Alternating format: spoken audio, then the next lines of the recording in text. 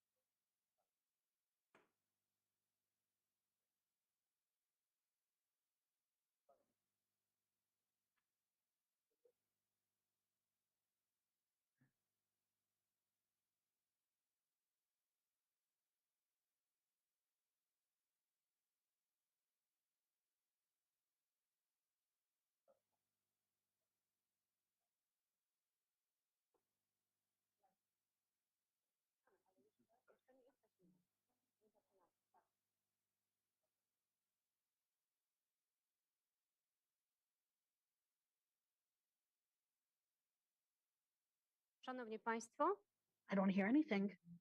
Andrzej? pragniemy powitać Państwa serdecznie w ten sobotni No, no. 2029-2022 roku w Krasiczynie. Witamy Państwa z Grodu nad Sanem, a ściślej z krasiczyńskiego zamku Perły Doliny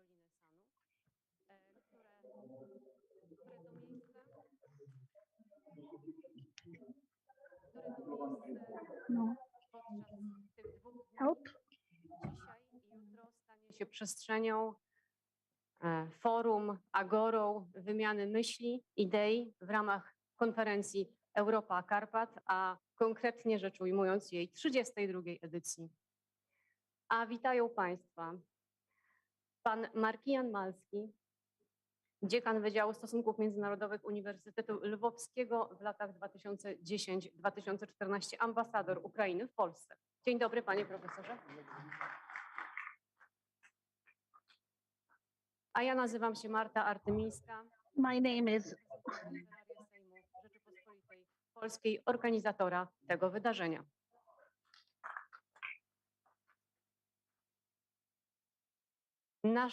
Formuła naszego spotkania podczas tych 2 dni będzie formułą hybrydową, do której już się pewnie zdążyliśmy przyzwyczaić ze względu na pandemię. Natomiast najważniejsze jest to, że pomimo okoliczności idea trwa, a nawet się rozwija i pewnie nie byłoby to możliwe bez jej twórców, propagatorów, osoby, które od lat ją tworzą i rozwijają. Oficjalne otwarcie wydarzenia poproszę teraz wicemarszałka Sejmu, pana Ryszarda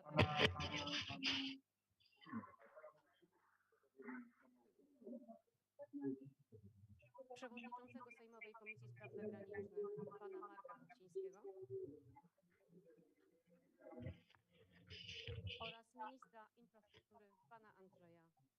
infrastruktury, pana Andrzeja Andrzej Adamczyk. My apologies. I am now passing the mic over.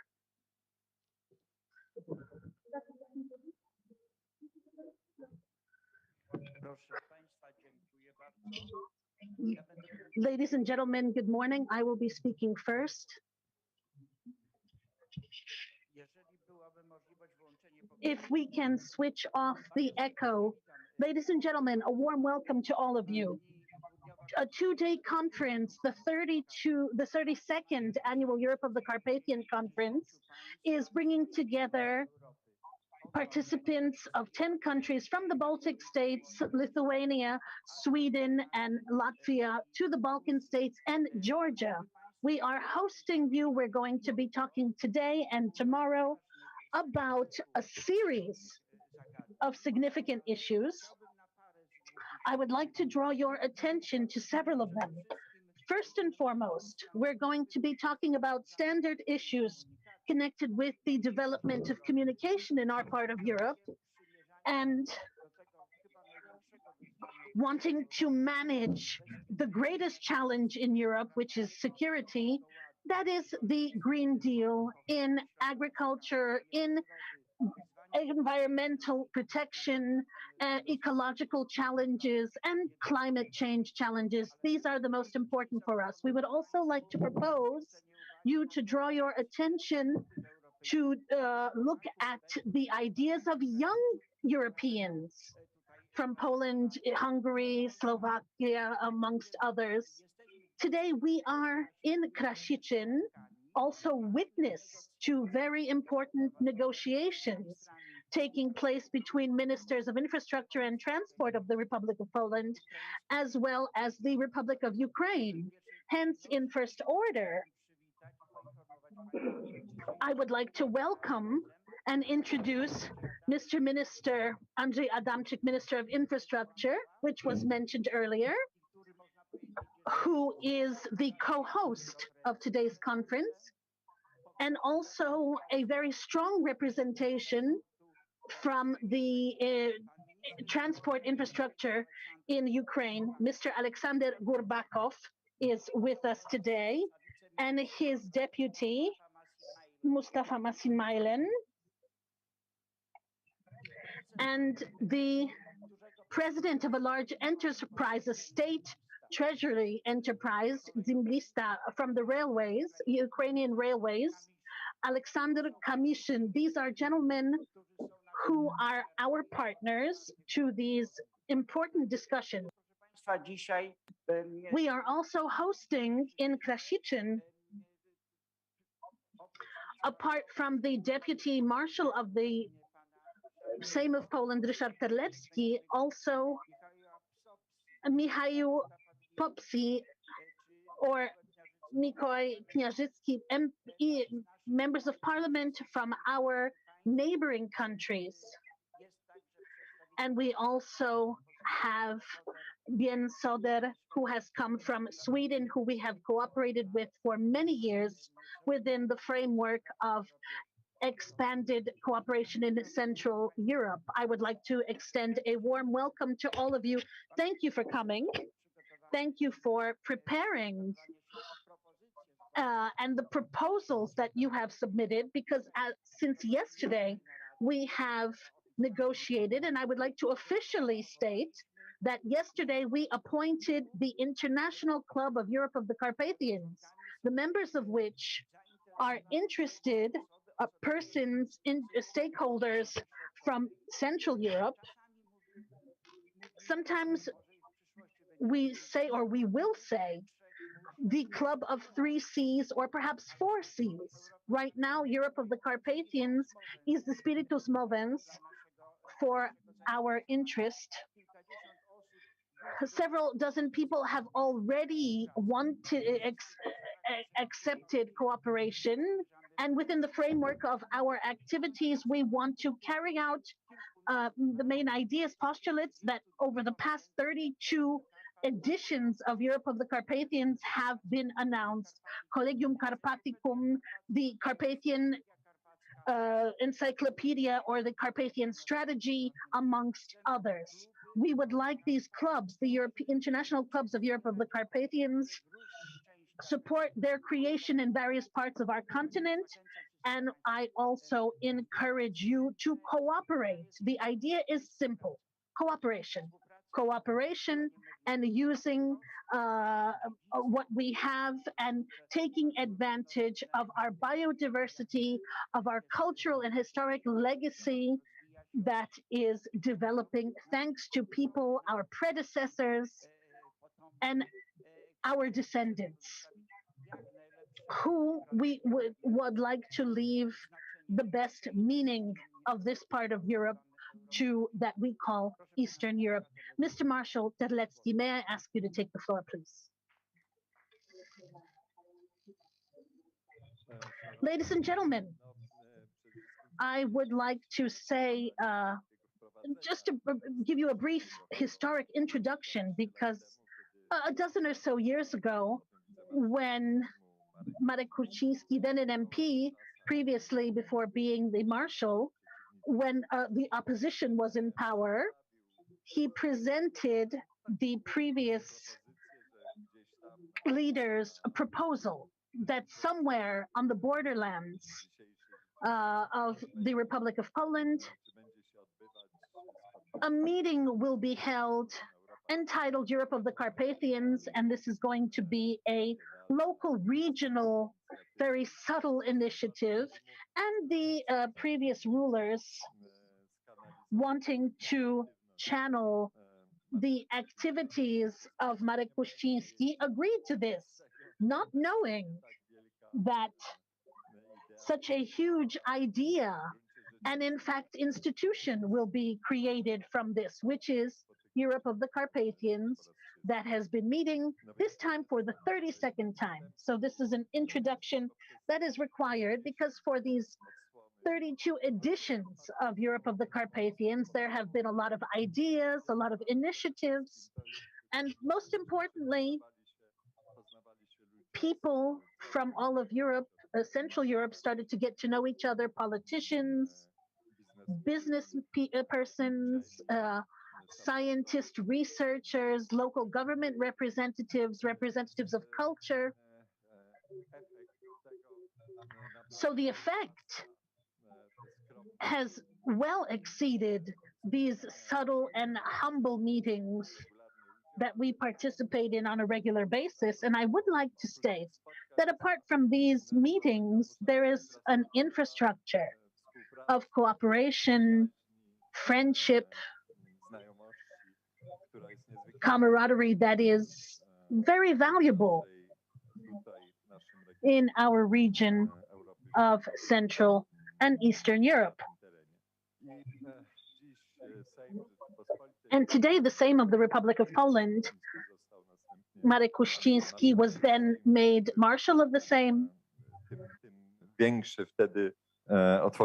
Then some additional possibilities opened up to Europe for the Carpathians today.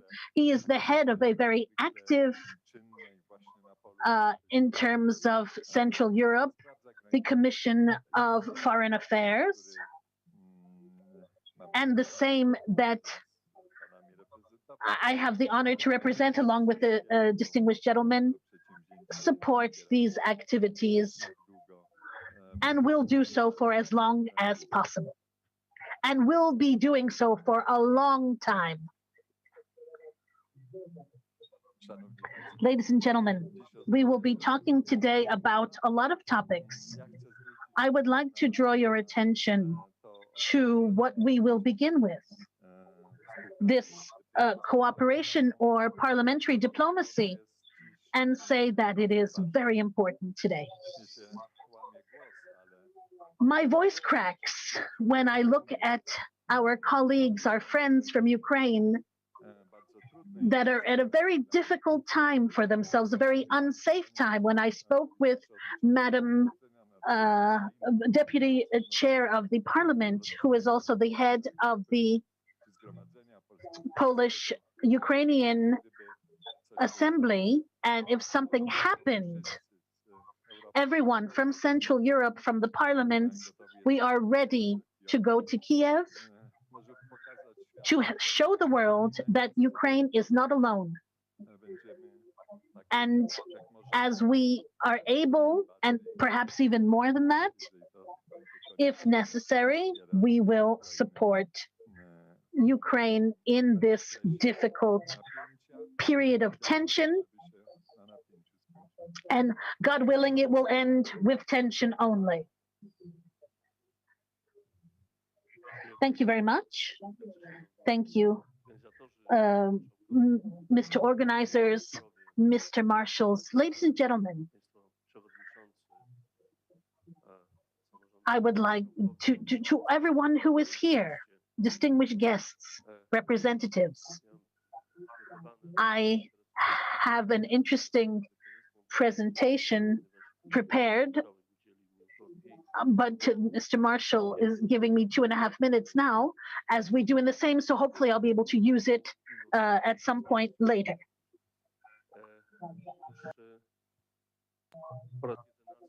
For the 11th time, I have had the opportunity to participate in this undertaking, very important for this part of Europe.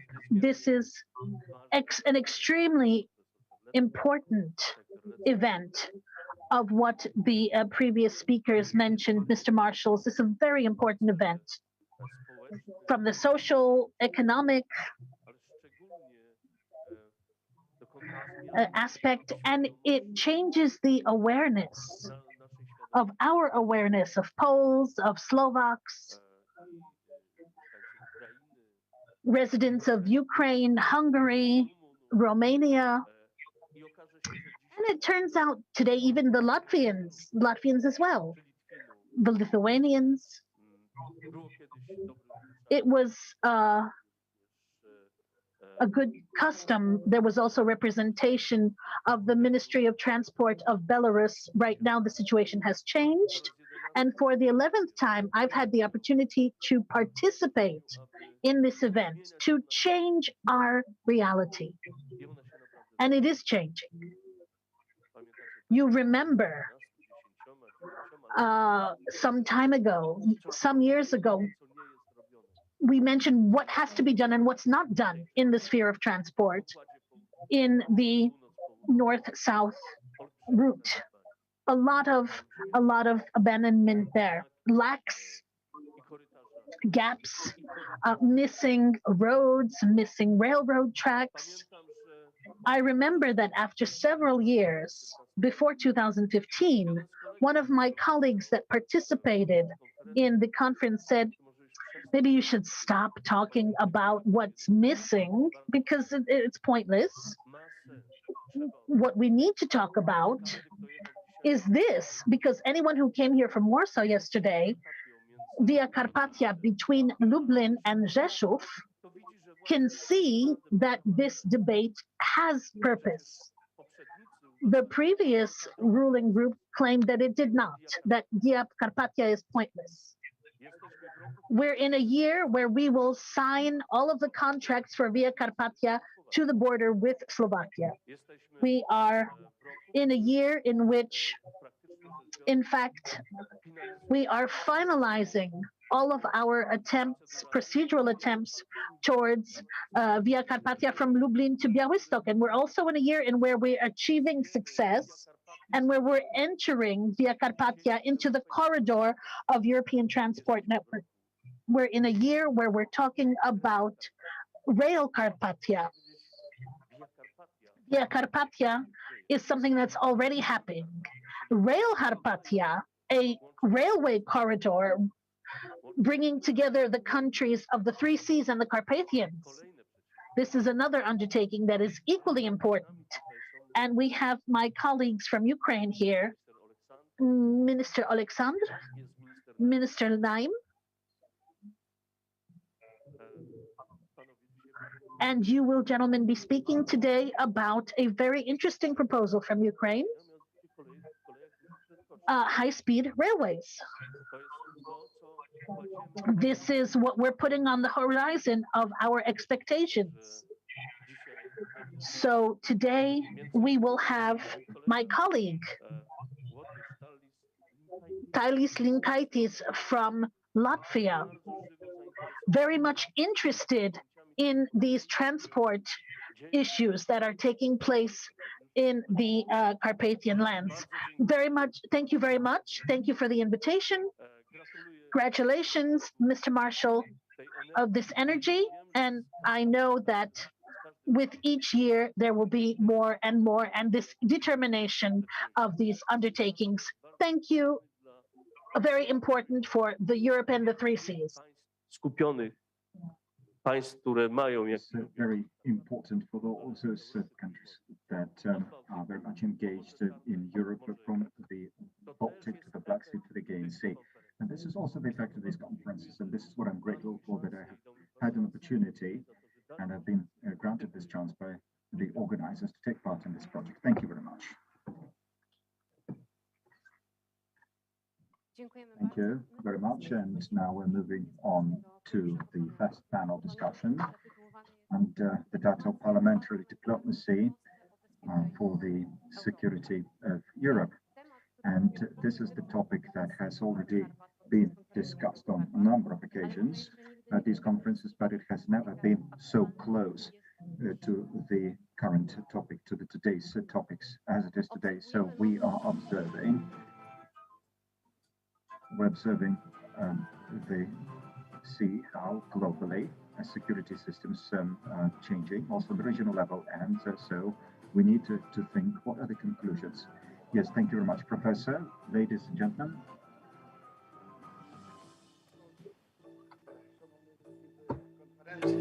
Dzisiaj naprawdę otwieramy bardzo symboliczną konferencję, chociażby z powodu tego, że wczoraj powstał ten bardzo ważny. Today we are opening a very important conference, also in the context of having just established the International Club, Europe of the Carpathians, and this is the club that creates a network of contacts, intellectual, political, and economic contacts in our region.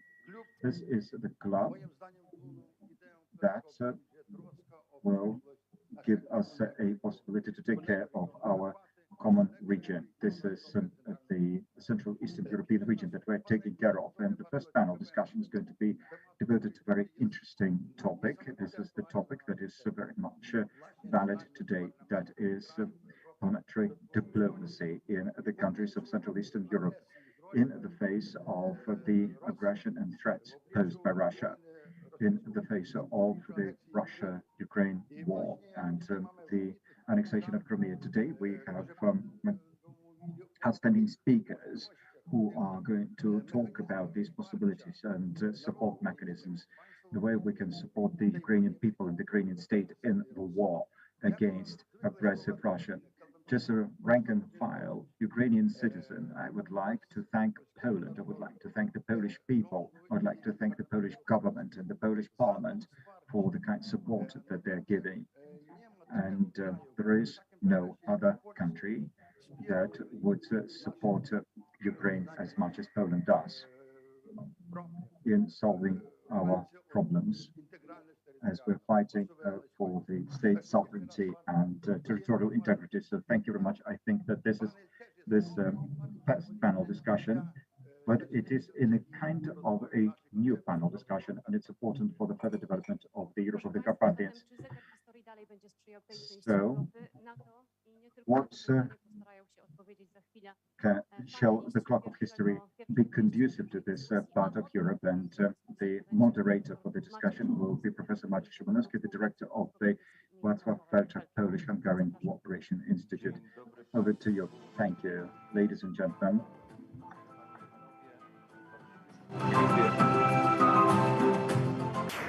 W takiej liczbie, ale tutaj się słyszymy w naszej sali.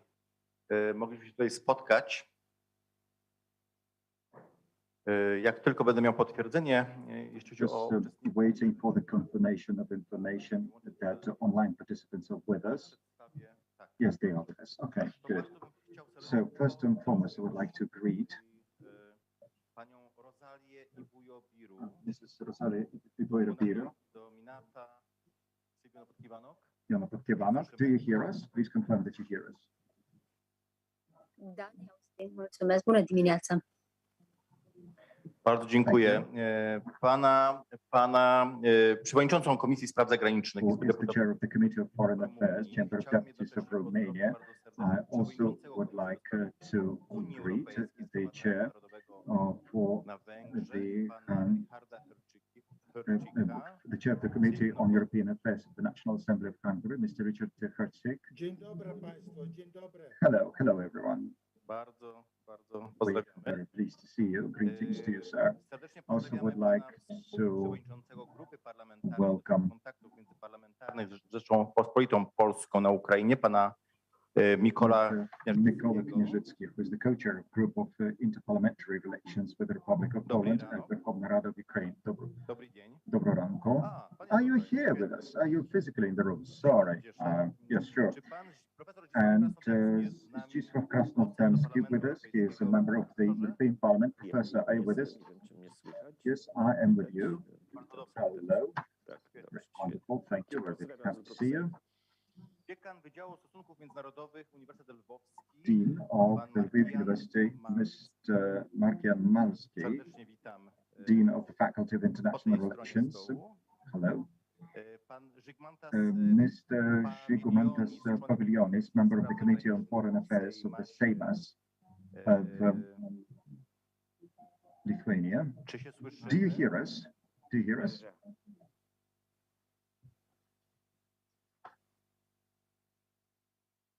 Dzień dobry. Hello. I przewodniczący And also chair of the Foreign Affairs Committee of the Parliament of Georgia, Mr. Nicholas Shamkaradze. Hello. Do you hear us? Please confirm Yes. if you can hear us. Yes, thank you very much. And pan Björn. And Mr. Björn Söder, member of the delegate of the Riksdag.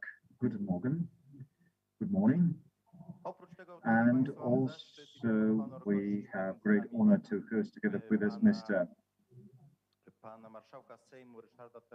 Marshal of the Polish Sejm, Mr. Terlecki, Hello again, and I would like to welcome the Senator and the State Secretary at the Ministry of Science and Higher Education of the Republic of Poland, Mr. Włodzimierz Chmielewski. So, ladies and gentlemen, it has taken us some time to arrange this meeting. There's killing a panel with so many participants, and you can see it's the word I'm hearing is the word crime. It would be a criminal offense to abuse the time in the introduction. And if Winston Churchill were to visit us today with his, or maybe not his saying that no one can be sure of his or life once the parliament is in session. And today we have a totally reverse of that. So those countries where we have strong national parliaments, this is exactly where the citizens may be certain or more confident that their rights shall be respected. Even when clashing the pseudo free-oriented concepts who speak of freedom but exercise preventive measures, but also Marshal Terlecki just a few minutes ago said that that was a very special time, a time of an attempt to rewrite history and an attempt to change the balance of forces in this part of Europe, which always ends badly. So is Polish parliamentary diplomacy, that's my first question, is the Polish parliamentary diplomacy capable of taking some positive action? And generally speaking, what is the role of parliamentary diplomacy in the 21st century in this western part of the world where we live? So let's have a look at the Politica previous last week's edition, and there they list the top 10 countries that are defined by the strength of their passport. So how many people would like to have Slovakian, Polish or Czech passports? And all 4 passports are in the top 10. So they are very attractive passports. So we are the region in the world that has become highly successful, but still we keep on facing new challenges, ever new challenges. So parliamentary diplomacy, parliamentary activities. What exactly could be done? And if not now, then when could it be done? So I would ask you to make your statements very brief, only 3 minutes each. And we will have a certain order of appearance of speakers unless you raise your hand. So we will speak in the order of as being introduced. So first and foremost, I would like to give the floor to Mrs. Rosale Ibore-Biro. Felicitări pentru a 32-a Thank you very much. I ediție. would like to welcome you most cordially at the 32nd edition of the conference, Europe of the Carpathians. Do you hear me? Please confirm that you can hear me. Sper. Foarte pe scurt, în primul rând, in brief, în primul rând, pornind de la faptul că suntem în contextul unei Europe cu provocări multiple. We understand that we are in Europe that is facing many challenges. And we understand that we would like to reinforce our position on the political scene. And we understand that our countries would like to play an ever more important economic role. And we understand that we, as a region, would like to become one of the leaders in the world. So in this context, in order to achieve these goals, it is necessary to provide for further development and diversification, and also we need to reinforce bilateral relations and regional relations on the basis of mutual benefits. And once again, I would like to underscore și pentru această conferință care a ajuns la a 32-a ediție. Mulțumim Our opinion within this format of work. And already this is the 32nd meeting of this conference. Europe of the Carpathians would like to avail of this opportunity to thank Marshal Terlecki and Marshal Kuchcinski, and I also would like to congratulate all other participants of this meeting. I would like to present the position of Romania. We believe that it is necessary to use any possible form of cooperation. We need to take into consideration the already existing formats și de a le întări pe acestea. Salut și felicitări pentru înființarea Clubului Europei Carpaților. We need also to have a look at the priorities that we have at hand. So far as the priorities are concerned, they should be already taken into consideration in the different forms of cooperation already going on. So we believe that parliamentary diplomacy that has demonstrated over the span of the previous 2 years that there is nothing like distance, and physical distance should not affect negatively any form of dialogue. So in this sense, parliamentary diplomacy should be more intensive. We should cooperate in the group of our countries so as to reinforce the role of parliamentary diplomacy. And also we need to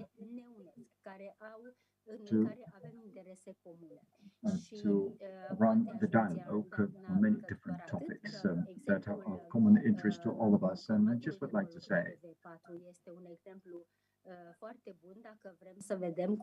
for instance, V4, that is Visegrad 4, is a very good format and is a very good example of cooperation because all member states of the V4 together have been able to become stronger. Their voice is better heard.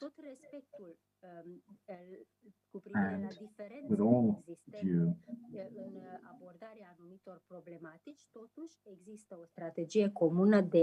we understand that, of course, the countries, they have their own priorities, but there is a common strategy as to how to represent common interests. And this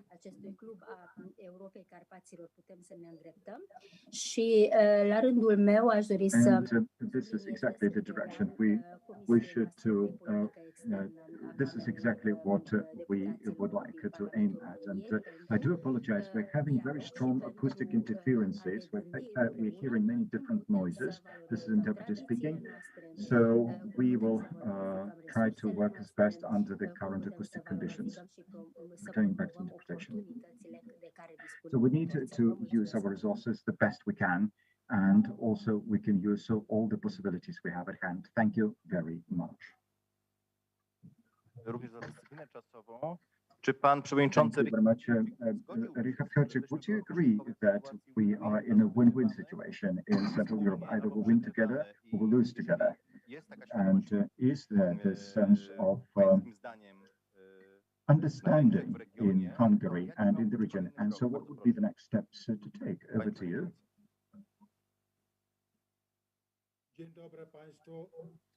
Good afternoon.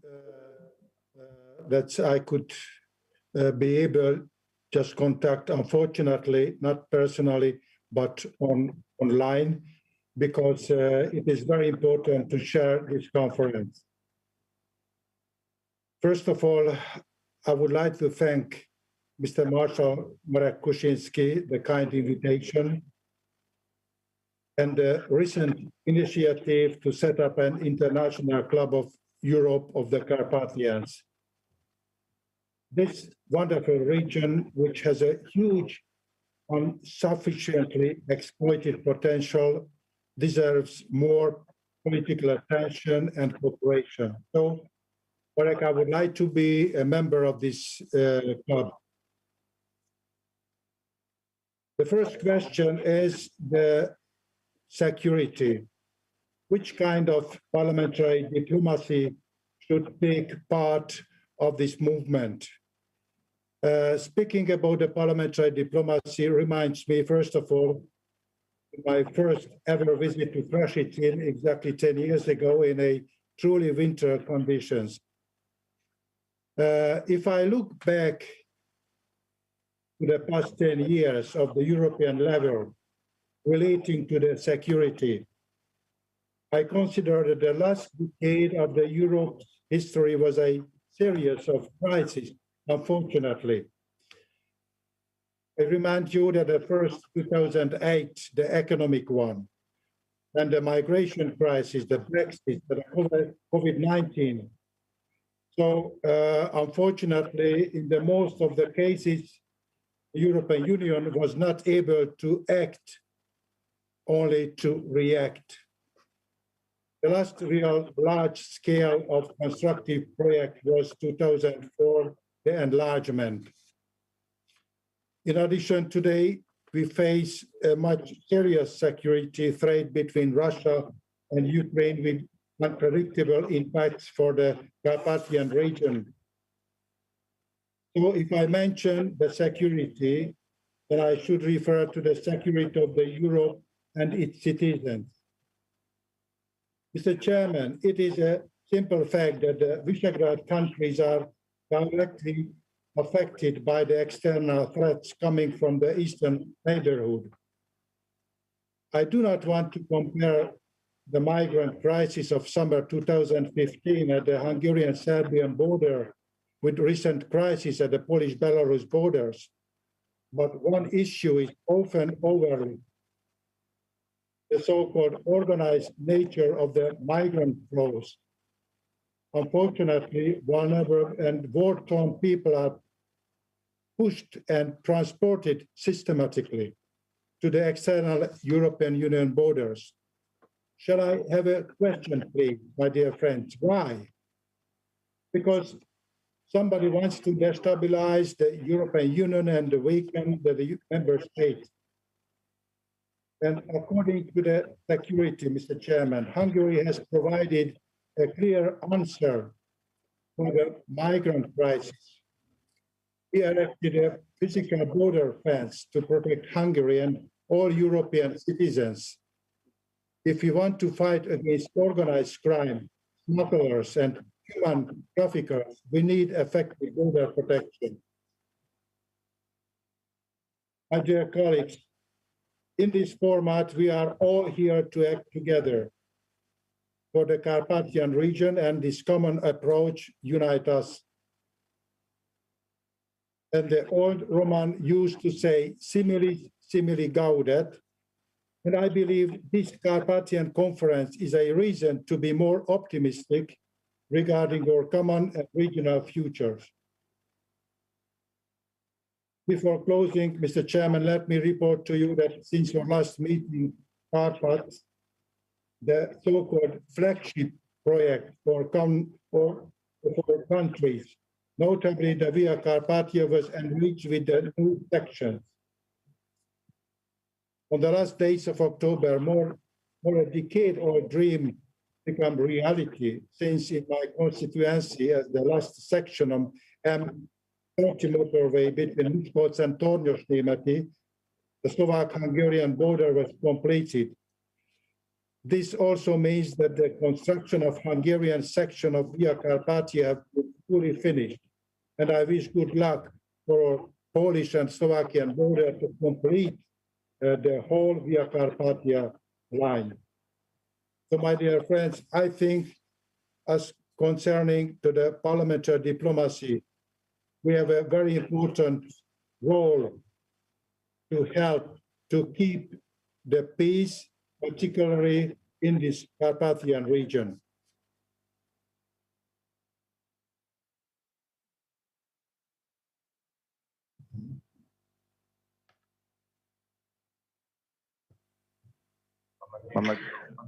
Thank you very much, Mr. Chairman.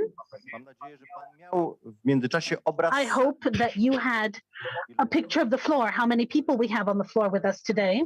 Bardzo żałujemy, że pan We're very sad that you're not able to be with us in person, and we have doubly good news for you. Firstly, what was discussed at the beginning, what you mentioned, what Marshal Kuchcinski mentioned, the International Club Europe of the Carpathians has started. Jednym z 3 wniosków na wczorajszym spotkaniu, One of the 3 conclusions of yesterday's z czego się pan dowiedział? meeting, and this is something that you should be proud of because you're one of the pillars of this conference from the very beginning, Mr. Chairman. Secondly, Wpłynął taki wniosek, że there was a conclusion in terms of Hungary in the spring and definitely in Budapest, which I think should make you happy.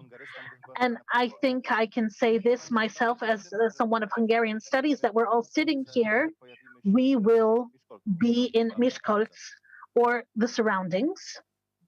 Chyba straciliśmy połączenie. I think we may have lost a connection. No. Pan Mikolak Mr. Mikolak Kniazycki, parlamentarny Interparliamentary Group, prosił o I would like to ask you for your opinion, by zrobić, what we could do in Ukraine, what we could do outside Ukraine jeśli chodzi o in terms of parliaments and parliamentary diplomacy in the countries of the European Union in the upcoming months. Thank you. Dziękuję, panie profesorze. Thank you very much, Professor. I will be speaking in Ukrainian. І від початку хотів би подякувати From the very beginning, пану Маршалку Куцінському за ту підтримку, I would like to thank Marshal Kuchcinski for his support Україні зараз that перед нами Ukraine has received from the Polish Senate and Sejm in this time where we have such big challenges. This support was very visible.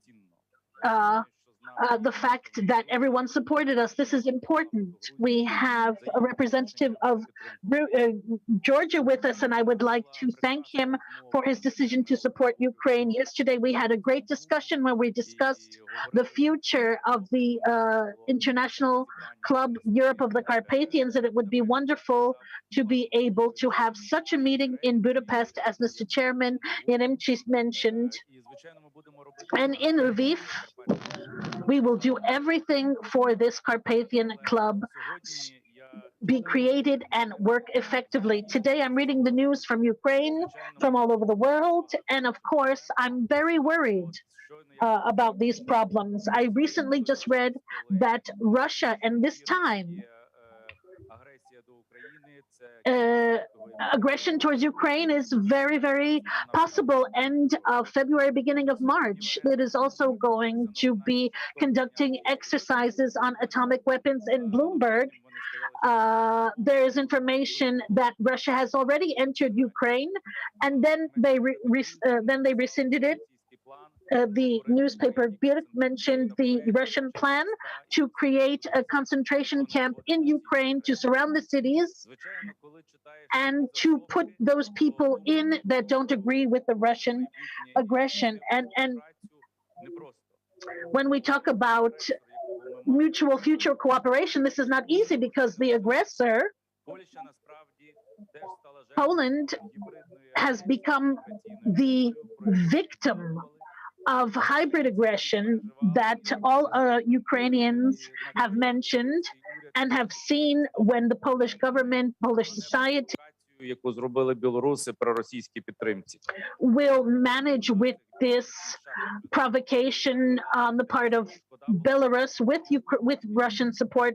We're very worried about these people, but the Polish government and the Polish people as well. And 30 people from Belarus, this is also not just aggression for Poland, but also Belarus and Ukraine, because we cannot be a buffer zone.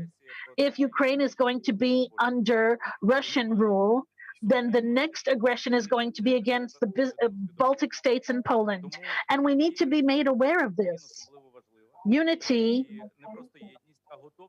unifying the Carpathian states is very important. Readiness in the event of any Russian aggression, that is very realistic. For the Carpathian states would be a place where people who suffered aggression would want to find security and would like to find shelter.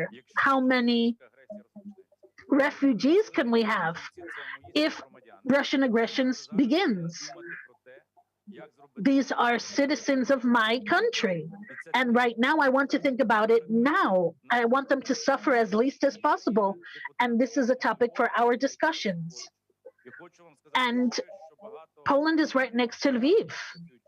Many American companies that work in Kiev are also asking me to be able to move their offices to Lviv, to the west of the country. If this aggression stops in the middle of Ukraine, it's going to be bad, but we can't say that it's not going to go further. And here I would like to ask all of the representatives of the parliaments present with us to support parliamentary diplomacy. Everyone has a voice before their media, before their citizens, before their societies, and this voice of unity for Ukraine is very important. If everything goes well, of course, we will be developing this international club, Europe of the Carpathians. I listened to Marshal Kuchcinski. In Ukraine, we set up this association of Europe of the Carpathians. We have some local government representatives there, and thinking about how to stop aggression, we have to think about positives. I think that such clubs can create a parliamentary assembly, and this will give a lot of opportunities. Thank you very much. Mr. Chairman, thank you. A proposal of the Carpathian group, Mr. Professor Krasnodębski would see the appointment of such a group in the European Parliament. Thank you very much. Thank you. Thank you for your invitation, first and foremost. This is a very important meeting. My apologies that I cannot be with you in person in Krasiczyn and in Przemysl. I think, yes, this is very important in the European Parliament to cooperate regionally, because sometimes our fractions are so tight in the European Parliament, it's difficult to find a format where we can talk to each other. At one point, there were issues regarding posting employees and what have you. I think that right now we should have constant, steady contact above fraction lines, because these fractions are very tight. And I would like to say a couple of words after the statement of my colleague from Ukraine. I remember the statement of Lech Kaczyński in Tbilisi 2008, and I remember the reaction in the West when it was said that this is some sort of political sci-fi, that it's an exaggeration. There's a local conflict regarding Georgia. How can Ukraine be threatened, Poland be threatened, or the Baltic states? And now we see that these words have totally different meaning. Then, on behalf of the EU, President Sarkozy was negotiating. We know what the fate was. Lech Kaczyński died in 2010 by Smolensk. Nicolas Sarkozy was charged with corruption against his own state. And let me this just as a reminder. So you're talking about the meaning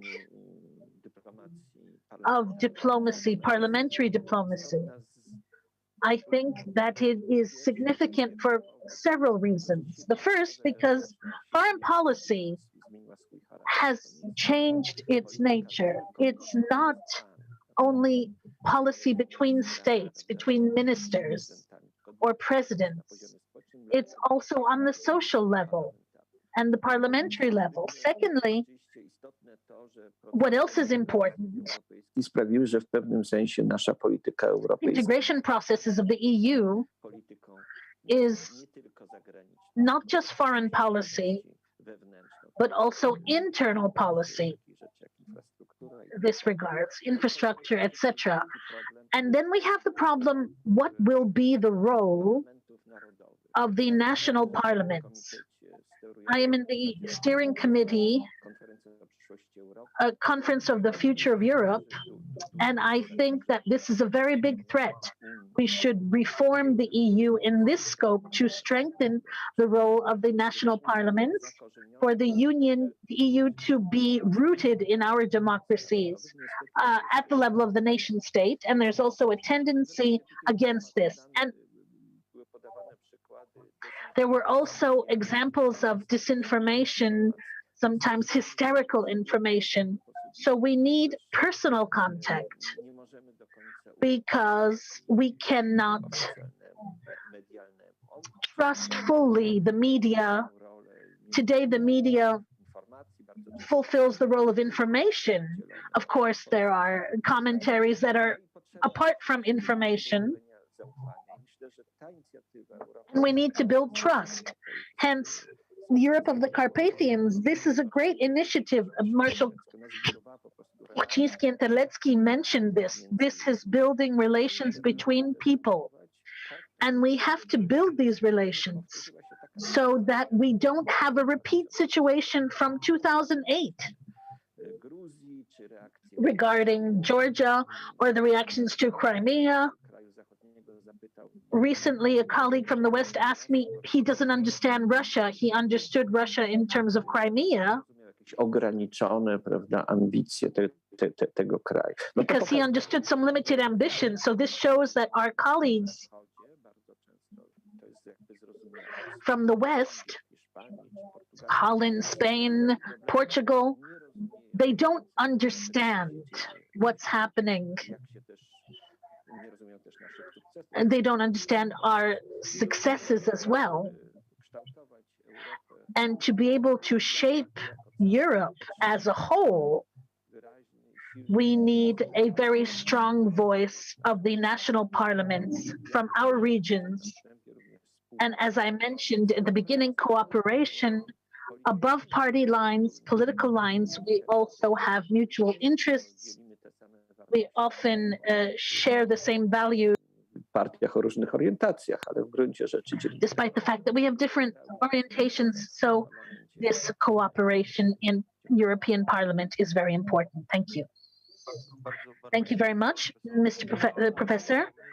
Thank you for reminding us of the role in the modern world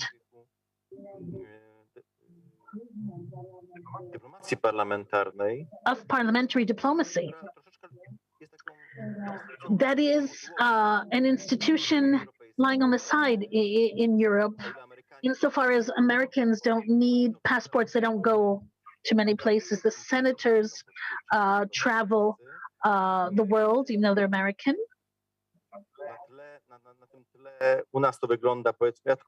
I'm going to talk about Polish senators for now, that it's a bit weaker in terms of visits, of foreign visits, and perhaps this is something we should be thinking about. Maybe we should be inviting more to Poland, or more visiting outside Poland, or visiting the European Parliament. Thank you. And now I would like to ask Markian Malski from the Lviv University, from the side, less political side, but more of a person who is active in international issues, how you would see the possibility of strengthening the share of parliamentarians, politicians in our part of Europe, inside, outside, in issues that are important from the point of view of education, etc. Thank you very much, Mr. Chairman. As my colleague, Mr. Krasiczyn, used the possibility of speaking Ukrainian, I will use the same. So the topic of today's discussion, parliamentary diplomacy, is very important to me. My task for today, Mr. Mikołaj Krasiczyn, MP from Ukraine, stated about the diplomatic aims. I would like to focus on these aspects, perhaps technical, scientific, that today are very important and are created in terms of parliamentary diplomacy. I'm somewhere in the middle because as a professional diplomat, I understand that I should talk about the rules of classic diplomacy. This is rather stiff, it's limited, it has its purpose, and is directed or aimed the way that the parliamentarians are directed. And I understand that other forms of diplomacy are also starting to take their place. This includes parliamentary diplomacy. This is an interesting form of activity. Today, Ukrainian diplomacy is rather successive, active, parliamentary, all the more so. What are the aims of the Supreme Council, or the Higher Council? And the aims are very clear. Security of the region, this is the most important task for diplomacy, parliamentary diplomacy, and classic diplomacy, the second one. Achieve success in European integration. We're talking about the EU and NATO. Thirdly, that take advantage of all of the issues of parliamentary impact or influence to create a coalition, to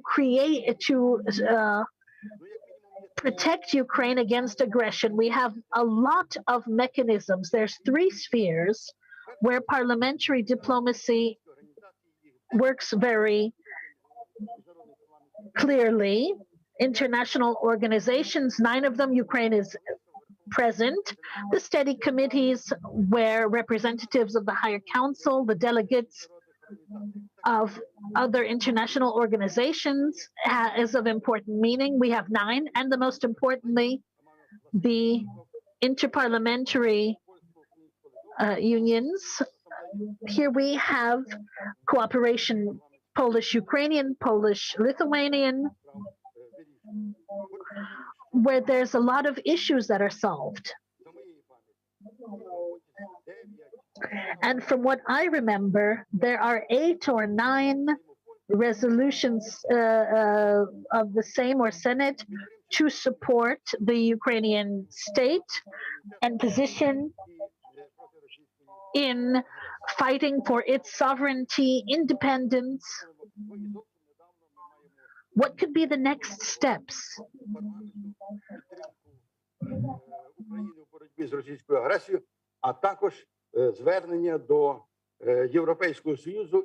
We need to address both EU and NATO with a request to support Ukrainians in their fight against the military threat posed by Russia. So what could be done in the nearest future? First and foremost, we need to reinforce parliamentary cooperation, and we need to establish parliamentary regional groups so as to support Ukraine in her tasks. And so today it's quite an interesting moment in our European aspirations. In the EU,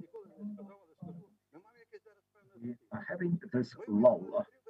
So we've done the 3 big tasks as Ukraine, and then we're thinking what to do next. So we signed the association agreement, we signed the DCFTA, and we received the non-visa regime. So we are in a period of a lull, a pause, and we need to fill this lull with some activities so as to move on to the ultimate goal, which is Ukraine's accession into the European Union. And also we're having interesting initiatives for the parliaments of many different countries in the world. That is the Crimean Platform, the Parliamentary Assembly of the Crimean Platform. So those are the parliaments that will be active in solving the issue of returning both Crimea and Donbass to Ukraine. And it is important to move on with the Eastern Partnership concept and to have this trio that was established within the framework of Eastern Partnership, that is Ukraine, Moldova, and Georgia. And they also have a very precise European goals. So this is yet another path for the development of our parliamentary cooperation is the Lublin Triangle. And by the way, there we have a possibility of implementing the idea of establishing youth cooperation on the parliamentary level. And we have good examples of interparliamentary cooperation that we move forward, which is Europe of the Carpathians.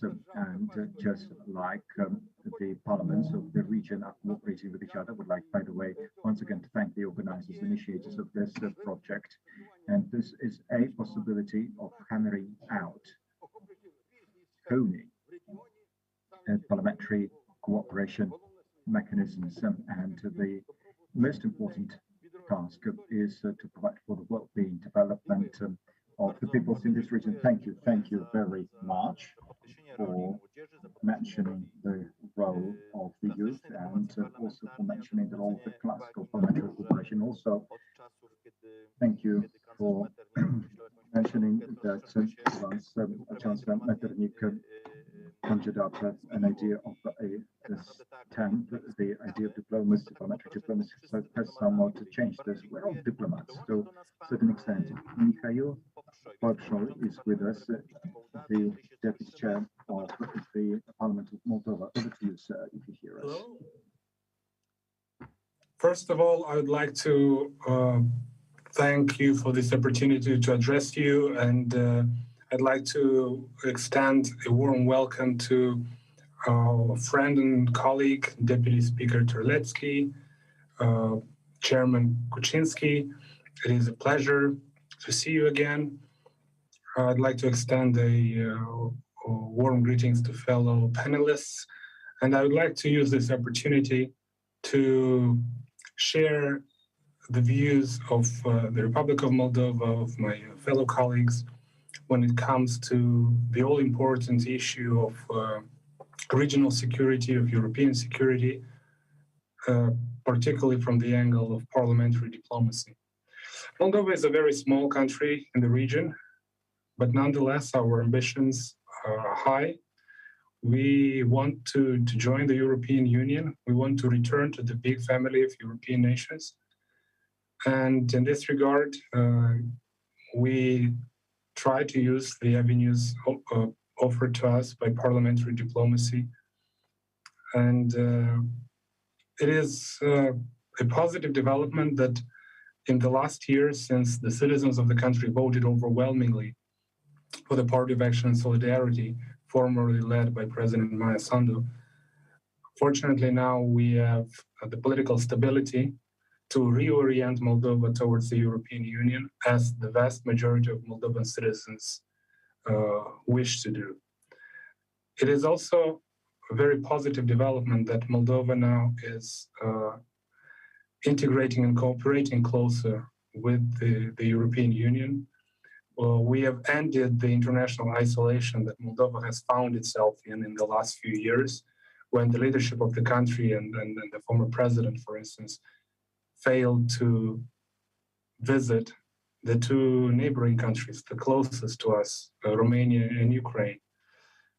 We are now capitalizing on the openness and the friendship that we are able to establish with not only our neighbors, but also the broader region. Especially at these very difficult times, parliamentary diplomacy is paramount.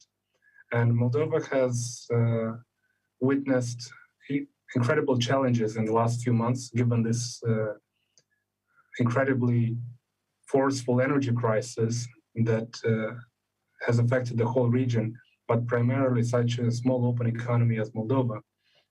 And we have reached out to our friends and partners in the region. And as they say, a friend in need is a friend indeed. And we have managed to create now a working agenda on how to decrease the dependence on on one energy provider, both in gas and electricity, and we're taking steps, long overdue steps, to build some resilience when it comes to energy security, although it's very challenging. The same is true about building resilience when it comes to media independence and provide a response to the hybrid threats that our region is experiencing, and Moldova as well. So having national media that can compete and can withstand the propaganda avalanche that we are witnessing is very important. Another aspect that parliaments in the region need to cooperate more in terms of learning from each other, from best practices, is cybersecurity, to build cyber resilience. We're seeing how one country after another in the region is falling prey to cyber attacks. And last but certainly not least, among the priorities that we are facing and we are trying to implement is combating corruption across institutions, to build resilience in the law enforcement, in the intelligence sector, because susceptibility to corruption is a major national security vulnerability. And we're certainly doing our best to address that, and we are encouraged by the support that we get from our friends and partners in the region in terms of mitigating this vulnerability. So in these difficult circumstances, when we have this incredible tension at the Russian-Ukrainian border, the pressure and the threat against Ukrainian sovereignty, and the vulnerability that Moldova has faced for the last 30 years when it comes to the threats and to the undermining of its own sovereignty, is certainly as loud as an alarm bell as there can be. So we need to close ranks, we need to stay united, and we need to build the resilience of our democratic institutions in order to be able to build a robust model in the region, so it serves all of the citizens, not only of the Carpathian region, but also beyond. And parliamentary diplomacy is a very strong tool and a very robust tool to that effect. So I'd like to thank you for this opportunity. And on behalf of my fellow colleagues, I'd like to thank our Polish partners first and foremost for this wonderful event. Unfortunately, cannot be there physically due to the pandemic, but I look forward to further participating in this format in the future, as it is indeed a great format for boosting regional cooperation and to increasing the benefits of the networking avenues that this great platform provides. Thank you very much. Bardzo, bardzo dziękuję. Chciałem, korzystając z okazji, pokazać Państwu. Thank you very much. I just would like to show you this beautiful publication called Europe of the Carpathians, which in a concise manner presents the speeches and presentations in a nutshell that were delivered during our previous meeting in Carpathians. So, Speaker, if we were to replace this photograph that is behind us, and some people say big countries and small countries, but how about showing the faces of laureates of the Nobel Prize winners who come from our countries? So then there wouldn't be enough space on the wall to show the portraits of all Nobel Prize winners. And I would like to invite Mr. Ignatius Pavilianis, member of the Foreign Affairs Committee from Vilnius. Well, thank you for inviting already for the second time to your great event.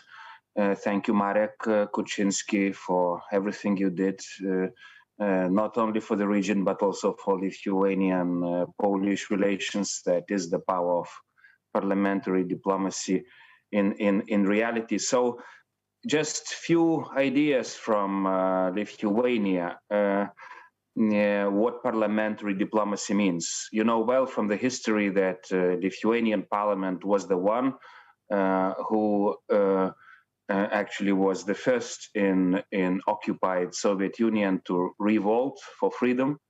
Gorbachev sent tanks, and Parliament was the place where we defended our freedom. That was the beginning of the end of the Soviet Union. So for Lithuanians, Parliament and parliamentary diplomacy, first of all, means freedom and democracy that needs to be defended. In a way, our good friend from Moldova just explained, because Parliament is a place where we defend freedom and democracy by reforms. But even now in EU and NATO, don't forget that freedom is not for granted. Autocratic countries are working very well to destroy that freedom inside our parliaments. So we have to stay alert, but I will not go into national politics. The second thing that we Lithuanians think is important is, of course, to stay united as democracies. And for this, regional formats like this, or like we have among the Baltics, or like we have in trilateral, we call Lublin Assembly with Ukrainians or Polish, or like different other formats where we invite our so-called associated trio, whose representatives I see here today. This is great, this is wonderful, but it's not, of course, enough. We have to be creative and we have to react quickly. I'm just back from Ukraine, where today we have about 11 Lithuanian ministries working with Ukrainian counterparts, trying to assess the Ukrainian needs. And my prime minister is coming in a few days to Ukraine. And believe me, we are providing everything, including military lethal assistance, stingers, including. This might sound provocative, but I'm looking now to my Visegrad colleagues and I ask to do the same. Please go to Kiev now. Provide whatever you can. Don't wait for the moment where it will be too late. If we stay with Ukrainians on every centimeter of Ukrainian territory, Putin will think twice. And with everything we have in our countries.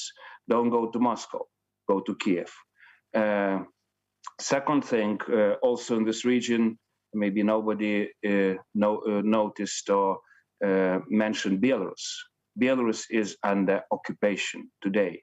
Russians are moving up to 30,000 troops into Belarus. That might be the end of free Belarus. Lukashenko is creating so-called referendum for constitution that will legalize the stationing of Russian troops in Belarus. So please take care of Belarus. And you know, and Marek Kuczynski is so much invited, we will soon have so-called Kalinowski conference in Lithuania. Our common hero who was fighting for Belarusian and our freedom. I will invite all the friends from all over the world to fight also for Belarusian freedom. And my last point is we shouldn't only help our Ukrainian or Eastern friends on Eastern fronts. We should very much help them on Western fronts. I was myself diplomat for, 2 decades maybe. And I tell with all honesty, they were not diplomats who've been fighting successfully for our NATO and EU membership. They were parliamentarians, politicians, well, I would add maybe think tanks and journalists. So go together with Ukrainian, Moldovan, and Georgian and 3 Belarusian brothers to the West. Go to Washington, go to Berlin, go to Paris, go to London. Explain them that this is important. This is Europe whole and free that is in threat. And we have to stop autocratic machines. In a way, Churchill stopped it. I'm still waiting for this Churchill moment in Europe. We are still appeasing autocracies. We are still creating Munichs of 21st century. We started to do it in Georgia. We continued with Ukraine.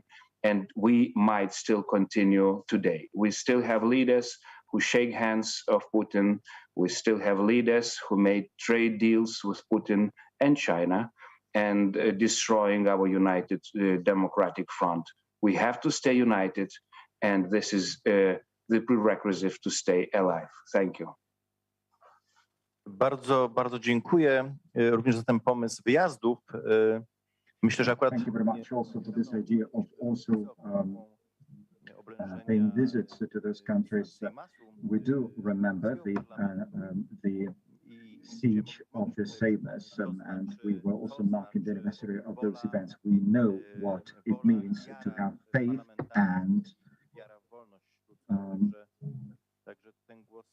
will to fight for freedom, and undoubtedly your voice is very, very much important as far as other initiatives are concerned.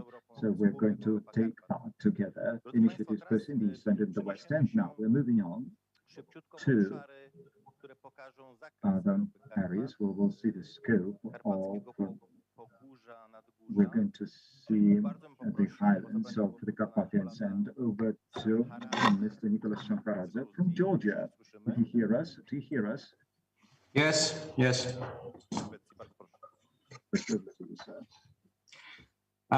Thank you. Thank you, dear Mr. Terlecki, dear Mr. Kuczynski, dear colleagues. First of all, let me thank you for inviting me to this conference. It's an important event, and I hope that in the future we will be also able to hold the Europe of the Caucasus conference, which we agreed with my colleague, Mr. Kuczynski, but unfortunately due to pandemic, we were not able to organize it this winter, but hopefully situation will get better and we will plan it, and also the Carpathian countries will be invited to participate in the Europe of the Caucasus conference. Of course, we parliamentarians play a crucial role in addressing the urgent issues faced by Europe and looking for peaceful solutions with regards to current challenges. Unfortunately, the Black Sea security landscape has changed since 2008 when Russia invaded Georgia, and this was the first signal how Russia would behave with regards to its neighbors. Unfortunately, this signal was not very well heard in the West. Then in 2014, Russia invaded Ukraine and annexed Crimea. And it becomes, you know, a usual thing that Russia violates territorial integrity, sovereignty of a neighboring state. It wages hybrid warfare against the liberal democracies at its borders. And unfortunately, Russia gets away with it. So today's situation, when we see the rising tensions at the eastern borders of the Ukraine, is a continuation of this policy that Russia has started almost 20 years ago. If we look at the map, Russian aggression is very evident. They have been strengthening their illegal military bases in occupied regions of Georgia. By now, they have 10,000 combat troops in both occupied regions, including multiple officers of the FSB guarding the so-called borders or occupation line, and also offensive missile systems stationed in Georgia. Furthermore, for the first time in 30 years, Russia has now opened a military base in Azerbaijan, as peacekeeping forces, but we Georgians know very well when Russians come as peacekeeping forces, they then never leave. So allowing Russia to violate these principles of international law and security established in the wake of the Second World War, I think will, if we do not have a united response to it, will drag us back into the Cold War era when Europe was divided and it was patrolled by soldiers at the borderline, and also having having all the daily threats about all-out war. The fact that today additional Russian troops are not concentrated on the Georgian borders does not mean that Georgia is safe. If Russia is loading now the gun in Ukraine, the gun in Georgia is already loaded. They don't need to concentrate many more soldiers here because the occupation line, as most of you know, runs 300 meters away from the major east-west highway connecting the country's eastern part to the western part. And also we see that the decision, the Russian decision to apply to NATO to withdraw Bucharest summit decision is also pointing not only at Ukraine, but also Georgia. We observe lately the move from the occupation policy of Russian Federation in Georgia into an annexation policy of the breakaway occupied regions.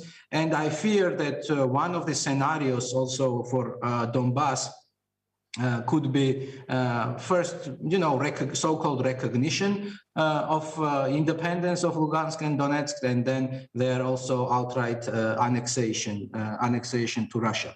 So in this regard, it is important that our partners and allies in the EU and also in the US stand together, stand firmly, and push back against Russian proposals of dividing world into the spheres of influence again, and of having second-class countries subservient to Moscow's interests. I think the unity today is very important, and I've been also visiting many capitals in the recent days to argue for the for Georgia's cause, for Ukraine's cause. And finally, I think there is a general understanding also in the western part of Europe that Europe's security now, today, runs along the line of Ukraine's security and Georgia's security. But therefore, we need a more cohesive strategy from the West. Unfortunately, I mean, we speak today is February 2022, and NATO still does not have a strategy, clear strategy on Black Sea security. I think this is a very sad development. We also need more NATO engagement in the Black Sea region, and parliamentary diplomacy should be used as a tool to press the governments or to influence the governments to take more robust decisions about enhancing security of our countries. I can bring some of the good examples of how parliamentary diplomacy could work. We were one of the initiators of establishing Parliamentary Assembly of Georgia, Ukraine, and Moldova, because our three countries have similar challenges, common challenges, have similar foreign policy priorities, and we want to fight together for our for restoration of our territorial integrity, for our sovereignty, and for our integration with the West. So when we speak with one voice, it's heard better than all three of us separately. Furthermore, we also have a good example of parliamentary cooperation in the South Caucasus, where Georgia is playing a major role in trying to facilitate between Armenia and Azerbaijan, and also we have created a very good platform of Georgia, Azerbaijan, Turkey parliamentary cooperation. So there are a few good examples. I have to also mention the Georgia-Poland Parliamentary Assembly, and here we have Mr. Terlecki and Mr. Krasiczyn, who were the authors of the idea of creating Georgian-Polish Parliamentary Assembly. So I think we should enhance these powerful tools that already exist, and we have to meet more frequently. We have to exchange our ideas more frequently. And at this critical moment in history of Ukraine, as well as Georgia, and maybe also other countries in Eastern and Central Europe, unity is the only way which might deter further Russian aggression and provide for security. So I thank you again for this opportunity, and wish you all the best, and first of all, peace to our Ukrainian brothers. Bardzo, bardzo dziękuję. Pan Bjorn Zuder. Thank you very much. Thank you very much.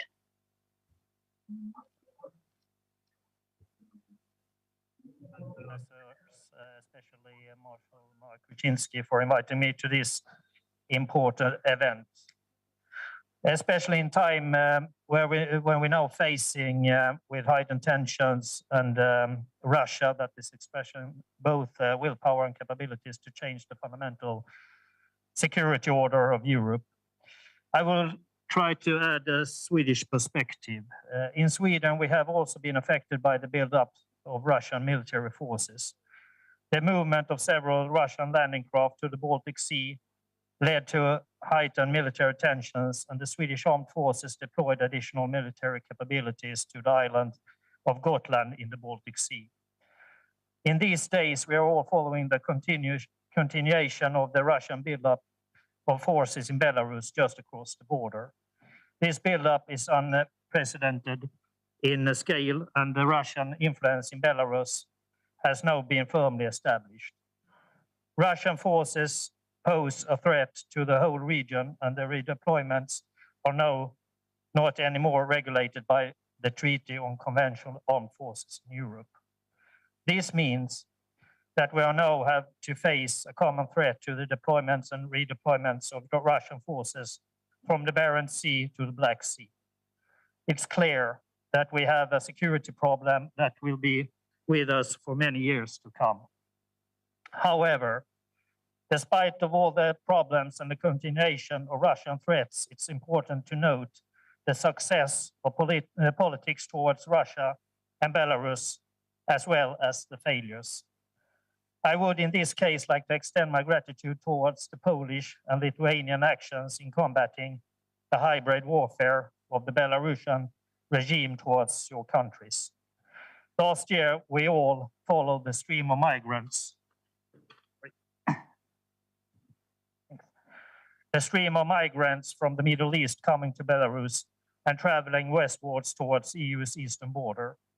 We all remember the images and the very tense situation. Fortunately, sound decisions prevailed and the border was secured.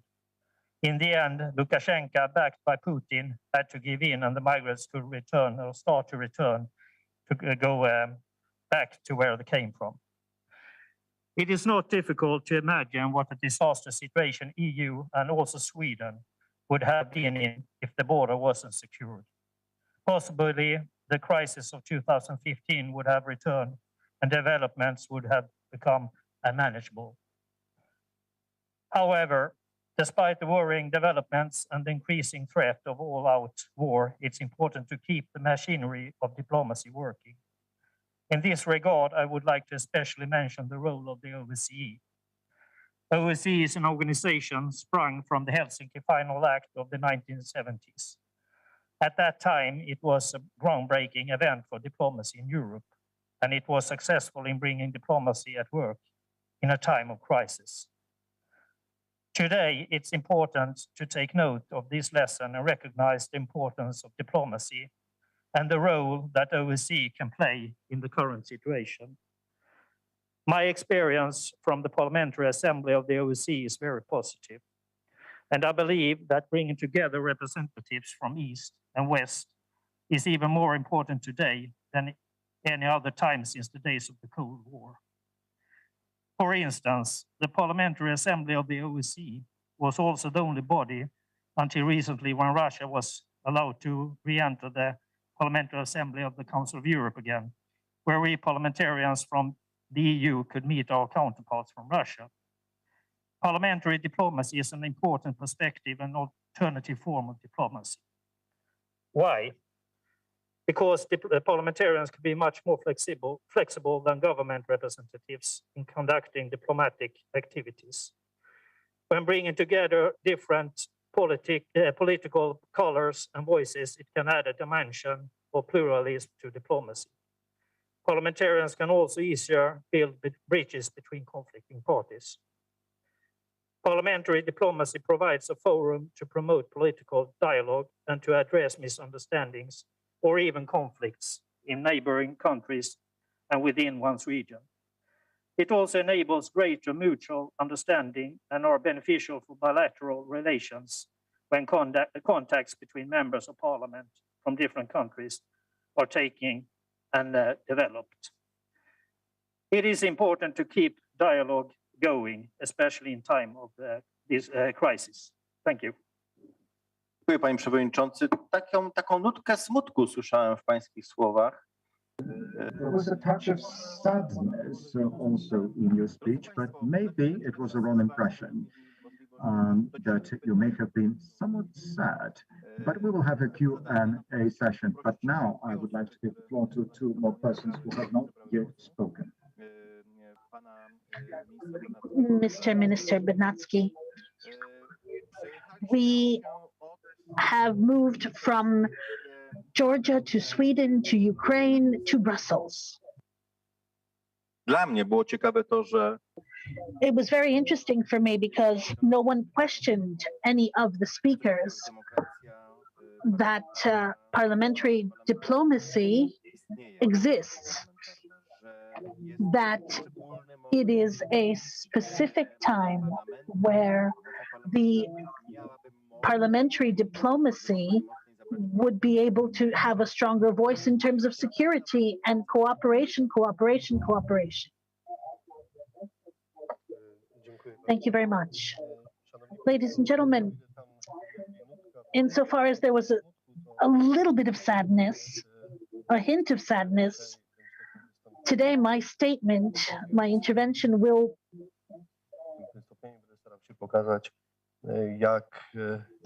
show how we found ourselves in this kind of blind cul-de-sac, politically, international politics as well.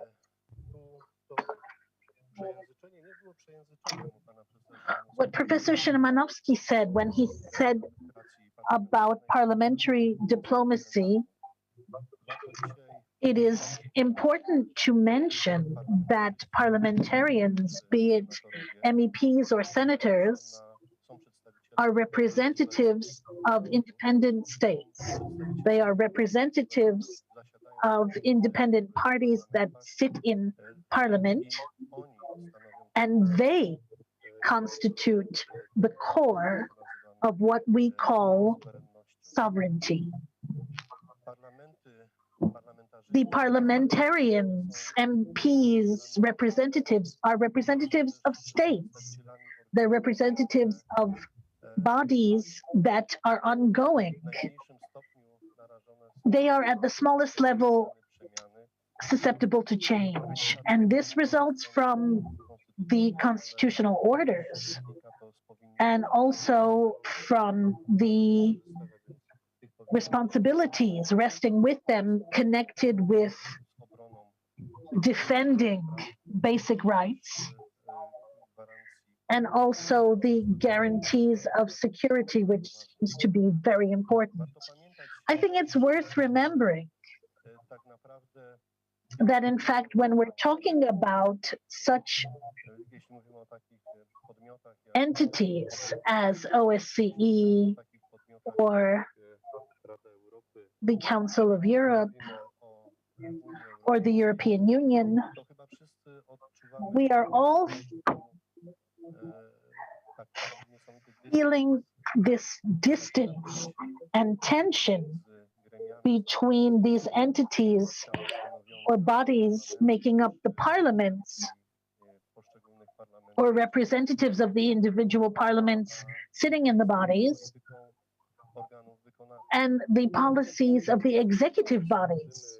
If we look at certain guarantees that are given in relations between individual nations, certain commitments that are made. We all remember the Budapest Accords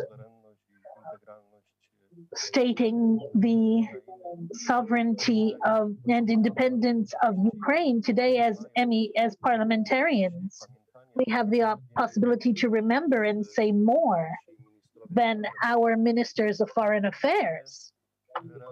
We should be executing what we are called to do, representing the interests of our states, so maintaining the sovereignty of our states, and also having a guarantee on the part of the parliamentarians who are representatives of the individual states to have a guarantee of confirming this sovereignty for us as well. When we're talking today about diplomacy, parliamentary diplomacy, let us remember that our world has been touched by the crisis of the elites, and I don't recall a similar crisis in the history of parliamentarianism. This is a very big crisis, regardless of if we reach for texts written by leftists or politicians, or those written by liberals or conservatives. Will see one thing: the crisis of the political elite. And this is this communication above the nation states of politicians, former and current politicians. And here we should have a very strong resounding of certain politicians being parliamentarians, being politicians, entered into this relations, economic relations in international space, supporting one big power. This theater that is convincing me that we have this political crisis shows me where at the same time in Sochi we had a Winter Olympics. So the pigeon, the dove of peace, the military know, because no one says Russian military that are in Donbass. Political correctness says that certain actions have been taken from the unhappy residents of Donbass.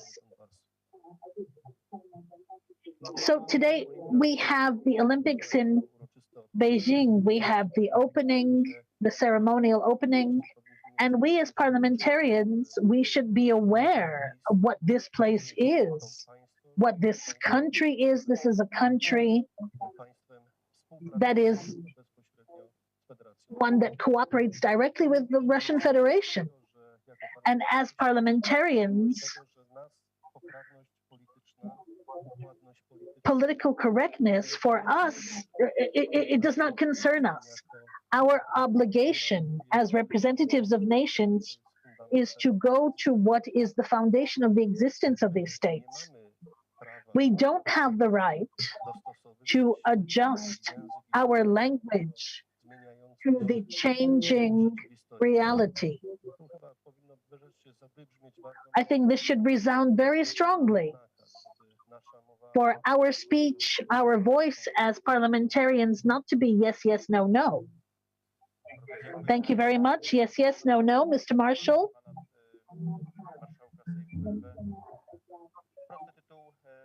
A simple title: Diplomacy,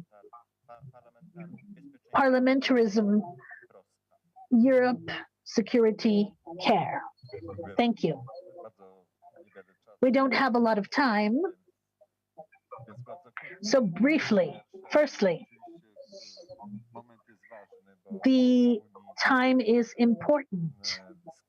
There's a discussion ongoing about the future of this organization. So this is a posed discussion, but one has to take part in it. And it regards not just the Union, but all those that want to be part of it. And those countries should participate. Even those belonging to the Union can't even participate. So it's all just a game. I think the countries of Central Europe, they're looking for or searching for partners in the West, in Western Europe. These are bilateral relations stemming from historic predeterminations. The Latvians with the Swedes, for example, Romanians with the Italians. But if we tried to build strong cooperation in our region, these possibilities would expand. And I think it's worth thinking about how to do this. And here I don't want to speak too long because time is pressing, but I do want to refer to what Professor Krasnodębski said. 2.5 years ago, a strong representation of even of my formation entered the European Parliament. And for the past 2.5 years, during various conferences, we have mentioned that a group of Central Europe in the European Parliament and the Council of Europe should be founded. And it hasn't been. And we have a right to feel some resentment towards our representatives. I think we have one on the floor with us today, Mr. MEP. Oh, no, he is. And the second is listening, and that this has not happened. And that would have been an important step forward.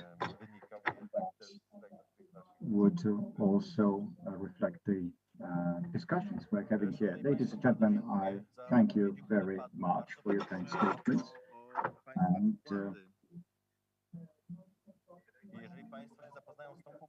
I would ask you to have a look at this publication, and you will see that many topics that we have discussed were already discussed 6 months ago in Carpathians. It's not a boring scientific reading, and it's actually, yes, I know, you could criticize me for that statement. Anyway, I would ask all those of you who have had a chance to speak. Well, we have exceeded the time allocated to us, so I have to conclude. I would like to thank you for your kind words. We have heard a number of very specific ideas and proposals, and when tomorrow or the day after tomorrow we shall revisit your proposals in the followers, and we shall specify those actions and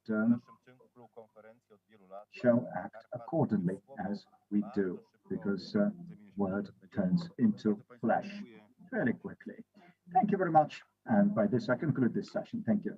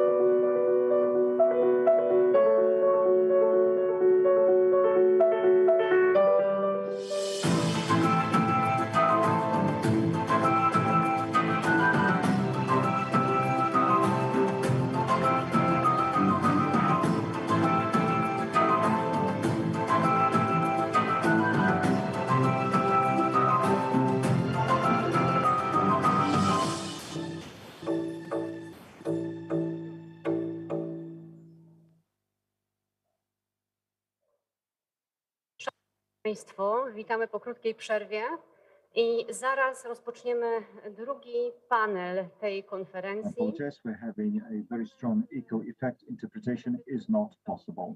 Z nad Bałtyku nad Morze Czarne i Egejskie przez Karpaty. As soon as the technicians deal with the echo effect, I will resume interpretation. Zanim jednak przejdziemy bezpośrednio do panelu, chciałam Państwu przedstawić gościa, z którym będę miała przyjemność zapowiedzieć to wydarzenie. Pan Stefan Purici, pan profesor Stefan Purici, prorektor Uniwersytetu w Suczawie w Rumunii. Dzień dobry, panie profesorze.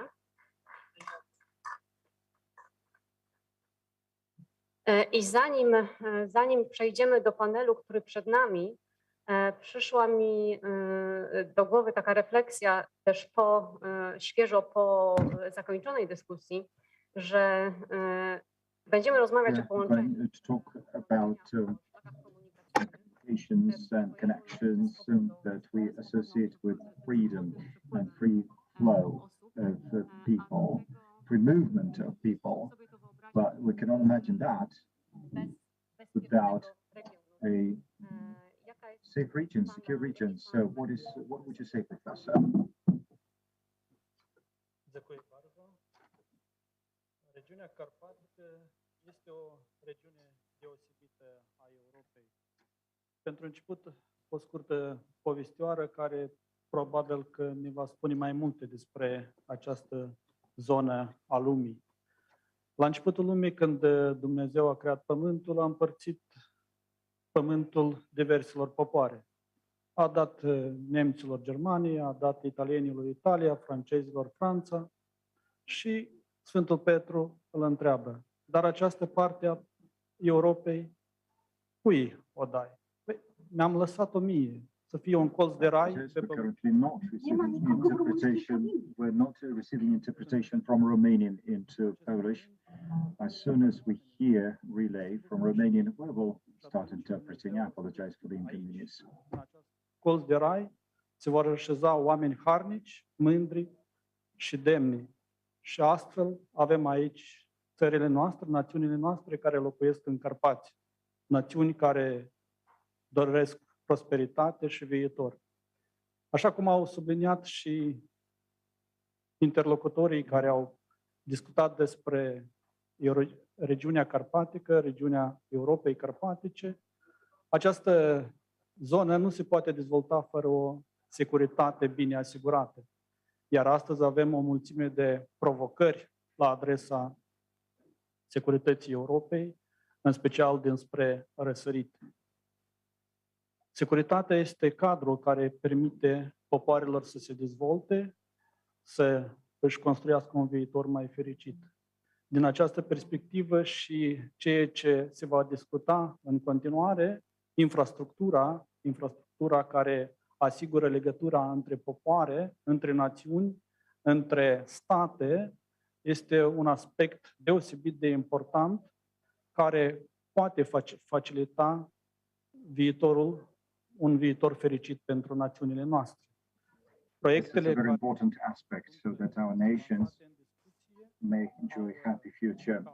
These projects that we're talking about, they are of fundamental significance as they shape relations between the East and the West. But also, they provide for better movement of goods and people, and also they are conducive to developing good relations between economies, countries, and peoples. Thank you very much. And now we will move on to the panel discussion. The moderator shall be Mr. Bogdan Rzońca, a member of the European Parliament. Over to you.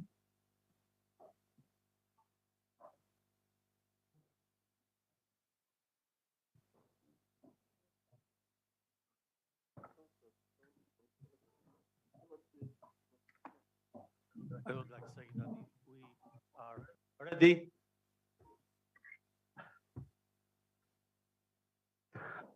Welcome everyone. Oczywiście dalej poprowadzę ten panel w języku polskim, bo jesteśmy w Polsce, na pięknym zamku. Speak Polish as we're in Poland, in Przemysl, in the beautiful castle Krasiczyn. Ladies and gentlemen,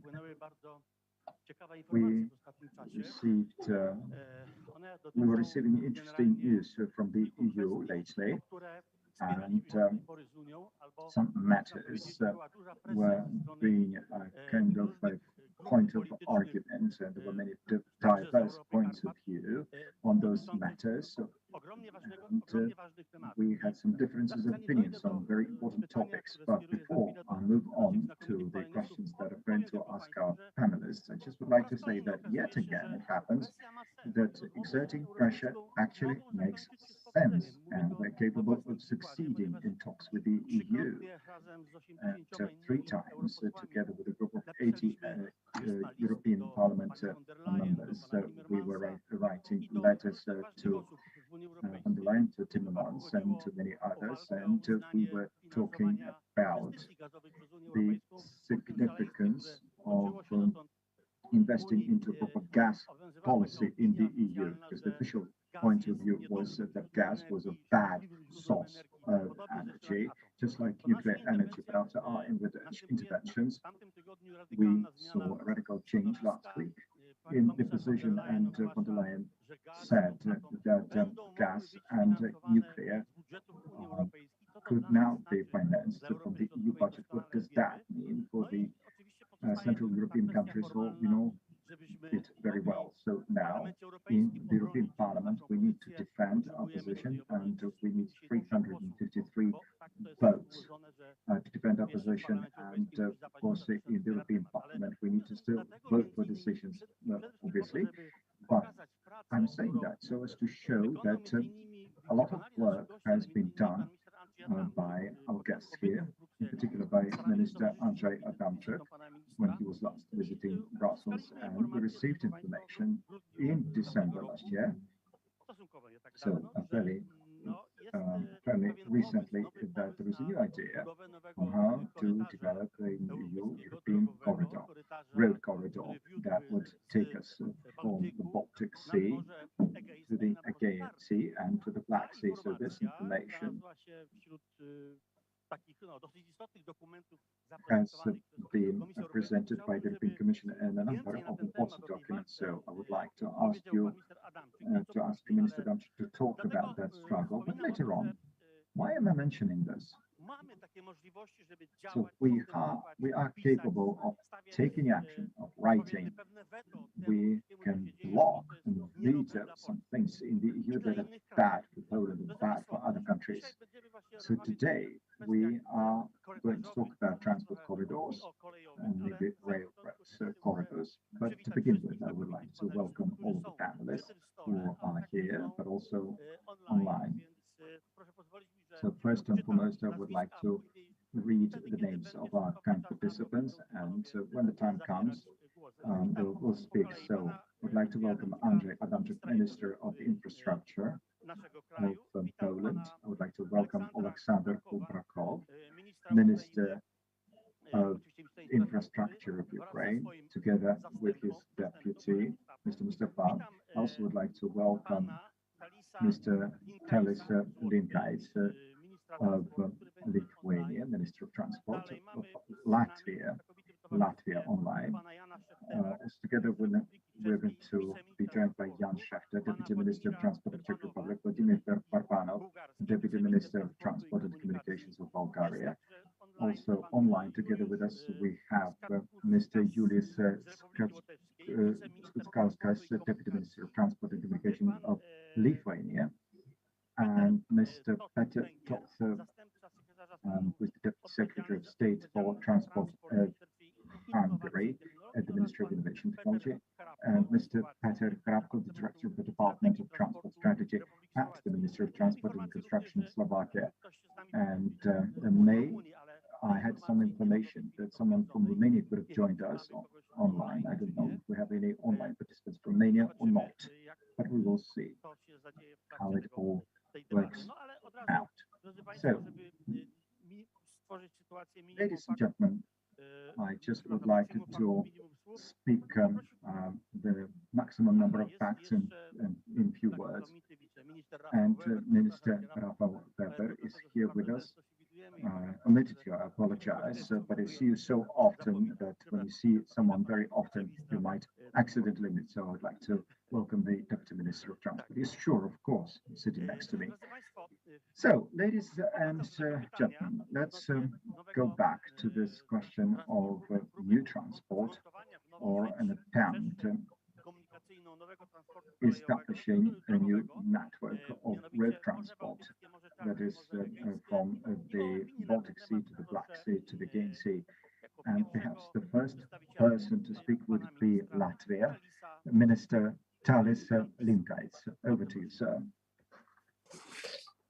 Dear colleagues, dear friends and guests of this conference, I'm very glad that I'm participating in this conference this year. And I just recently met my counterpart, Mr. Andrzej Adamczyk in Riga, in Latvia, to discuss progress of our cooperation in the field of transport and logistics. And therefore, I am happy to continue this discussion today with all of you. Connectivity of infrastructure and promotion of passenger and freight transportation are key points of how to contribute to the economic development, stability, and of course, security of the region.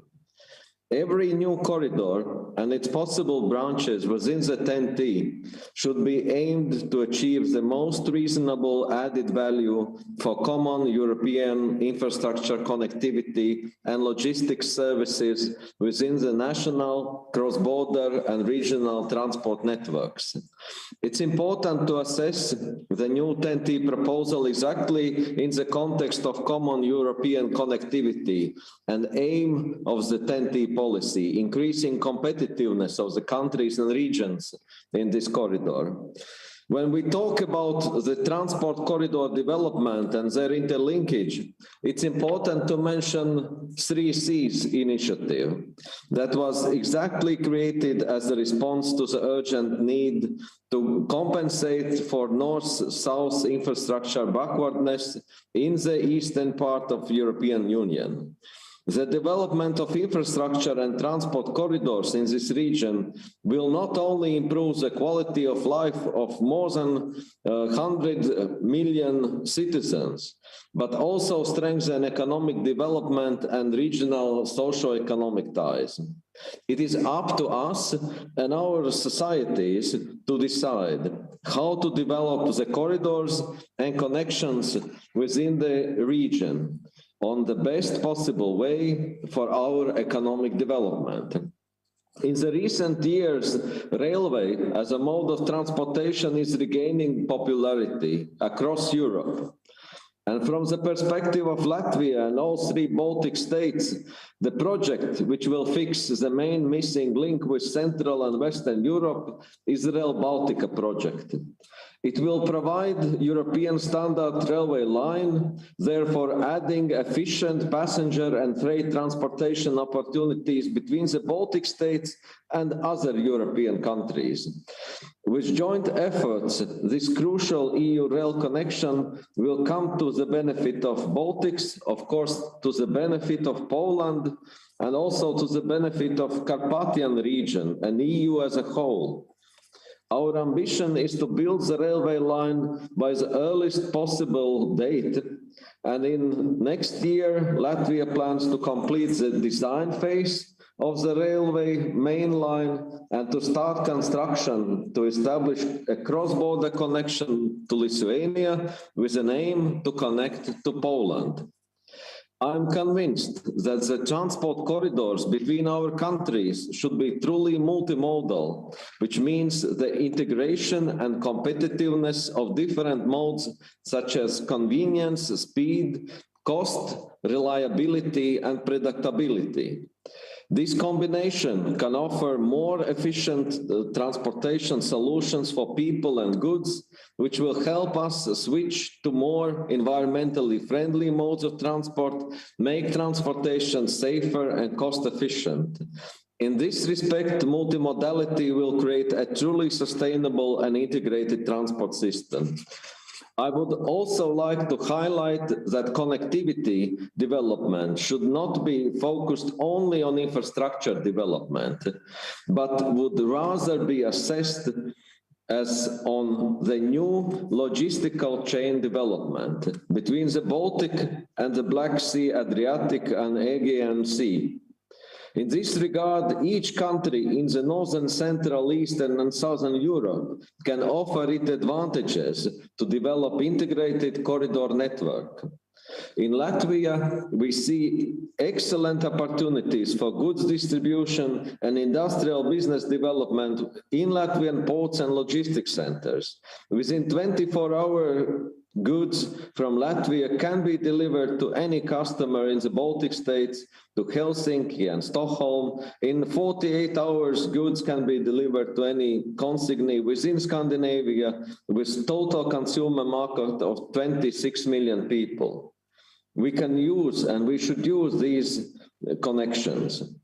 We are ready to work together to improve our transport and logistic connections in favor of economic development, in favor of stability and security of our countries. And to conclude, I would like to highlight that Latvia will host the 7th Three Seas Initiative Summit and Business Forum in Riga in June this year. And I invite all of you to participate in this event and to use the opportunity to discuss and explore how to promote the connectivity between our countries and create commercially driven, attractive for investments, economic corridors in Central and Eastern part of Europe. Once again, I would like to thank you all for organizing this fruitful discussion, and I wish I could have been in Poland. Nonetheless, this is a great way to still feel connected with each other. I wish a successful conference. Thank you. Thank you, Mr. Minister. Thank you so much for your speech. I think that your voice were very good for us, and Łotwa will be supported us every time in all situation with connection with European Union and Carpathy.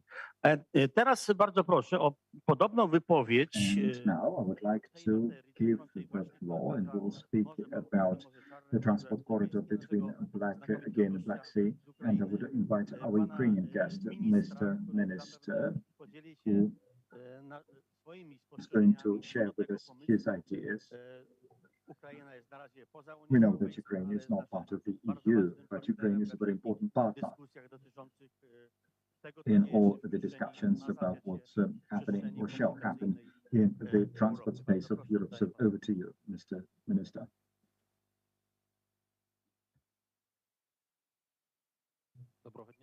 Hello, dear friends, colleagues.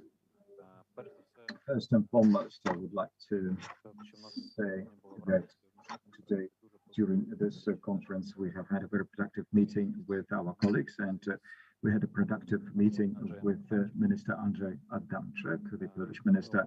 We discussed a number of common initiatives, and once again, I would like to say that such personal meetings in person, they help us to solve many problems. We were capable of solving a number of points.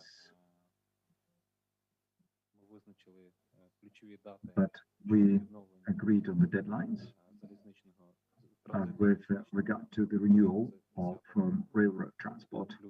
So as of the 10th of February, we're going to renew railroad connections. This has been confirmed by both parties. On the 15th of February, we're going to hold parallel meetings in Ukraine. There's going to be a mixed committee, Poland-Ukraine, and we're going to talk about the number of quotas and permits for international transport expeditions. But this is quite a sensitive issue for both countries. But I see that there is this normal practical dialogue that is being run between our ministries, and I do hope that all issues shall be addressed. Then we're going to talk about our cross-border points, and both countries on the top level consider that this is a very important issue that needs regulation, so that citizens of Ukraine and citizens of Poland, and as also both the Ukrainian and Ukrainian business, may seamlessly move across the border and use the border. Our railroad companies are going to meet as well on the 15th of February, and we expect that some important decisions will be taken. So this is line 102, and until the end of this year, we are going to renew line 102 in the territory of Ukraine, and as we know that the Polish partner is going to renew this line on the Polish side. So the documents will be signed, and we'll see that this is going to be done. There will be no problem with that.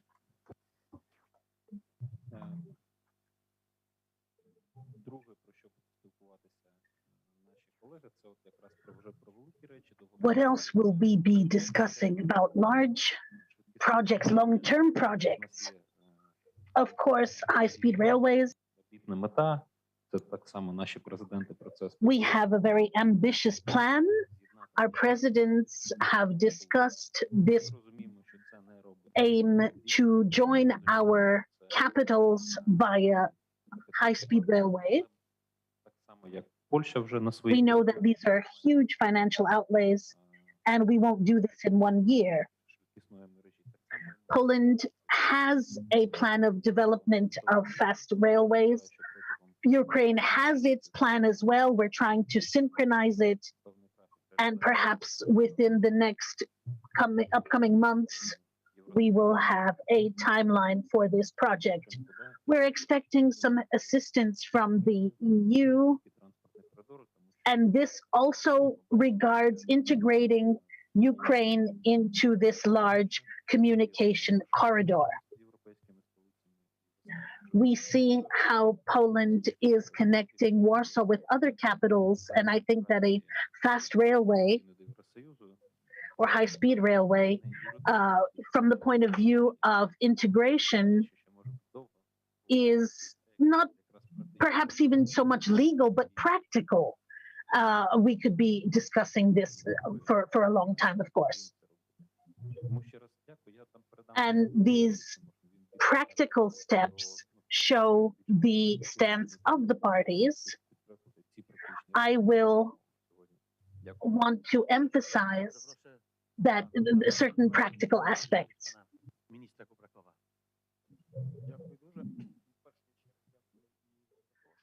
Mr. Minister, thank you very much for organizing the conference and the fact that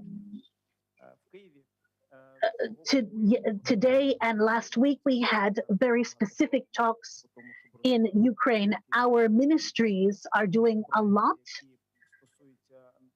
to develop TNT projects.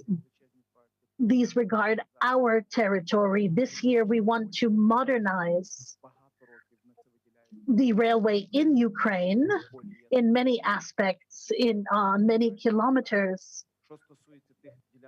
And we will have financing for this project. I think at the end of the year, we will have specific results.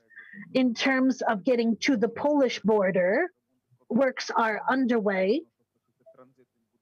We have some renovation works underway. In terms of transit, this will be unblocked. In terms of next year, we understand that we will electrify 500 kilometers of railway lines, of tracks. This is important for us. This is a very ambitious aim. We have not done anything like this thus far in Ukraine. And to 2024, we want to electrify 500 kilometers of railway. In terms of cooperation with Poland, modernization of the transit to Poland, this has been in progress for some time, and we hope to conclude it soon. The costs on our side is 1.4 billion hryvnia. This is a very big burden on our budget, but it is a priority. And by the end of this year, I hope that we will do a lot on this segment.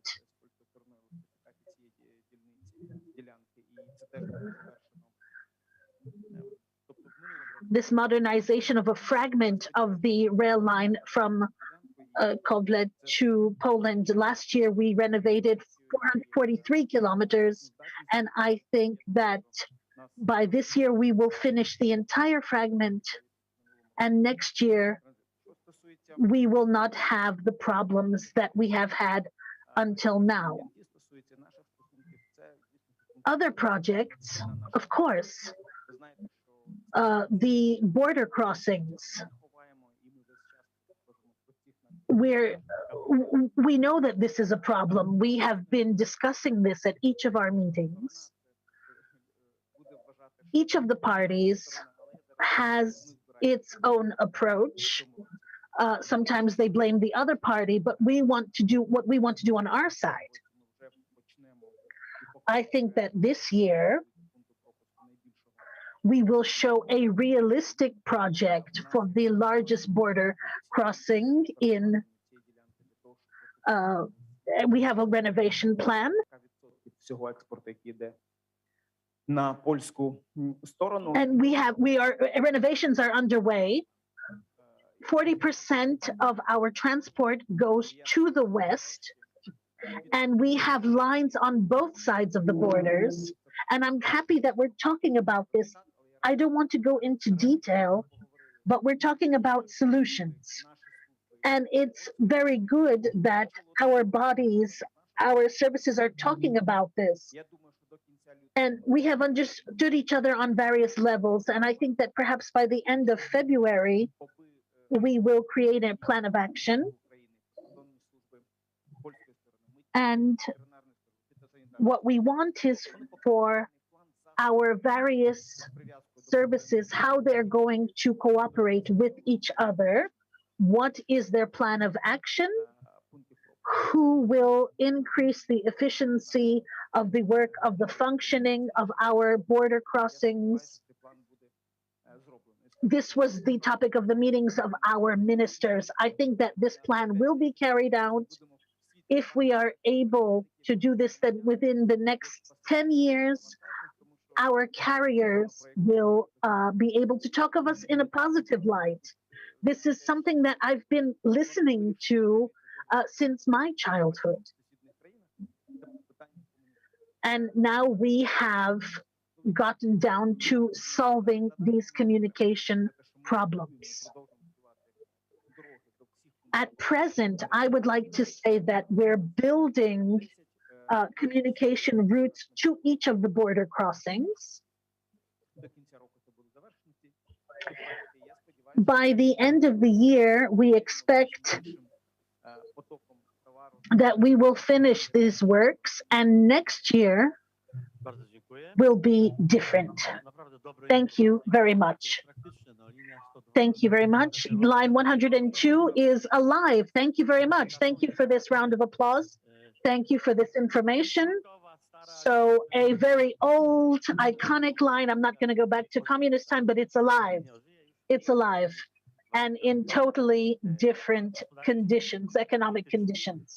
Ladies and gentlemen, right now we have Minister Jan Šechter from Czech Republic, and we would like to hear his opinion if we have the technical possibility. I would like him to take the floor in the topic that we started. So this new idea of building a road connection, Baltic Sea, Black Sea, Aegean Sea. This is a very important partner in the V4, a very important partner in Eastern and Central Europe. How do you look at this idea, sir? I would like to send my warmest regards from Prague. Is everything okay acoustically? Mr. Minister, Mr. Marshal Kuszczyński, Mr. Ministers, I would like to say that I have been at the Europe of the Carpathians conference 3 times, this time virtually. I thank you very much for your invitation. And our region is important, and we see how important this regional cooperation is in terms of infrastructure and how this translates into the protection of our interests and our position in the European Union. The Czech Republic will take over the presidency in the Council of the European Union, and in terms of transport, we will be finalizing the update of, and we're working for the entire region, and we're convinced then it's not that the aim of the presidency of the European Union is some sort of compromise between 27 states in terms of transport, but the accent, as we have connections east-west that have been integrated in high-speed railways, in the EU, there is an infrastructure gap. And as we observe proposals in corridors between the Baltic and perhaps the Adriatic and the Aegean Sea, this is objective. And the Czech Republic does not have to be holding the presidency because it's important. I think this is a European topic, and the EU prefers railway corridors, and it is important for us to finish up all of the highways that are lacking as opposed to Western Europe, and also to have our waterway infrastructure. And I think that we need to integrate more by the time that we will be taking over the presidency. And just as via Carpathia, the Baltic states, the Balkan states, Central Europe, Rail Carpathia, and our high-speed railways that connect Rail Baltica along with France and Austria and Italy, for this to be a common European topic. The proposals of the European Commission, this is a good time to coordinate our works well and go together into this cooperation. I would also like to draw our attention to the fact that we have Mr. Minister from Ukraine, and outside the horizon of our negotiations of the 27 states, in this topic, we will be discussing this with the European Parliament. There's 5 times more projects than funding. Then apart from this negotiations, as member states, we want to give the European Commission, these are negotiations, European Union, Ukraine, for these discussions, TNTE, for our uniformization for these corridors, Ukrainian connections, for this to be our connector. What we discussed, referred to as a strategic aspect. Eastern Partnership is important, but when we show programs, infrastructure, and here I think that smart connections between Ukraine is very important. I spoke to the first deputy in Ukraine in this aspect, and we want this very good supervision. Also, what the European Commission is doing in its negotiations with Ukraine, and I'm very happy. I invite my colleagues to Prague to coordinate through before our presidency, and I'm very happy that we were able to have this virtual meeting caused by the COVID pandemic. And I would like to send my regards from the Czech government as well. Thank you very much, Mr. Minister. Thank you for your readiness to serve the EU with the corridor difficulty when Czech Republic will have its presidency. Right now, France has its presidency. We have been processing each other certain things. And in the European Parliament, we see a different approach of the MEPs from France towards Poland. Marshal Terlecki mentioned this in the previous panel, that we did not have a conservative right-wing political assembly. it does not just depend on us. Right now, there's a situation in Fidesz that is kind of like a freelancer.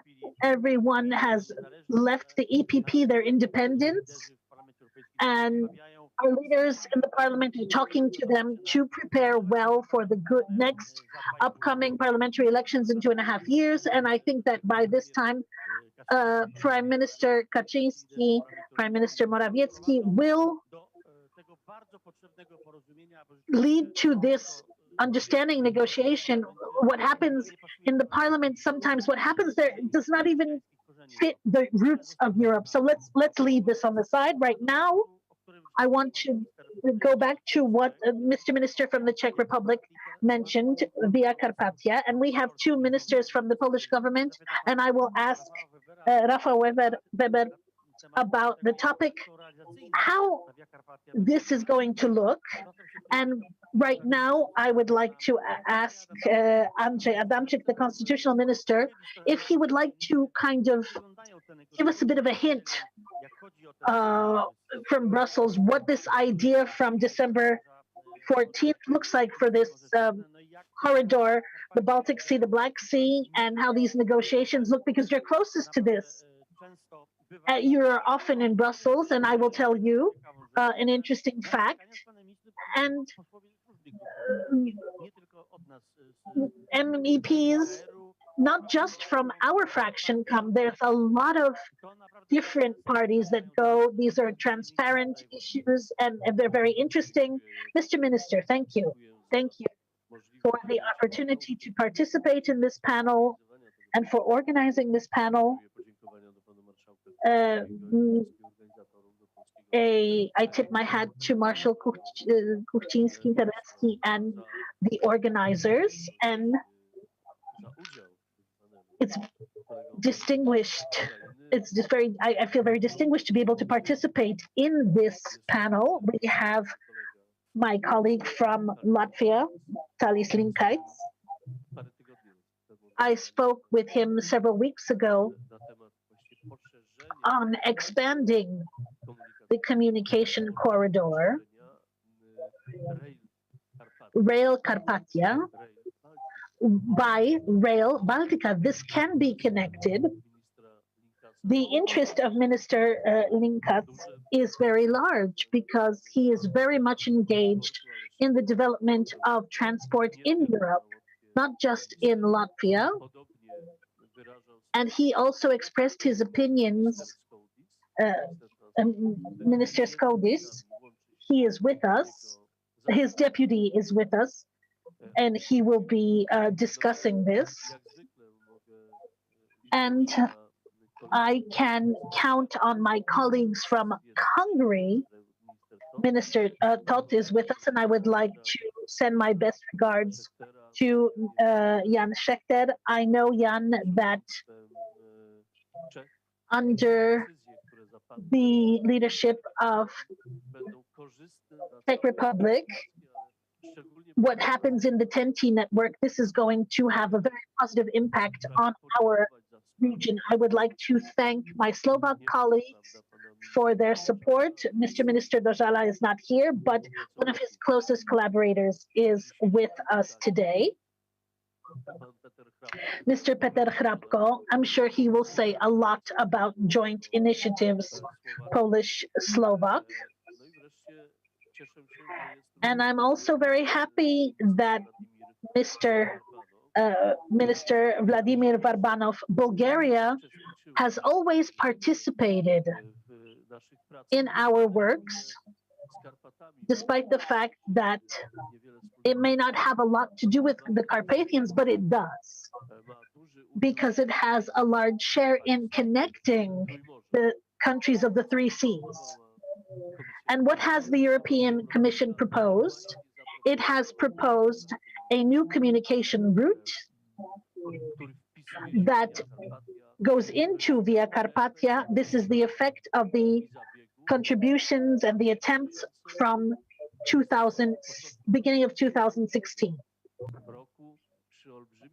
And that was done with huge involvement of Mr. Tomasz Poręba, who is not here. sadly, and he has always been very active in the European Commission.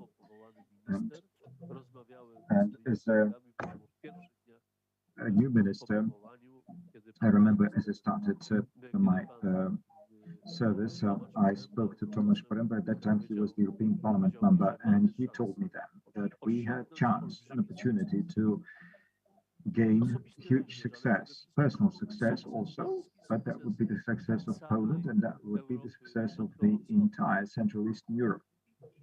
And that came true, and this is happening as we speak.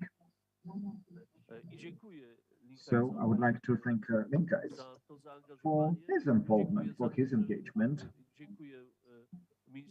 I also would like to thank the Minister Scottis from Lithuania, because due to them, Baltic ports, not only southern ports, but all Baltic ports, will be well connected using the corridor of Baltic Sea, Black Sea, Aegean Sea with the south of Europe. So this is an initiative that is now supported in many different countries. That is the initiative that was born in 2016, when on the 10th of anniversary of announcing the idea of Via Carpathia by President Kaczynski. In the document was signed in Warsaw, 10 countries confirmed, corroborated their will to work on this corridor, and this corridor is being shaped. So now we can say that yes, this is a very specific result of our work, but this is not the end, because we are very ambitious people. And I mean the peoples of the countries of the Three Seas initiative. This is not the end, because in Sofia last year at the summit of the Three Seas initiative, and then I had an opportunity to accompany President Duda, who paid a visit to that summit. I remember there I spoke in public and made an appeal to create the Rail Carpathia corridor. So not only the road, not only a motorway, but also the railroad, because that is absolutely indispensable for the countries of the Three Seas initiative. This is indispensable also for Ukraine. And I do hope that once in Belarus, things will return to the proper track of development, and just like Lithuania, Latvia, and Estonia, Belarus will also need a proper transport connection. So Rail Carpathia seems to be a very important idea from the point of view of the European Commission and the DG Transport, because until recently, Commissioner Valla confirmed that her idea was to implement these railway connections within the framework of Rail Carpathia. So this corridor is not only on the map. Now this corridor is under construction. We're really building those rail connections. So if in the past one could say that from the Black Sea or Aegean Sea, there were not bigger problems of reaching southern Hungary, but there were problems with railway connections between southern Hungary and Rail Baltica. And this is what Minister Linkais also mentioned. He spoke about this Rail Baltica, and the Rail Baltica they are building is an amazing thing, because from Warsaw through Białystok, Lithuania, Latvia, you can travel to Estonia. So once we connect those railway systems, we will be able to say that we have provided for good transport connections, for good connectivity in Central and Eastern Europe, that is, in the countries of the Three Seas initiative. So I'm very happy that we have the ideas and the initiative of our colleagues, ministers in the governments. Also, I'm happy to see the initiative of our Ukrainian colleagues, and despite the difficulties, they are interested in the development of modern railway connections. And we hope that there will be new motorway connections as well. And as far as the pre-border area is concerned, we do hope that it's going to be developed. And I think that we will have no delays with the implementation of Via Carpathia in the north of Slovakia. So one could travel from Świdnik to the state border, because there we are having a problem at the moment. But I do hope that the government of Slovakia will include into the package of this section of Via Carpathia, because in fact, at the turn of 2025-2026, we will already be there with Via Carpathia. So we will already reach as far as Barwinek. And this is not the time as it was in 2014-2015. At that time, we were still in the planning phase. And I remember during the opening of the conference, I said that as we were planning the course of the route, and at that time we were complaining that there was not much interest in it, but now 700 kilometers of Via Carpathia are being built in Poland, and it's due to be completed at the end of 2025, beginning 2026. So we can go to Kaunas already 2024. And I do hope that we will be capable of traveling through most of the territory of Slovakia in a very short period of time, very soon. So, to sum up, all these activities, all these efforts,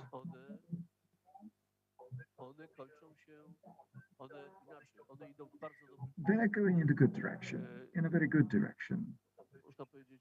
And I may actually claim to say that this is quite a big success of all those countries that are involved in this undertaking of Via Carpathia. So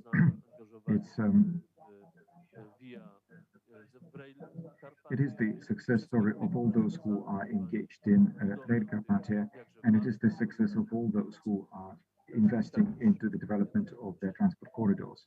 And to conclude, Minister, I would like to thank you for this great decision with regard to 102 line. Many thanks.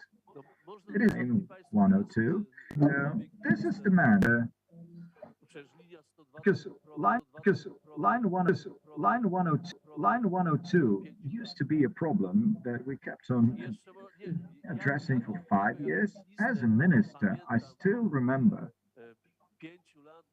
for 5 years I was trying to talk to my vis-a-vis in Ukraine, and we were talking about the modernization of 102 line, because it was being modernized on the Polish side, and many were promising. And then Minister took his position, we sat together, and I said, Minister, it's awkward for me to ask you. And he says, no need to ask, it will be fine. And I'm very happy because it's happening. Yes, it's happening. On the other hand, I'm a bit worried. So what is Mr. Gajcik to do now? I don't know. For those of you who do not know, Mr. Gajcik is the president of the association who for more than 10 years was fiercely fighting, with the determination and access. He was fighting for the revitalization of the 102 line, but it happened. And it proves the point that even things that seem to be impossible are still being done. People come, they don't know that something is not possible. They say, okay, this needs to be done, shall be done. And Mr. Gajcik says, yes, but other guys were saying it was impossible, but it did happen. So, Minister, thank you very much for that. And I would like to thank my colleagues, ministers, who today are with us also online. I also would like to thank all those who have already served as ministers, and then new ministers took the positions, but we're still working on the development of integration of Eastern Europe. And I also would like to thank Minister Jan Schachter, and I wish you a very successful Czech presidency in the Council of the European Union. And I do hope that Minister Schachter will gain major success because your success is also our success. So, Minister, all the very best of luck during your presidency. And in Riga, we meet in June, and I'm already looking forward to fruitful discussions because we will have an opportunity to close a number of deals, and we already have an appointment with Minister.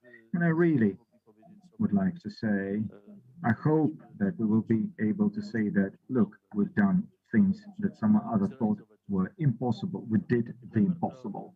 Thank you.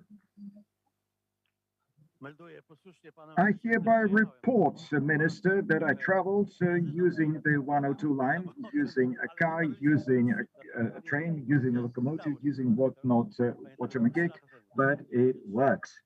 Yes, it does work. Okay, anyway, ladies and gentlemen, now, Minister Rafał Weber, over to you. Just a few words about the implementation of Via Carpathia. It's a key project from a practical point of view. And this is what you do. This is your job, what we're talking about. Yes, it's my job, and I'm trying to do whatever I can to make sure that Via Carpathia, that used to be a dream point on many different agendas, but my job is to have it done.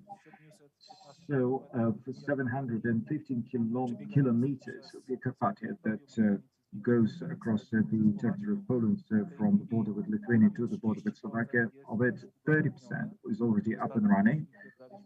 The previous sections were commissioned in December last year, and those are the sections between Lublin and Rzeszów. And we still miss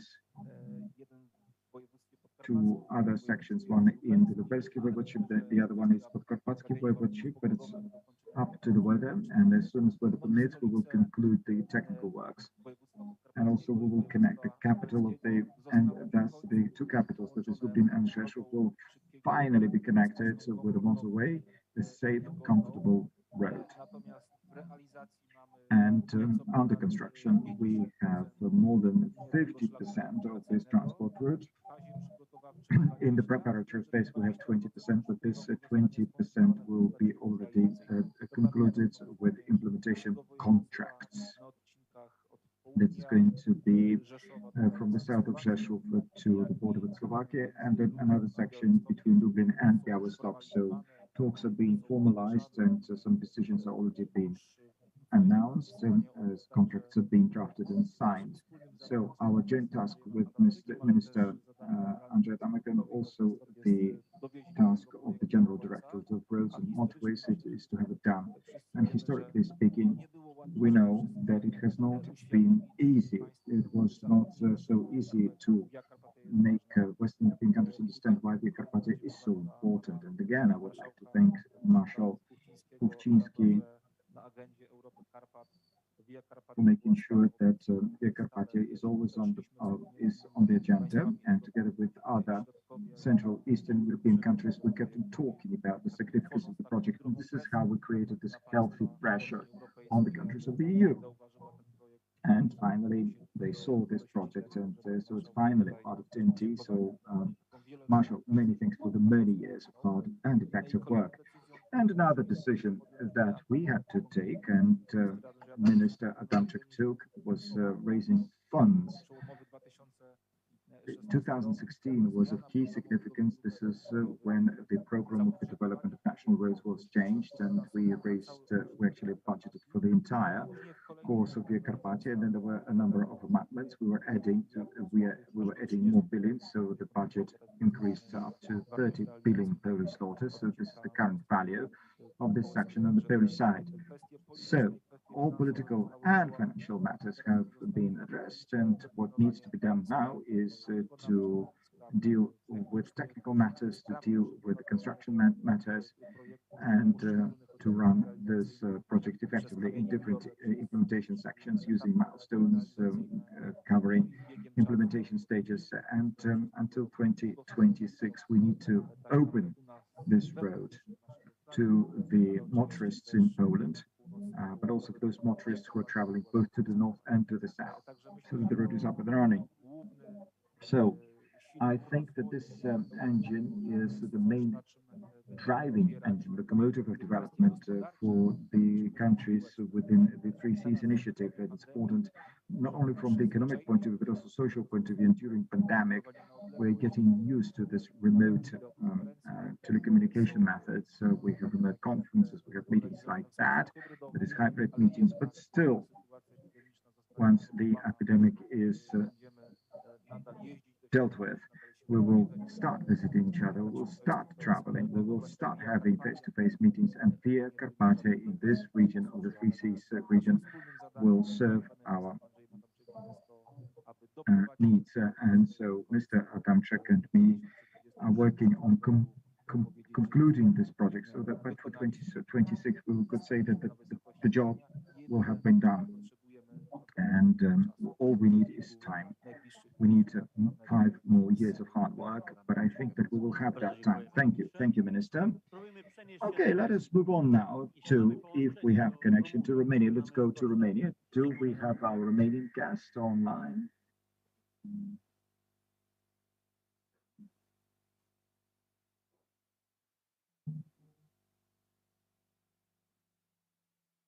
I apologize, I do not hear the room. I do not hear the speaker. I'm gonna.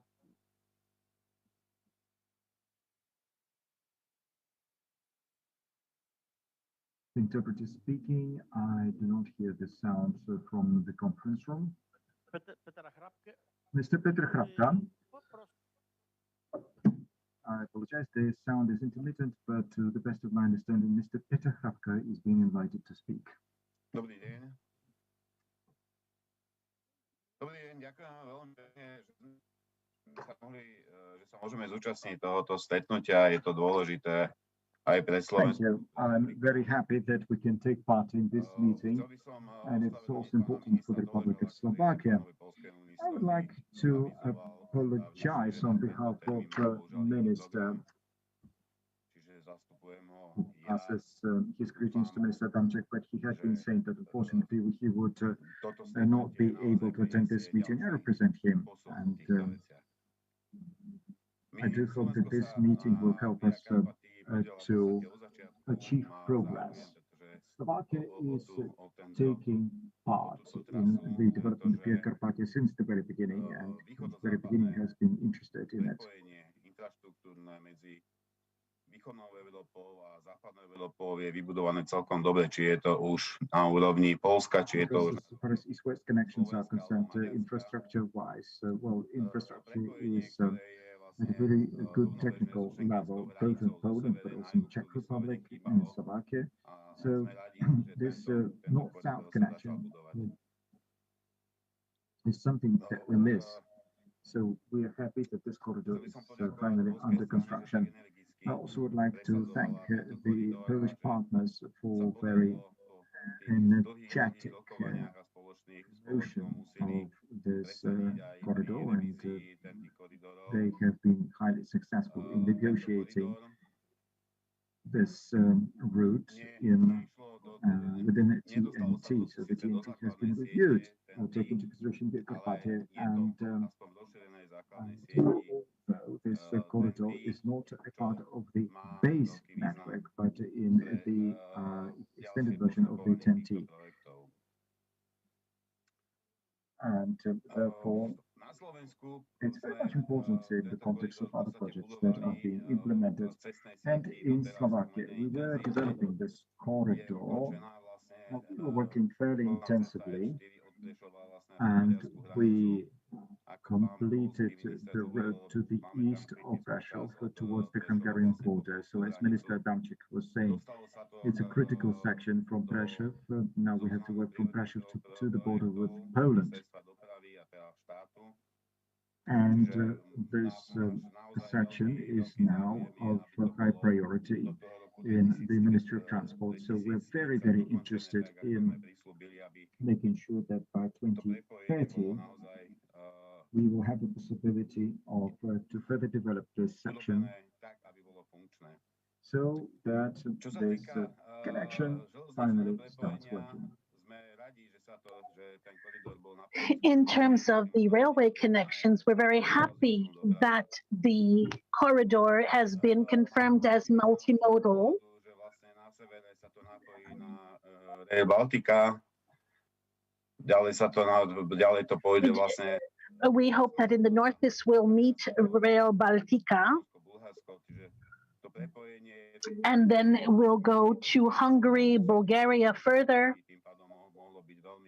So in this way, this connection with the Aegean Sea would be very significant.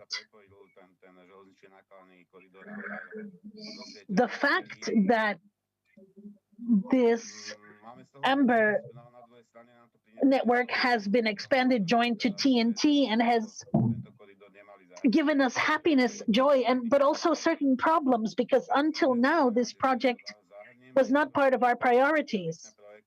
And right now this is going to mean that's going to be part of the priorities. And we're going to have to allocate funds for this, and it's not going to take place as quickly as we expected. And these connections are important not just from the perspective of the EU, but also with our friends from the East. For the Slovaks, this is Ukraine that we are conducting negotiations for cooperation with, and we're very interested for this east-west corridor to be moved to Ukraine, to reach Ukraine. We will have a meeting with the Minister of Transport in this multimodal transport. So we want this project to continue be expanded. And also what our minister says, the investments in transport infrastructure, these are not investments just in infrastructure. They have other benefits. This means more work, more jobs, more regional development, more opportunities for cooperation with neighboring states, and of course within the entire EU. Once again, I would like to thank you. And Mr. Minister Adamczyk mentioned of our cooperation. We're talking about the financing from CEF. We are reacting to the call for submitting tenders. And I hope that we will be expanding our cooperation in this aspect. Thank you very much.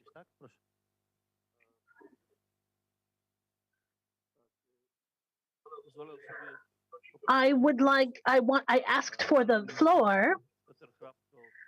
Director Hrabko, who represents Mr. Minister Andrzej Dolezala, referred to our common conclusion or motion together with Slovakia. We are undertaking an application, a motion to the CEF. Certain decisions have been made, and we will be receiving financing from European Union funds for transborder activities within the framework of Via Carpathia. And I would like to thank you and Mr. Minister for this. But you did note something, that Via Carpathia, the corridor, the Baltic Sea, Aegean Sea, Black Sea, is not in the base network. And I think that this is good, beneficial for us, because if it was there, then by 2030, we would have had to complete it. And the situation in which it's in the expanded network, this is a novelty. This has been implemented now by the European Commission. The expanded network will be carried out by 2040. And this means that the worrying about money for things that cost a lot of money, and this expanded network gives an opportunity and a guarantee that we will be able to complete what is in the Baltic, Black Sea, Adriatic corridor. Aegean, excuse me. Thank you. Let's move to Hungary and Lithuania and Bulgaria. I would be interested in their statements, what Minister Adamczyk said. Similarly, as with Slovakia, you can submit joint projects. Do they see such a possibility? Mr. Peter Tóth, minister from the Hungarian government in this aspect. How you as the Hungarian government look at submitting joint projects, and can we fight jointly for such projects in the European Union?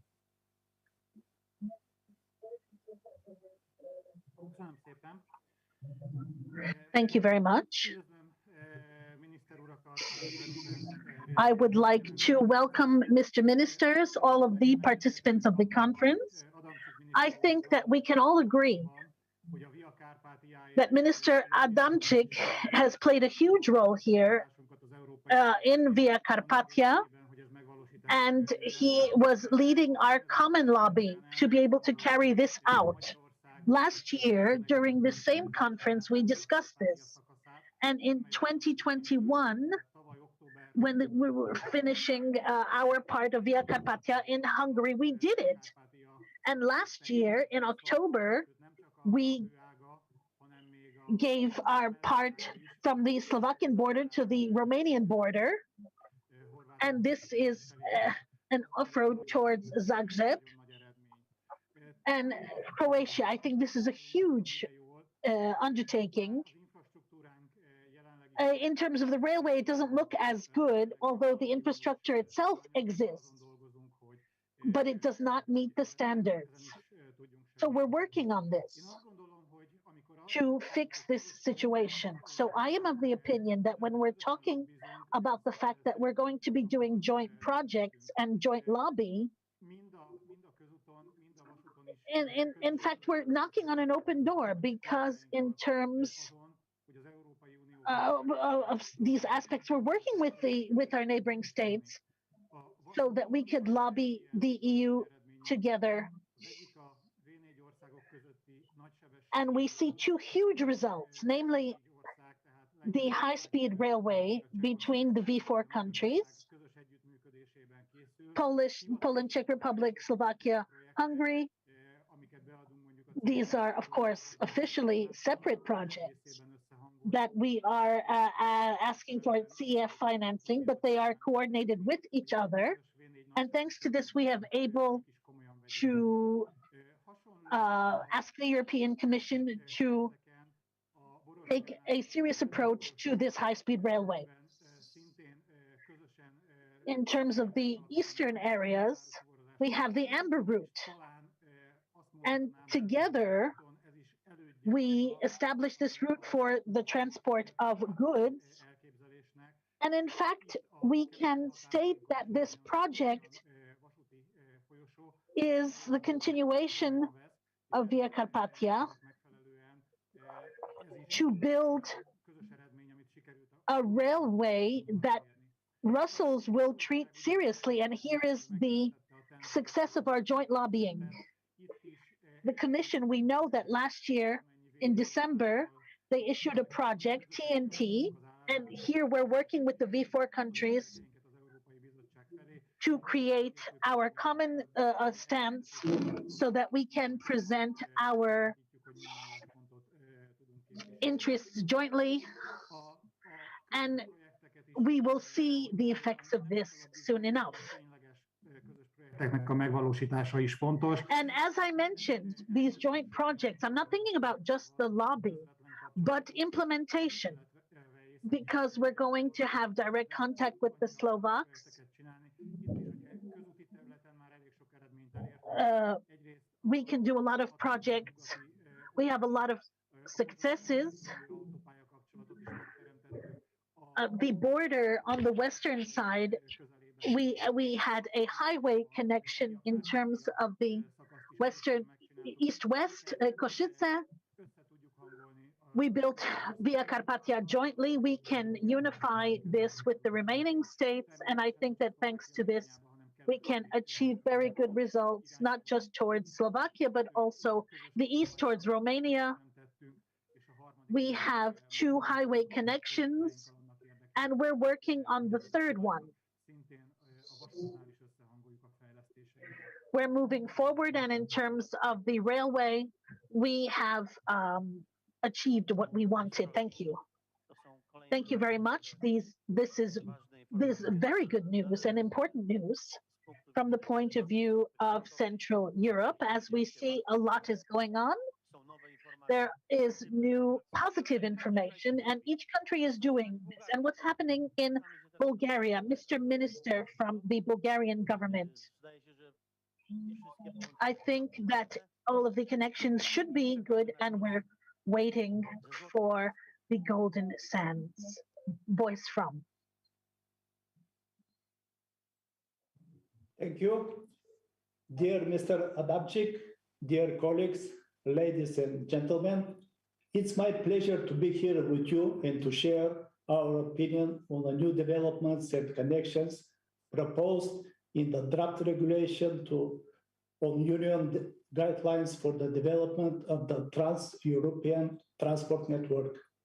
We welcome the strategic aim of the new regulation to build a reliable, seamless, and high-quality transport network that would ensure sustainable connectivity across the EU without physical gaps, bottlenecks, or missing links by 2050. The proposal is a chance to tailor the network to future needs, in particular decarbonization, digitalization, and resilience to unforeseen crisis events. We accept the idea for modification of the existing corridors in terms of synergy between the infrastructure and operational aspects of the network. We find it's quite important the transport corridors to be constructed in a coordinated way. We share the Visegrad Group position that introducing higher requirements for the TEN-T without additional time and appropriate European financing for implementation seems very risky. This is likely to lead to non-compliance with deadlines and reduce TEN-T policy viability. We are fully convinced that resource efficiency should remain a key principle. I would like to note that the new TEN-T connections are an excellent possibility to develop further our region. We will continue to identify the proper needs, set clear priorities, and deliver the pipeline of projects.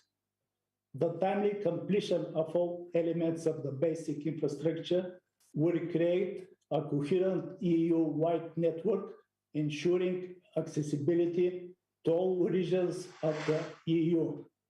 In the last years, Bulgaria has put efforts to develop the railway infrastructure along the core TEN-T, mainly on the east-west direction.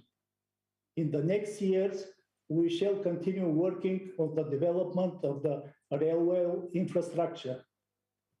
We envisage the construction of several sections along Baltic Black and Aegean Seas transport corridor, like Vidin-Sofia, Russia-Carpathians, and Kardubat-Sindel railway lines. The implementation of these projects will improve the north-south connections along the corridor towards Greece.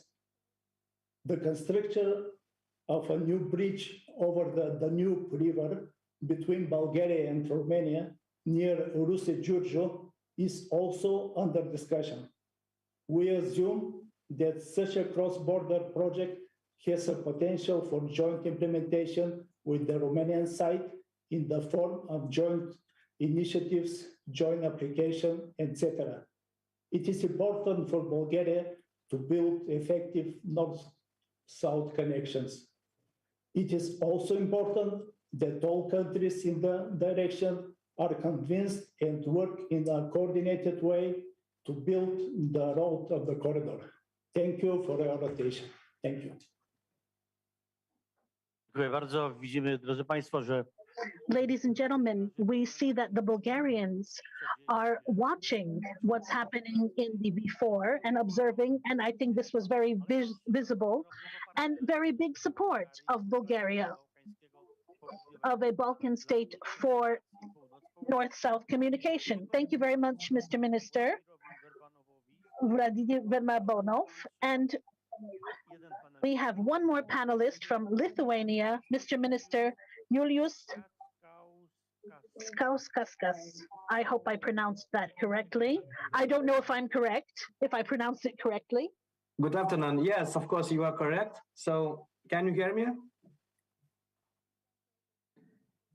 Okay.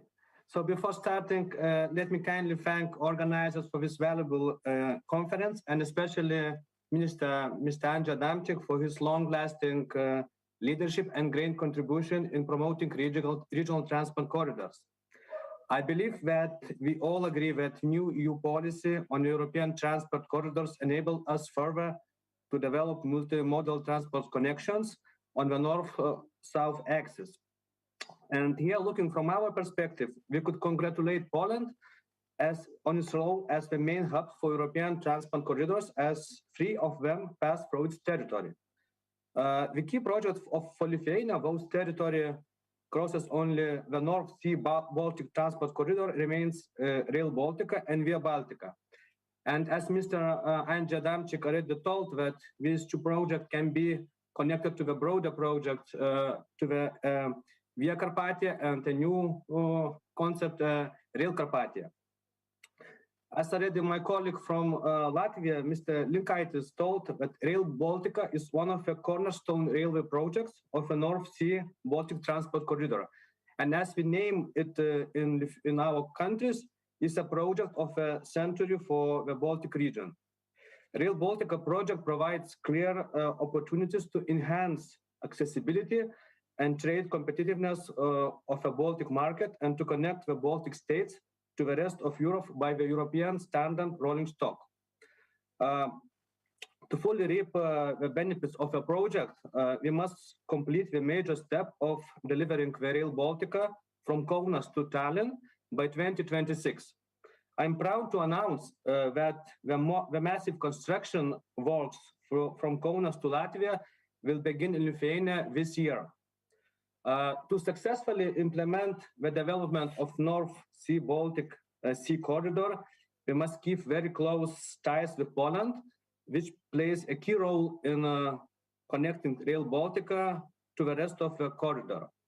Since the opening of the Kaunas intermodal terminal in July last year, the Lithuanian freight railway operator LTG Cargo, together with partners from Polish railway freight operator PKP Cargo, have already started regular intermodal freight transportation to Benelux countries and Northwest Germany. Our goal is to continuously look for new potential European markets, and one of them is new direction for Northern Italy, which is planned to open next year.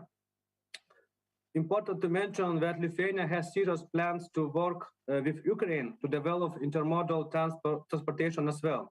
The Lithuanian railways and Ukrainian railways are partners, and we are ready to launch this project of semi-trailers transportation by rail on the Odessa-Klaipėda route. Well, to summarize my thoughts, I would like to stress the importance of cross-country cooperation in developing transport corridors. As I emphasize, the Rail Baltica project is one example of several which are of major importance for the region. Thank you once again for organizing this conference, and I wish you a productive conference on the rest of the days. Thank you very much. Bardzo dziękuję panu ministrowi. Thank you very much, Mr. Minister. Ladies and gentlemen, I did foresee a Q&A, but we do have good news from the kitchen.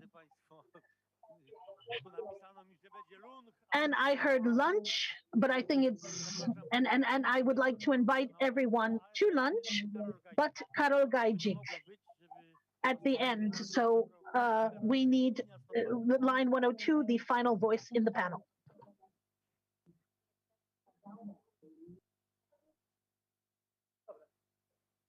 Dzień dobry, witam wszystkich serdecznie. To ja byłem prowodyrem tego całego zamieszania z linią 102 od... I was the one to do all of the haywire activity related to 102 with all kinds of the actions that we were staging, organizing, and I just would like to give you a book. Just a book. The first Hungarian Galician railway. It's 100 years old, and I would like to give this book, 3 books to 3 persons, so that you know what it is that we were fighting for. How it used to be in the past, how it was built in the past. There are pictures, archival materials, maps. There are 160 copies of this book. So I would like to invite Minister. And I see that the other minister is no longer here, but the deputy is here. Ukrainian minister. Mustafa.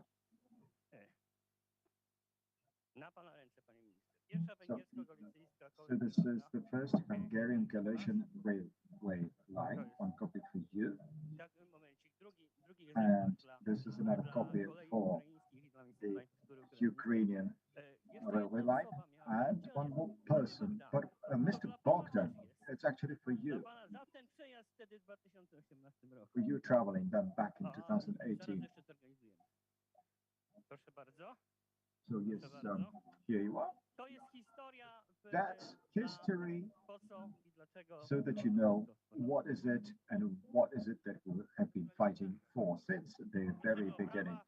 Many thanks, a great round of applause, and now lunch time. Bon appetit.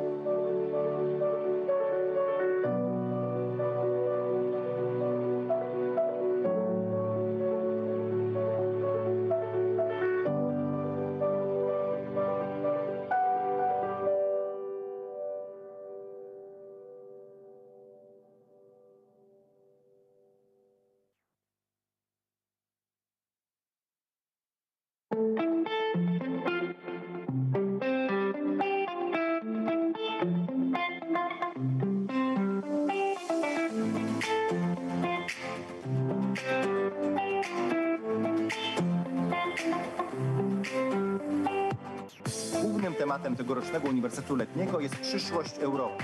Będziecie dyskutować o Europie waszych oczekiwań, marzeń i ambicji.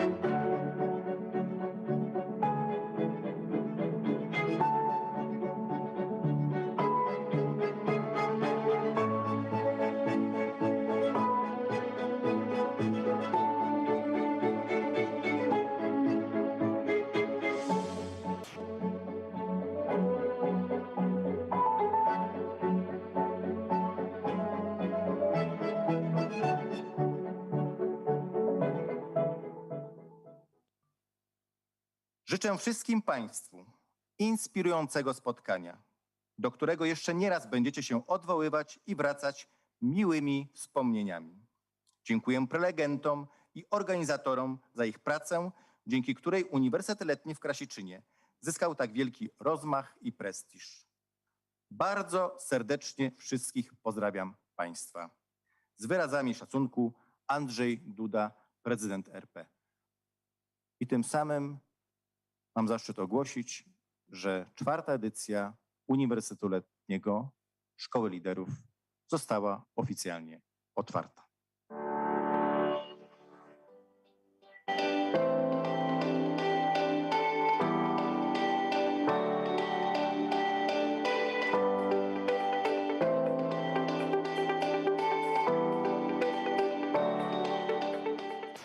To nieprawda, że aby być nowoczesnym, trzeba odrzucić moralność, zlikwidować pojęcia dobra i zła.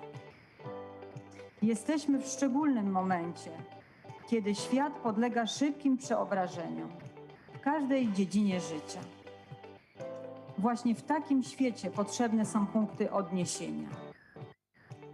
Przede wszystkim gratuluję pomysłu i to proszę przekazać dyrektorowi i wszystkim pomysłodawcom i inicjatorom.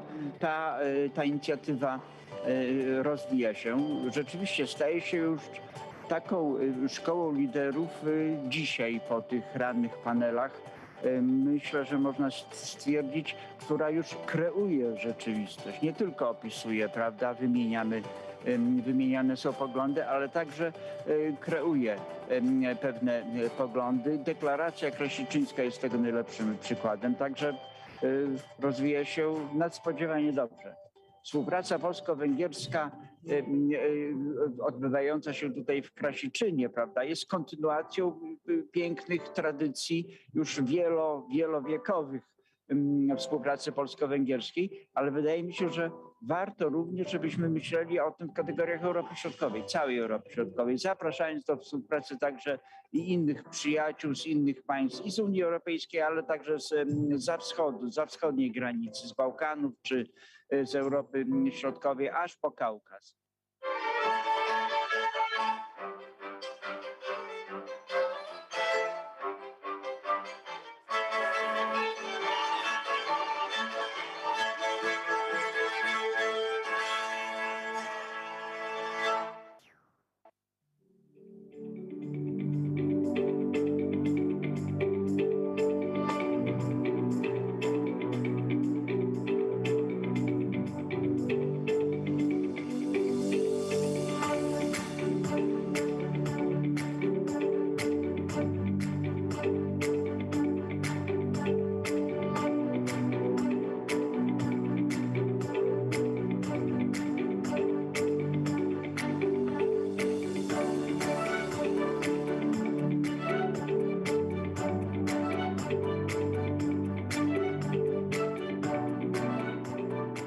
Przede wszystkim cieszę się z faktu, że możemy tutaj w Krasiczynie gościć wszystkich tych, którym na sercu leżą sprawy polskie, którym leżą sprawy węgierskie, którym na sercu leży współpraca nie tylko w ramach Grupy Wyszehradzkiej, ale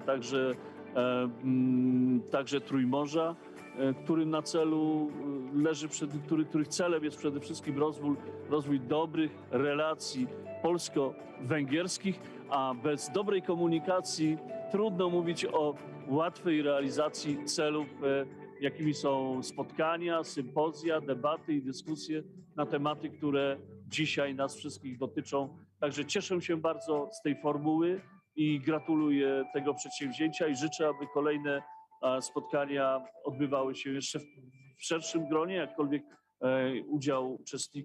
ilość uczestników biorących udział w tych spotkaniach jest z mojej perspektywy imponująca.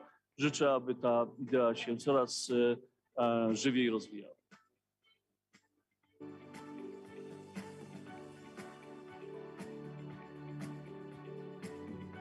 Patrząc od początku, odkąd tutaj właśnie w 2018 roku był właśnie pierwszy uniwersytet, to właśnie z roku na rok ten uniwersytet jest coraz bogatszy o nowe panele i naprawdę to jest szeroka gama różnych zagadnień. Każdy może coś dla siebie tutaj znaleźć i byłem już na kilkunastu tego typu właśnie zjazdach, uniwersytetach, panelach. Mogę powiedzieć, że tutaj po prostu wiedzie w pryl pod tym względem, pod względem merytorycznym, pod względem ilości paneli. Tutaj uniwersytet właśnie letni w Krasiczynie. Wszystko bardzo fajnie zorganizowane i dopięte. No myślę, że to konsekwencja Uniwersytetu Letniego i to, że będzie ta rodzina, jak to powiedziałem w panelu, rodzina Krasiczyna się rozrastała właśnie z roku na rok przez to polecanie przez uczestników kolejnym osobom, żeby tu przyjechały. No to jest naprawdę bardzo fajna inicjatywa i mam nadzieję, że będzie się dynamicznie rozwijała. Program jest szeroki, przekrojowy, bardzo bogaty, nie tylko w panele dyskusyjne, ale również w wartości historyczne. To jest również kwestia wspaniałych okoliczności, w których się znajdujemy. Znaczy zamek w Krasiczynie, tereny zielone, również tereny Podkarpacia. To wszystko sprawia, że tutaj po prostu chce się być i myślę, że młodzi ludzie mogą z tego wynieść bardzo wiele, bo później w przyszłości rozjadą się do swoich państw, do swoich miast, będą mogli mówić, jak tutaj spędzili czas i bez wątpienia, myślę, wielu z nich przyjedzie ponownie, a to jest inwestycja w kapitał ludzki, inwestycja w relacje międzyludzkie, które po prostu potem będą się przekładać na być może już działania międzypaństwowe. Nie zmienia to jednak faktu, że jak najbardziej oceniam tę inicjatywę Uniwersytet Letni bardzo, bardzo dobrze. Tutaj bezdyskusyjnie warto przyjechać. Rozmawiałem przez 4 dni z młodzieżą. Każdy z nich mówił właśnie, że nie wiedział, co tu zastanie i czuje się zbudowany. Wyjeżdżają ludzie zbudowani, widzą możliwości podejmowania różnych projektów, współdziałania właśnie. W tym roku jest dużo więcej tematów dotyczących edukacji oraz gospodarki, mniej na przykład dotyczących sztuki, ale równie wartościowe i przyszłościowe kierunki. Muszę przyznać, że ciekawie się ogląda pewną ewolucję Uniwersytetu Letniego. Za każdym razem jest inny trochę temat przewodni. W tym roku niewątpliwie jest to Trójmorze i Czwórka Wyszehradzka.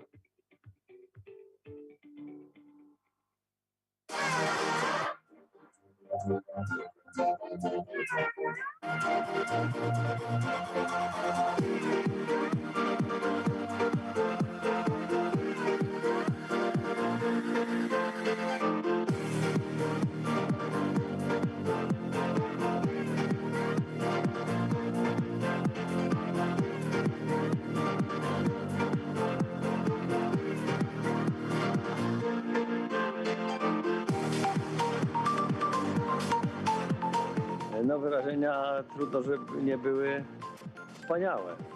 Piękne miejsce, cudowny pałac w Krasiczynie. Bardzo dużo uczestników, no energię, czuć tutaj energię wśród tych młodych ludzi, którzy bardzo aktywnie uczestniczą w zajęciach.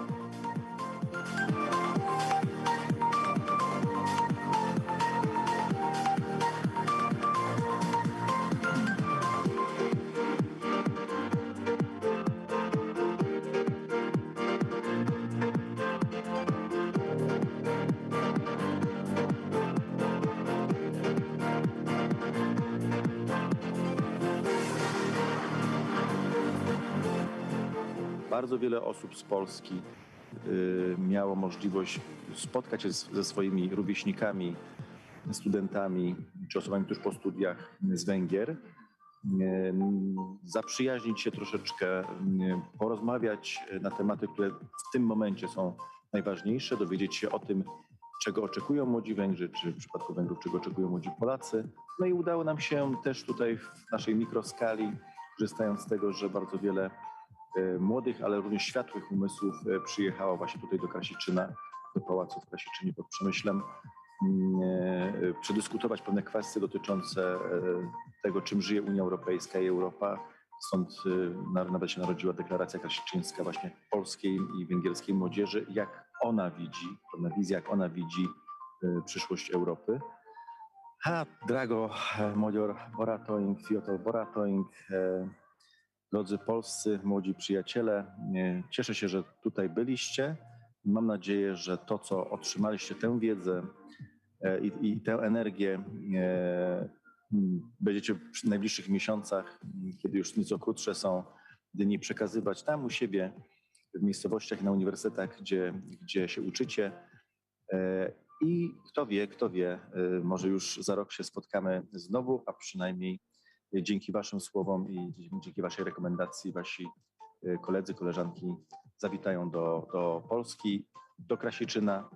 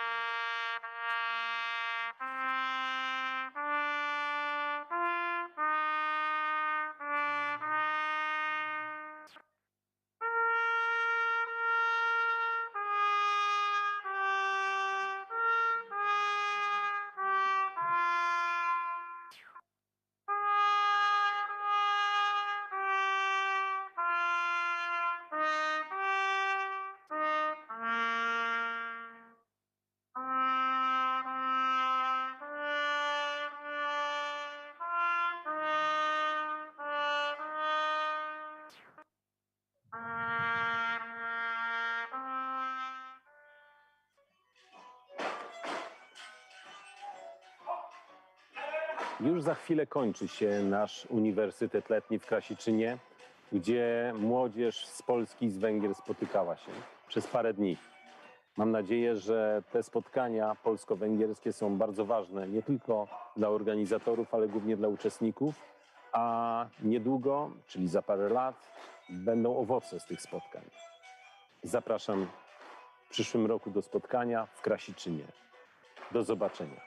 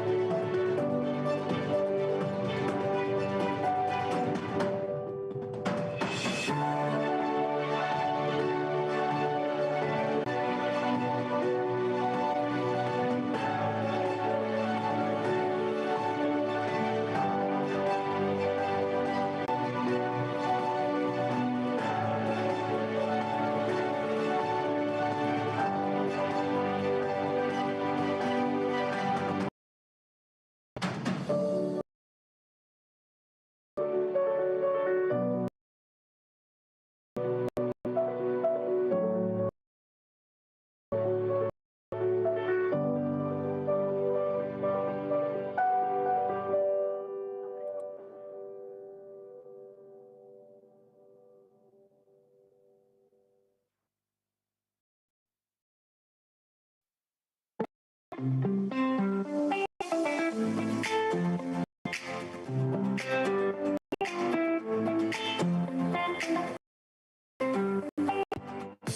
tematem tego Uniwersytetu Letniego jest przyszłość Europy. W Europie waszych oczekiwań, marzeń.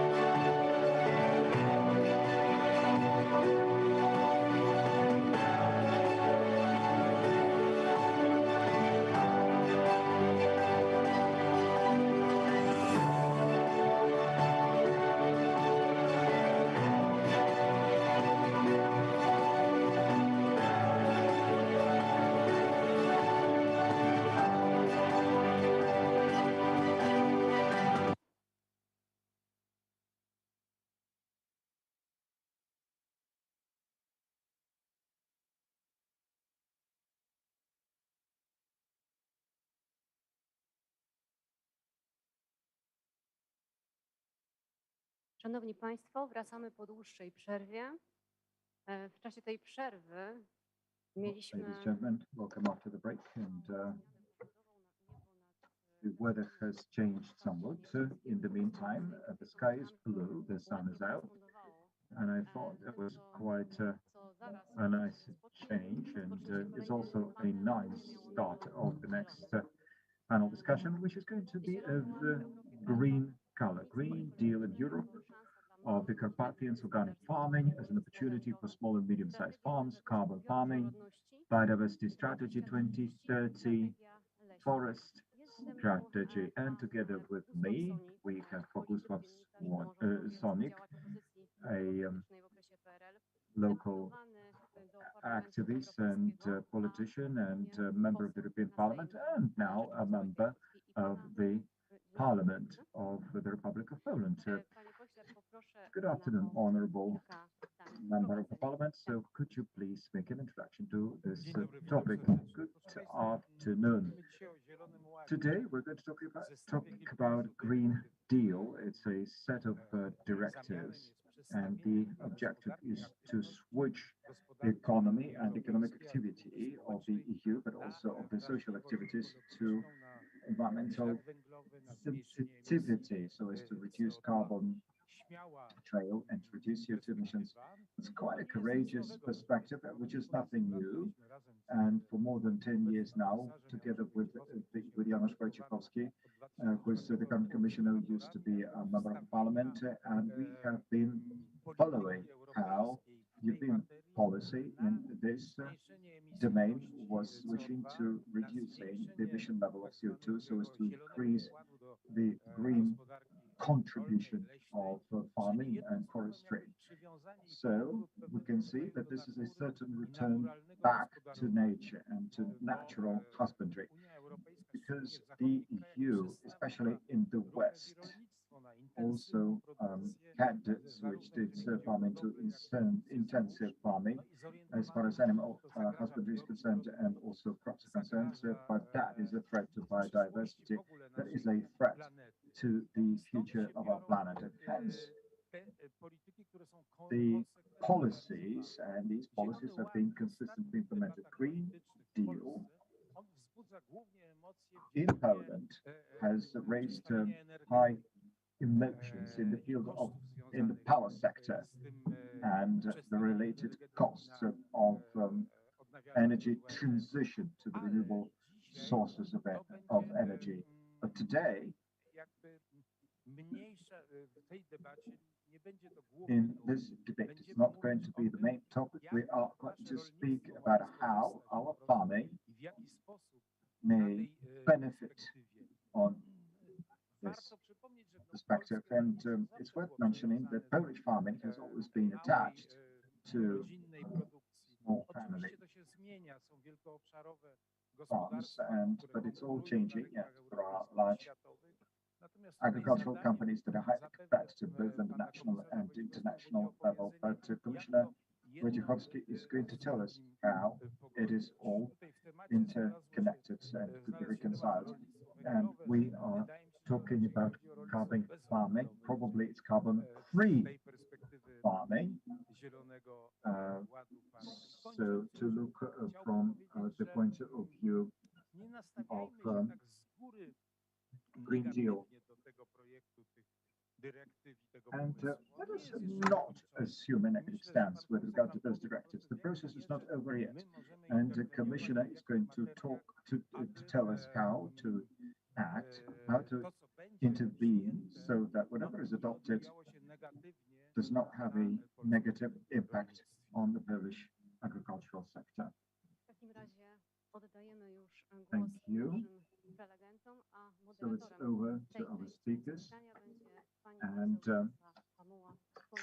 Pawła, member of the Committee of Agricultural Development of the Polish Parliament, is going to moderate this session. Thank you very much, and I'm very happy that I can run this panel discussion. For me, it is very important that for 2 years I have been a member of the Parliament. I live here in the Podkarpacki region, and I see how agriculture is trying to survive despite the vicissitudes all around. And it's not only climate-related challenges, but also economic challenges. But I think we have been able to show here, to demonstrate here in the Podkarpacki region, that agriculture is the sector that has a strong impact on the entire economy, and we do produce good and healthy food indeed, although I don't like the collocation of good and healthy food, because it's supposed to be good and healthy at any time anyway. So let us talk about how to adjust to those plans and strategies that have been adopted by the European Commission. And we, as responsible citizens of Europe and responsible citizens of Poland in the Podcarpathia region, we need to think about those matters that are important for agriculture, so as not to lose sight of those things that are most important, which is making food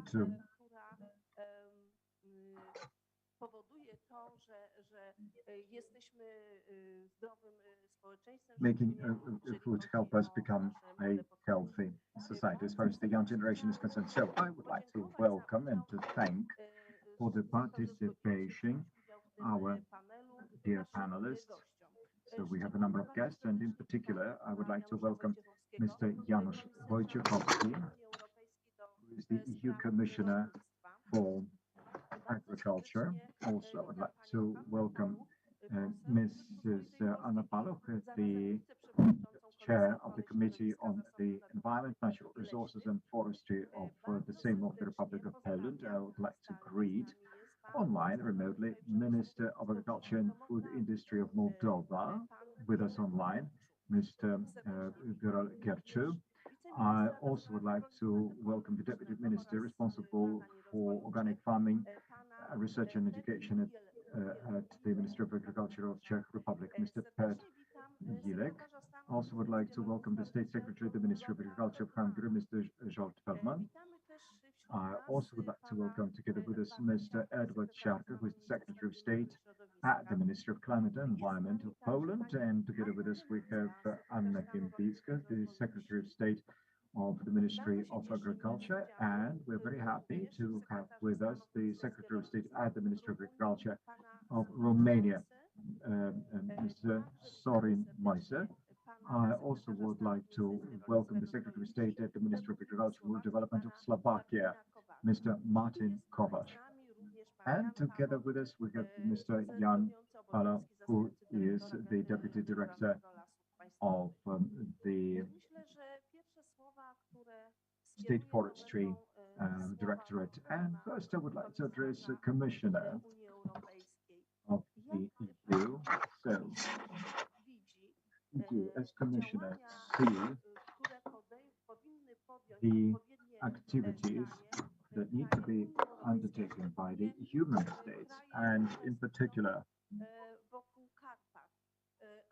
by the countries in the Carpathian region, so as to adjust our economies and our agriculture to all those strategies that are being developed by the European Commission and subsequently approved by the European Parliament.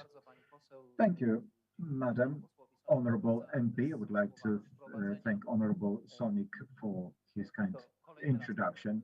Yet another time I have an opportunity and honor to take part in these meetings, very interesting panel discussions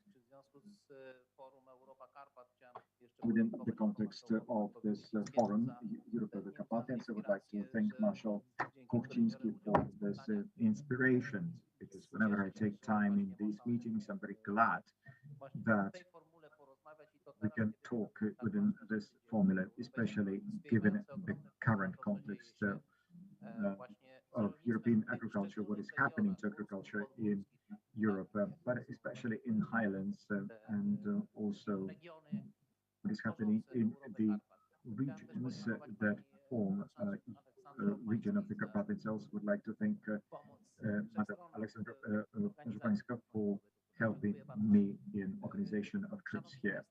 Right, ladies and gentlemen, European Green Deal has raised a lot of emotion. That's true, and its agricultural component, as we call it, the Agricultural Green Deal, is a reaction to what Mr. Sonik said.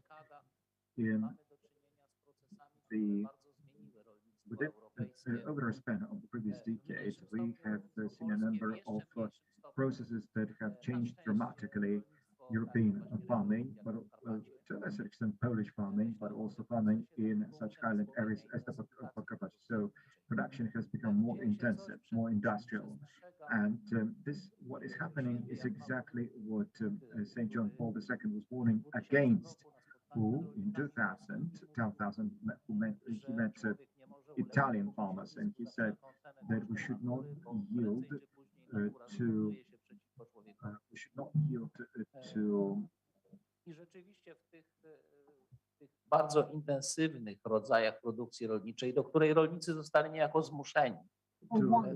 to the want of changing the environment or the nature, because the nature may actually oppose, resist. And if we look at the agricultural sector, for instance, animal husbandry companies were becoming ever bigger, but in some situations they were losing their capability of functioning. For instance, the pig industry or the poultry industry have changed a lot, and this process of intensification is conspicuous. And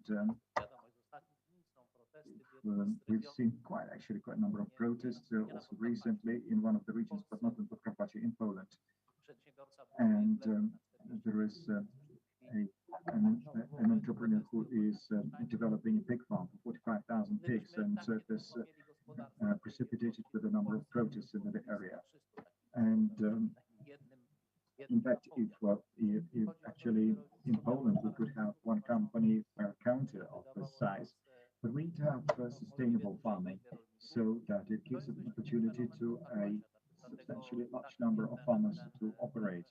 And also here in the Podkarpacie region, we have really interesting and important agricultural experiences. So in Podkarpacie, although farms are quite small here, agricultural holdings here are the smallest in Poland. The average size is 5 hectares per agricultural holding, and the average size of agricultural holding is 11 hectares in Poland, 16 hectares in the EU member states, but in Slovakia, for instance, the average size is 85 hectares per agricultural holding. So you can see it quite varies in the EU member states as far as the size of an agricultural holding is concerned, but the results are quite good, surprisingly good. If we look at the yield, the crop yield, and if we look what is happening with rape, potatoes, beetroot, we see that yield of farming is higher here than in other regions, and this is quite interesting. So, for instance, the Podkarpackie voivodeship has the lowest rate of using fertilizers, the lowest level in Poland, and it's twice as low as, for instance, in the Kujawsko-Pomorskie voivodeship. And they have soils that are much better. They use twice as many fertilizers, but still the yield is much higher here than there, which is phenomenal, which shows that it's not necessarily that actually production rate is not actually dependent on the intensification of production or the using lots of chemistry and pesticides. And now let's move on to the Green Deal. So what is Green Deal? Well, there are two strategies. One strategy is fork to farm, to table, and the other one is the biodiversity strategy. And also from the point of view of farming, it's important. It's not only farming there, it's not only farm to fork, but there's a quite ambitious plans.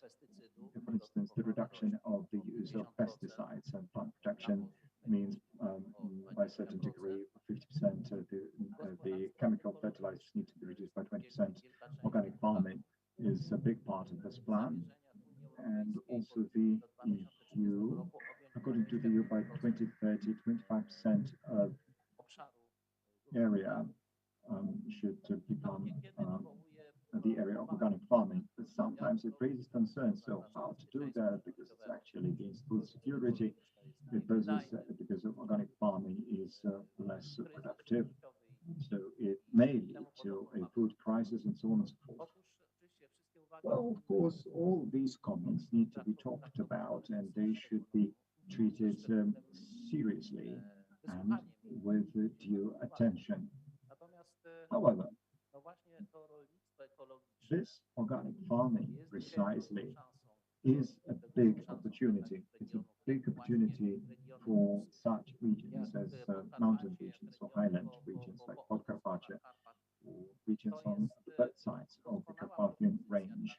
This is a great opportunity for this type of farming, which otherwise stands little chance of competing successfully against big mass producers, sometimes industrial. Is otherwise observed in Europe, but if it's well directed, if it is backed accordingly with the use of the EU funds, and there is a lot of EU funding for this objective, by the way. So those are the regions that may benefit most from this transformation. And small family farms, well, there is a potential of using their own human resources, and they may also specialize in some organic crops. And this is exactly what gives them an opportunity. Unfortunately, in Poland, organic farming has not been developing the way it could have. There are countries, similar countries, for instance, Austria is a leader in organic farming. And in Austria, more than 25% of the farmland is already organic farmland. And the agricultural holdings perform really well according to the organic scheme in the in mountainous areas. And Germany is envisaging 30% organic farming. The Czechs have just adjusted their plan, so their plan is to 25% of organic of land for organic farming, but in Poland it's around 3.5% only. But I do hope, currently we are working on it, and we're talking to other governments, also talking to the Polish government, and the idea is to increase the level of ambitions, especially once we are speaking about such regions as the Podkarpacie. So the farm to fork strategy is a short chain of supply policy strategy, and we are paying a lot for transport of agricultural goods, and for transport of foods, 3 billion tons annually are being transported within the EU, 540 billion ton kilometers. This is how transport is calculated, which shows that an average distance from farm to fork is 180 kilometers.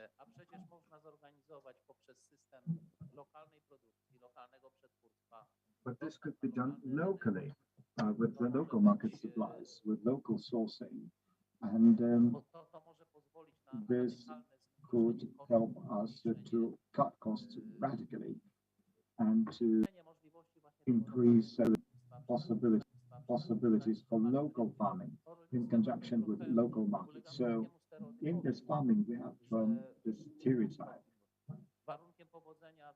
that exporting is a condition sine qua non for success. Indeed, export is important, and to the EU support those who are export producers, produce for export, but in many countries and in many regions, such as the Podkarpacie region, we have a huge opportunity, even bigger opportunity, that lies in using and providing for local supplies of food. So we need to use the short chain of supply, and this is also part of the Green Deal in farming. And I would like to say that clearly, because sometimes there are some misunderstandings.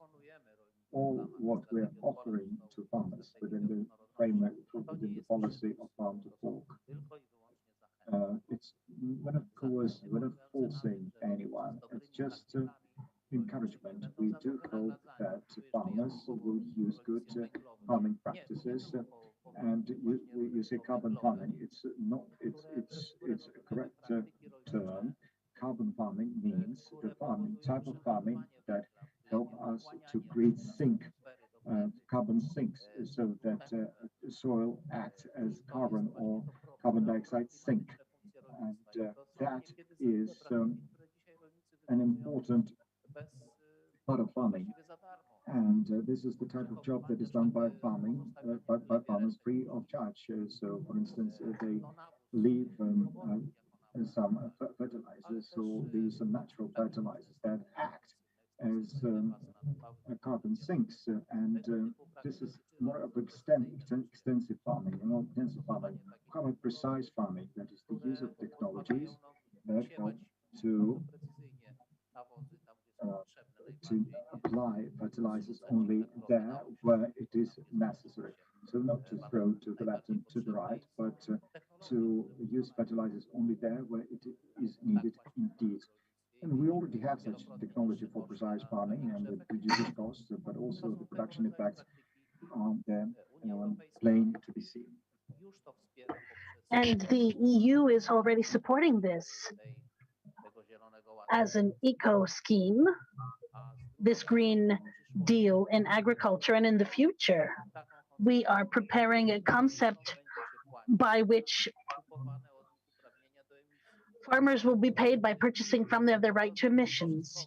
Everything is going to be measured. So a farmer having good practices will be able to participate in this emissions sale because he is lessening the CO2 going to the ground thanks to his practices. But I do want to say that we have had a very good meeting today in the Carpathian region with the agriculture. The Green Deal have been.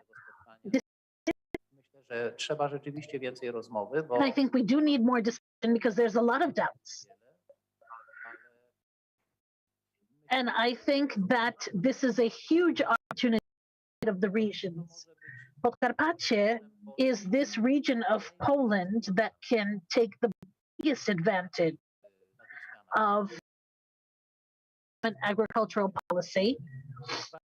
Here I'm talking to other countries as well, because the common agriculture, the CAP regards everyone. In the regions, submountainous regions, these are the biggest or could be the biggest beneficiaries of the introduced changes.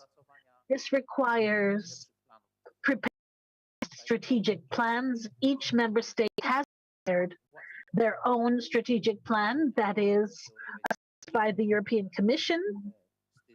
I think from these approved plans, we will have something, a good CAP, beneficial for farmers,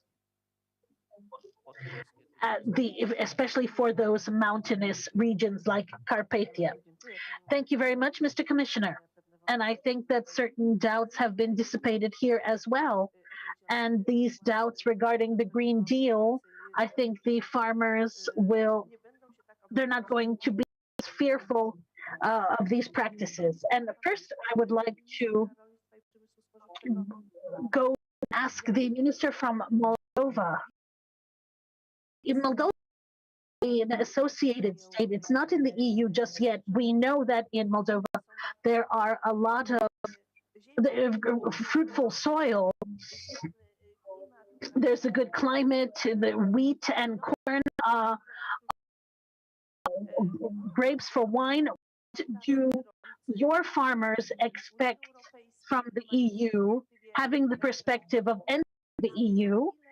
And how has the government supported the rural areas in this issue? And how far will the process of degradation of the natural rural environment be stopped? Here we're talking about the protection of soil. Mr. Minister, if you could refer to this question in terms of the strategy prepared by the European Union. Onorată doamna Teresa Pamula, stimați paneliști, membri ai Comisiei Europene, reprezentanți. Distinguished panelists, representatives of the local governments and representatives of the European Parliament, it is my great pleasure to welcome all of you on behalf of the Ministry of Agriculture and of foodstuffs, or food products of the Republic of Moldova. I'm very happy that we touched this interesting topic within the framework of which we can discuss various solutions, possibilities, as well as approaches. Doamna Teresa, ați menționat regarding solving these issues in the Republic of Moldova. Ms. Teresa mentioned that the Republic of Moldova has one of the best fertile soils, and thanks to this, we have noted various successes. I would like to refer to the results that have been obtained last year regarding Moldova, and Moldova has noted a record result in terms of wheat, corn, over 2.5 million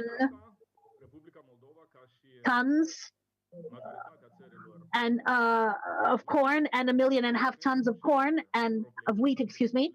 And Moldova, countries in the region, is facing problems with the supply of as energy resources,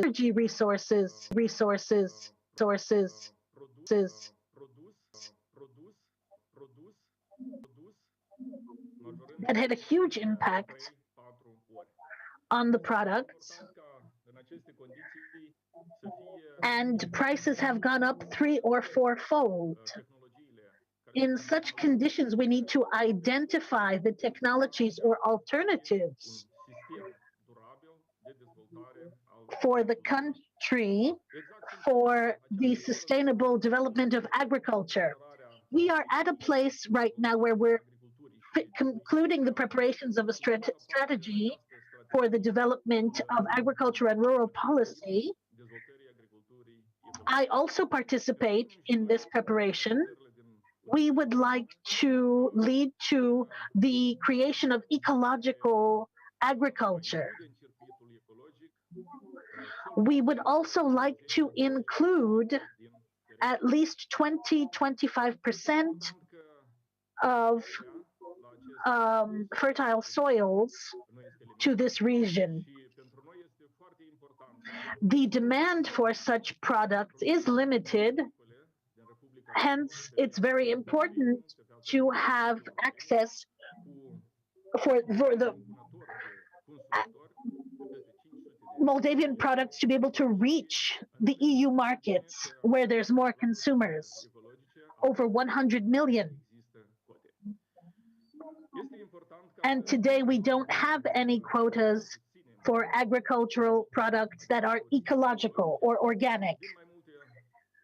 We need to develop organic farming for various reasons, starting with less of an impact on the natural environment,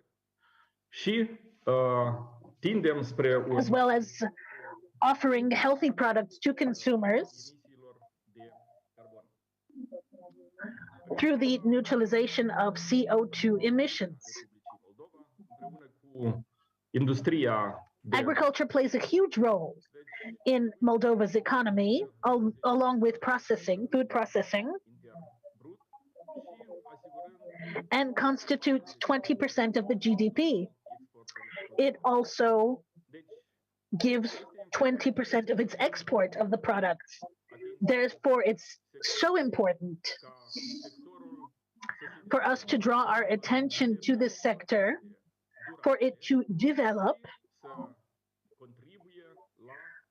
on the basis of sustainable practices to contribute to increasing the welfare of the citizens of Moldova. I would also like to mention that we will give the relevant support to farmers who will implement technologies that guarantee the development of this sector in a sustainable manner. We will also like to move to organic farming by granting subsidies not only during the transformation period but also later. Republic of Moldova is interested in development along with colleagues in the region. Organic farming, we want to cooperate as closely as possible with our colleagues from the EU in this aspect. And we hope that as a result of this event,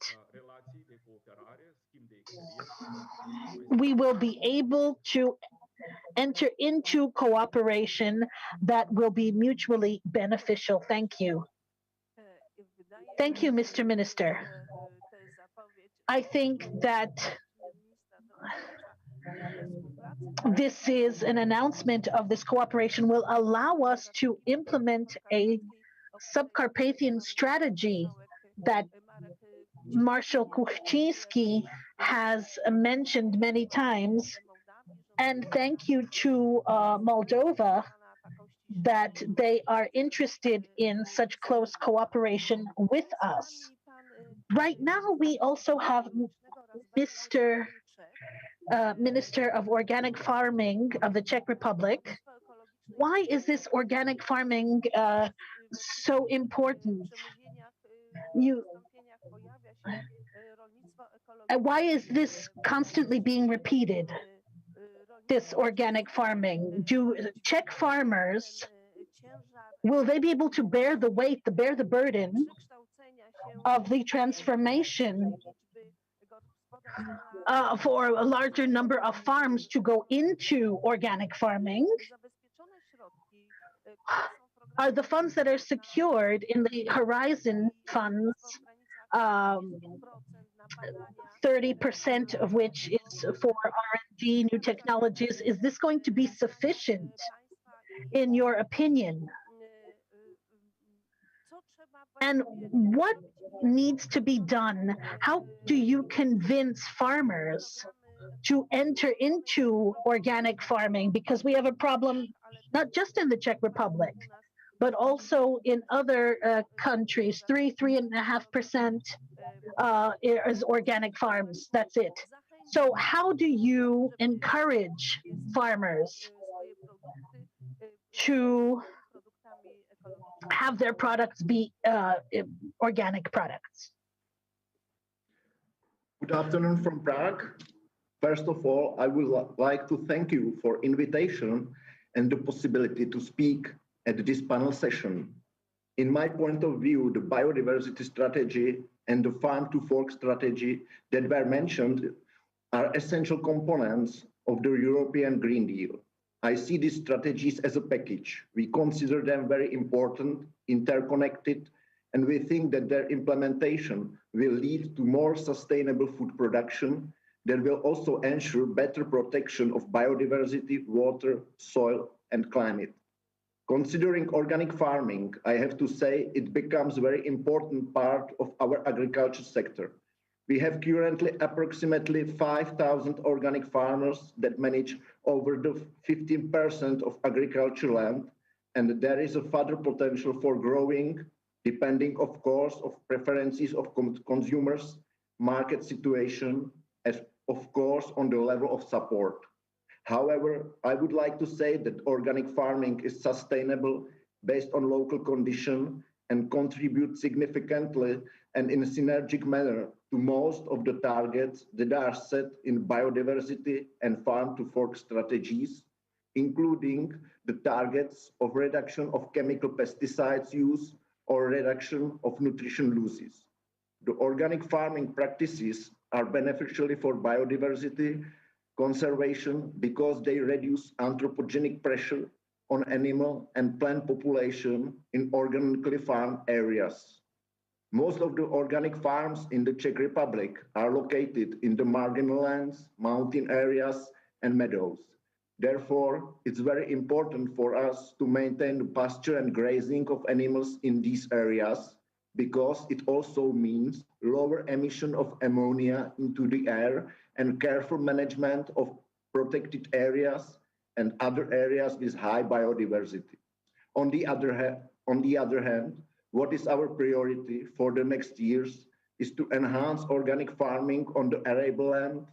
In my opinion, It will make a significant contribution in increasing biodiversity in a lowland agricultural landscape and will contribute to better water and soil protection. As regards carbon farming, we consider that it could be a good instrument for achieving the objectives of the European Green Deal and also for the sustainable development of rural areas, including the Carpathians. The condition is that the introduction of carbon farming will be voluntary and will not bring a significant increase in administrative and other costs for the agriculture and farmers. We are convinced that the carbon agriculture system shall be simple and transparent in terms of the methodologies used. Considering the question whether the fund allocated to research will allow increasing the profitability of agriculture production, I think that the Horizon Europe budget allocated for agriculture can make a significant contribution for further development of organic farming. Research brings new knowledge and technologies into practice and makes it possible to increase the efficiency and productivity of organic farming. So it's my point of view of this agenda, and thank you for your attention. Bardzo dziękuję I cieszę się, że również. Thank you very much. I'm very happy that the Czechs look after their soil, their climate, and that this organic farming is going to be a priority. Ladies and gentlemen, our next speaker is Zsolt Feldman. He is the Secretary of State of the Ministry of Agriculture of Hungary. We know that Hungary is a state in which there are the most agricultural lands in Europe because 65%, 50% is arable land and 4% is grapes for wine. How is the Hungarian government preparing for the introduction of the Green Deal? And how far will this Green Deal not increase the prices of food? And here we want to ask for these farmers who produce this food, for them to not lose their profits and incomes. So what are the most important aims, strategic aims for Hungary, and which will be included for this profitability of agricultural production be as best as possible?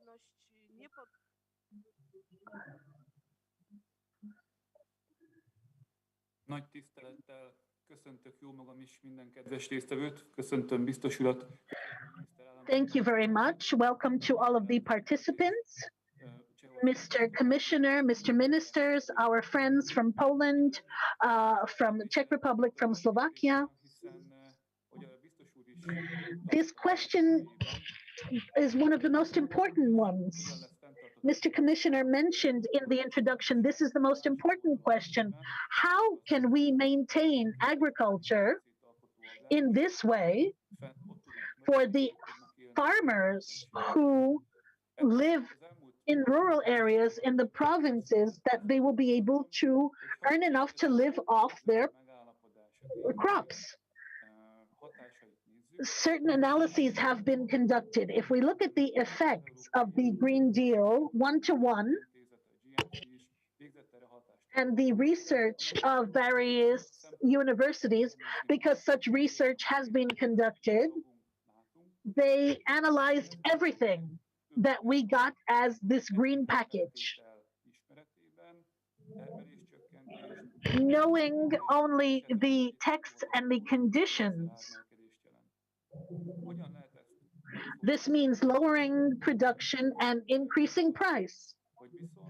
But how can this be processed? How can this be implemented to remove these effects for farmers, those who live in rural areas, to not feel the effects on themselves? I can say how Hungary approaches this.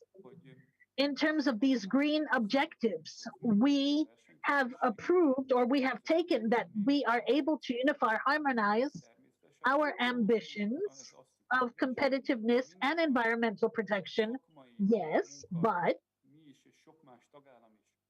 we need this expert work that was put into preparing these plans to lead to an equilibrium. What does this mean in practice? You mentioned this. Hungary, in fact, have the largest proportional area of agriculture in Europe. Seems that once we assume these tasks, such as increasing organic areas or reducing the use of pesticides, we should make sure that the use of this area in this way is not curbed. Yes, it is highly ambitious. Yes, it is quite noble that we wish to have 25% of organic farming land in Europe. Commendable. And in Hungary, last year, it was 6.1% of organic farming. So what does that mean? Which means that over a span of 5 years, we have doubled the area. It was 3%. Now it's more than 6%. So we want to prove that we are going to maintain sustainable development, and until 2030 we wish to double this area yet again, and it is doable. But it will work if we take into consideration the thoughts voiced by the Commissioner, that it's an opportunity for small farmers, but then farming needs a lot of knowledge. One should have perfect knowledge on which assets and means to use, how to protect the plants and the animals, sustainable development, how it could be maintained, and also to generate the adequate level of yield. So it calls for a lot of farming knowledge, and also we should have an adequate network that would provide people with this knowledge, so that people would know how to rationally exercise organic farming. So we need to give all support necessary to organic farms. So we are launching a 3-year-long program with a budget of 150 million euros. So those thousands of farmers who are going, and it's approximately 155,000 farmers who use organic farming, they will receive adequate help so that the objectives in the Green Deal to be achieved. We need to provide for technical development. We need to provide for research farming, or we should introduce new technologies so as to reduce emissions. But that means that we need a lot of funding for such development, and this needs to be supported. We also time so that a farmer will have an opportunity to learn new management techniques so that he or she could use less pesticides. So I would like to emphasize that in its own right, those threats that have been voiced by farmers in Europe with regard to Green Deal, those threats could be mitigated and addressed by means of financial support. And if there is no backup, and if there is no knowledge due to which the farmers will be capable of running with profit, then we will not be capable of giving support also to traditional family-based farms. So, without knowledge, this European policy would lead eventually to a new form of industrial farming. So the farmers need to know how to operate. And my conclusion is that we need to be very careful and watch out so that all agricultural countries in Europe have a Green Deal, something that will be of benefit to them and not a loss-generating mechanism. So we need to give support, we need to give aid, so that they gain knowledge they need and put it in practice. Because this is not desk work. It is there in the field where farmers have real tasks and real challenges to face. And my last word would be the following. We are talking a lot about change. We're talking about climate change. And all of that is going to change our farming anyway. For instance, here in Hungary, we already have milder winter seasons, which means that pests survive. And in spring, we need to have more protection against the pests. Okay, but then how shall we defend ourselves if we have limitations to the use of pesticides or some technology? So those are difficult questions to face.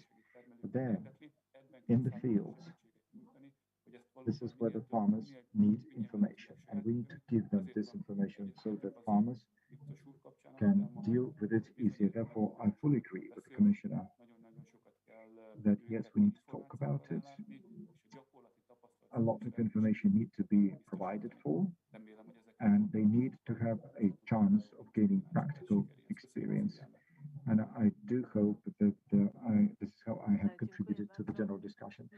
Thank you very much. Undoubtedly, these thoughts are very important for all of us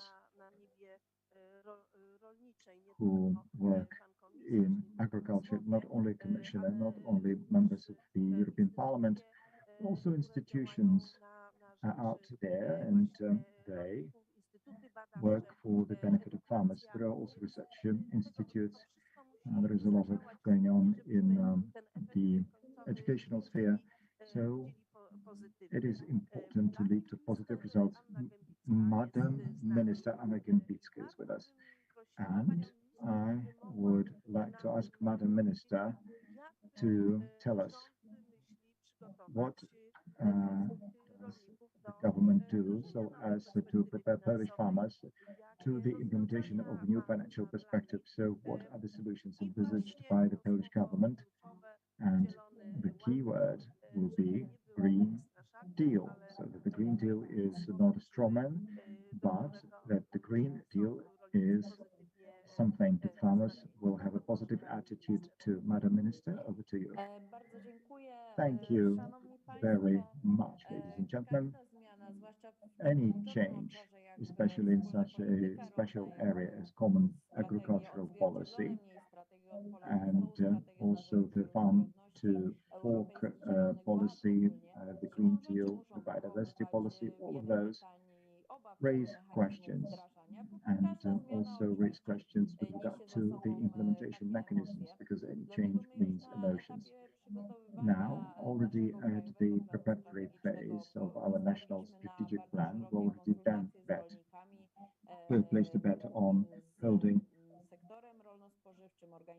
sweeping consultations with farmers trade unions. So, as we were running those consultations, we could discuss modern technologies, and of course the pandemic, COVID-19 pandemic, has forced us to implement some solutions. And I should say that we have received a lot of feedback, and we received thousands of answers and comments as feedback, but it shows that this document is very important for farmers. Farmers see these changes as something very important. So perhaps today, this strategy may be one of the elements of such activities that will lead to the situation where we will be capable of dissipating those concerns with regard to the Green Deal. And we realize that, and that has already been mentioned by the previous speaker, that who said that it is important to transfer knowledge, because if there is something that is unknown, the more there is, the more there are concerns and questions, and less certainty on how to apply this knowledge. Therefore, in our strategic plan for the common agricultural policy, and we as the ministry in our activities, and also the units subordinate to the Ministry of Agriculture, are all active, and we do a lot of extension services. And here we use the state system of extension services, and so we have a lot of training activities, we have consulting, advisory services, advisory individual services to the farmers, and there are different eco-schemes which need to be studied, and of course there will be a need to use some new methods or to use some modern technologies in fertilization or water supply. In any case, it will be important to provide farmers with this knowledge in a comprehensive way. And hence, on the one hand, we have provided for activities that are linked with advisory and extension services. Those are both individual and group extension services. But apart from that, and this is another important component that the Commissioner mentioned, that is the use of precision farming, so that it helps us to act correctly with regard to the environment. On the one hand, we have modern technologies, we have modern equipment, and we have knowledge that we have on such new methods, and this helps us to manage natural resources better.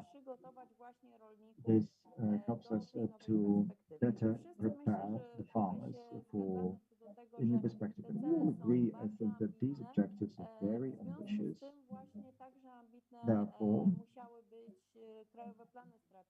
national strategic plans should be equally ambitious. And as the Commissioner has said, currently the Commission is working and discussing the final shape of those plans. And I think that a very important component would be the use of the new technologies in farming. And this will help us to improve production results, but not only. And this shall not be done at the expense of using more pesticides or plant protection means, but that would be due to the use of modern technologies. And this is how we will reduce pressure on the environment. And also, it is in line with the paradigm of sustainable development that everyone is so keen on. So, for instance, it is about the use of precise fertilization or the proper application of plant protection means. And we respond to these challenges in such a way that we provide full funds. We also provide for some solutions in precision farming. And this is how farmers will be capable of meeting the challenges. And we also understand that it is important to take into consideration consumer needs and to shape consumer needs. We lost signal. I apologize, but we lost signal. Ladies and gentlemen, I would ask Madam Minister to conclude her presentation, because we still have a number of speakers, and this is quite an interesting topic, and I think that 1 hour and 30 minutes that we have here marked for this panel discussion is all too short. But now I would like to to invite Minister Siarka, Secretary of State at the Ministry of Climate and Environment. Farming is very much related to biodiversity and climate protection and forests protection. So, Minister, how do you see, what do you think of the assumptions that relate to use of products that are related to deforestation or forest degradation? So what needs to be done so that certain practices would not have a negative impact on our forest resources and our forest economy? So, Minister, I would kindly ask you to speak, but please be brief. Minister, over to you. And please confirm that you hear me. Yes, we hear you. Thank you. I would like to greet the Commissioner and Ministers. Thank you very much for the possibility to speak. Ladies and gentlemen, the entire area of the Green Deal and how the Green Deal affects forestry and farming. Well, all of that is the subject of very much intensive analysis that is going on. And exactly just like the Commissioner has said, in the case of the Polish farmers, there are opportunities, but we still have problems with how to translate those assumptions to our forestry business. So in the regulation that was mentioned by Madam Moderator, that is the regulation on the deforestation. The important point there is that the European Commission wants to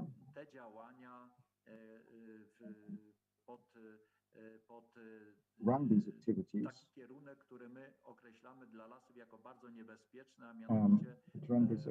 in such a way so as to make them more secure for forests, safer for forests. And it's important that the forestry is run with having climatic goals in view, but not only, I should say, because in Poland, if we depart from the so-called sustainable forestry economy, quite a significant step, because this policy right now is a part and parcel of the forestry and agricultural policy, because in the future all of that will be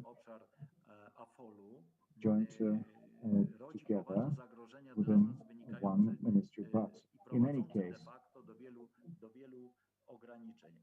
this leads to many restrictions, and this departure from sustainable forestry, in our view, and by the way, the Research Director Laszlo may speak about it, but anyway, that would mean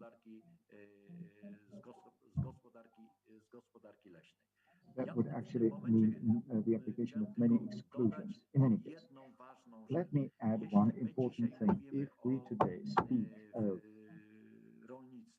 farming and the way this farming should be run in such a way so as not threaten forests in Europe, so as not to lead to forest degradation and deforestation, then actually Poland agrees with this policy, forest protection policies, and most panelists would agree with me,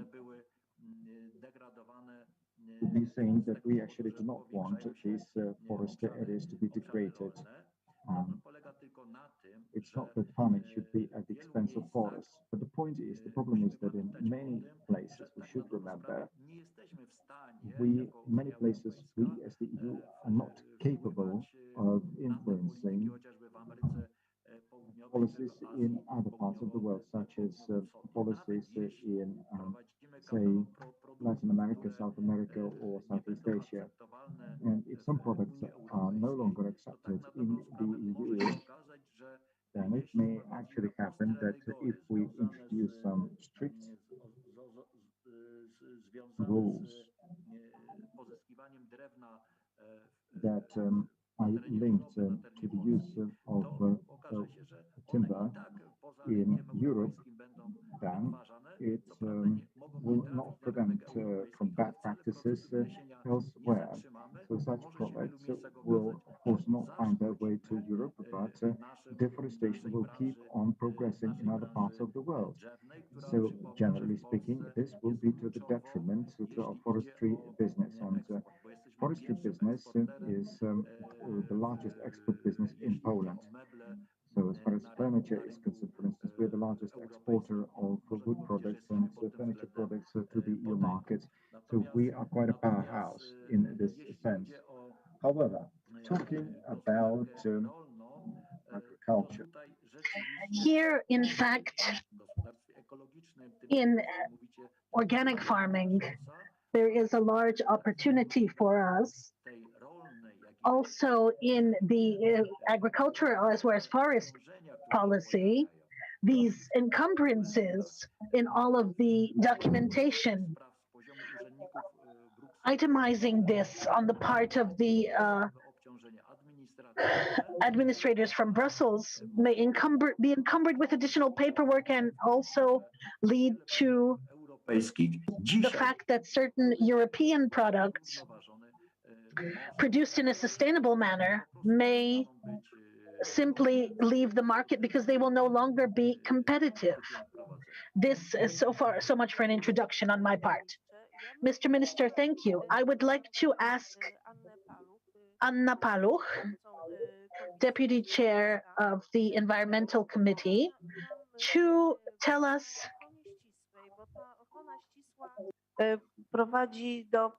about very tight protection, because this is causing doubts among foresters, those who live off the forest. Are we thinking about this protection in Poland as the European countries do? What can we do? Is there any can we equalize this? Ladies and gentlemen, Mr. Marshall, thank you for organizing and inviting me to this conference. As someone who has been working in the same committee on environmental protection for the past 15 years, we have a lot of actions taking place. And of course, from farm to fork is the agricultural approach. But I would like to focus on biodiversity, because the postulates that have been made seem to be very reasonable. The number of insects that can transfer pollen, this the drop in their number, this is worrying. And if this continues, there can be grave consequences. But when we look at it at first glance, we're missing finances, because all of these actions require a translation into national programs, and we need unified vocabulary. There is a postulate for 30% of this to be taken on protection, and 10% of that to be strict protection. So taking into a fact of the reserves, only 1% of the land is reserve, is strict protection. So if there is a species that needs to be protected, so we have to act so that they can continue to exist. This is not strict protection, but active protection, and a postulate so that we increase tenfold the protective areas raises a lot of doubts. We will have the representative of Slovakia speaking, we have 1% here, and in Slovakia there's much more, but the rigor is totally different because this is on the Nature Reserve Act. And if we don't unify the terminology and the network and the legal regulations, the devil lies in the detail. If these definitions are not comparable for everyone, this strategy will not be able to be conducted. And one more thing I want to say.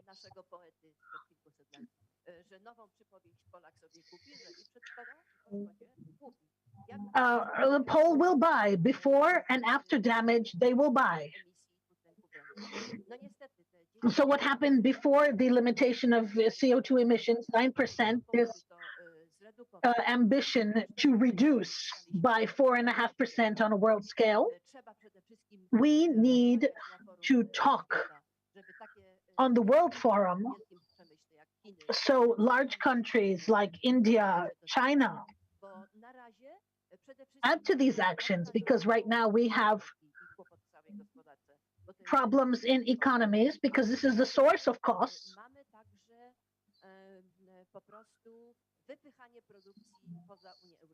And we also have this production going outside the EU.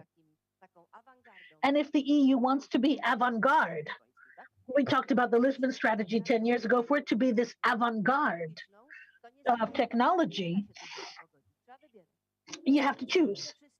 So, biodiversity strategy, we need to talk about sources of financing, because this is going to have to translate into the programs. We need to talk about cohesion in terminology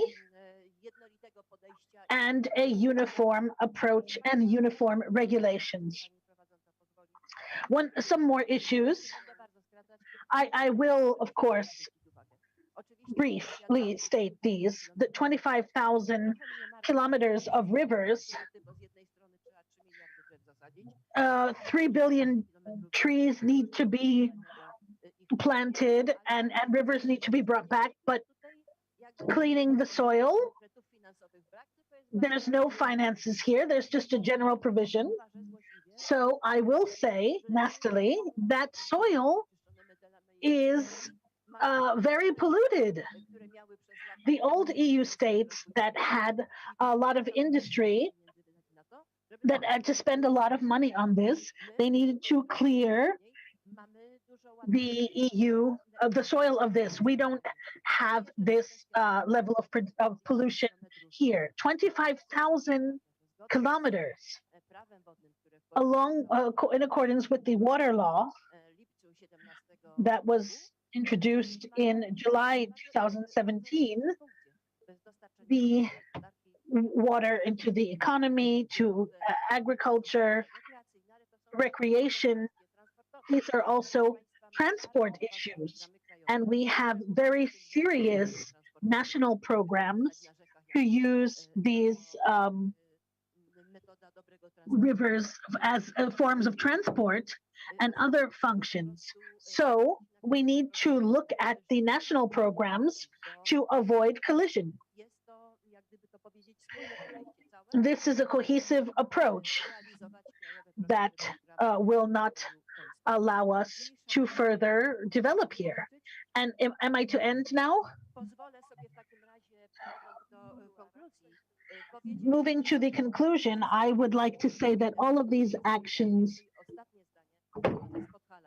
I come from the mountain regions where the function or the collection of agricultural activities, natural activities, is very strong, as in Podkarpacie.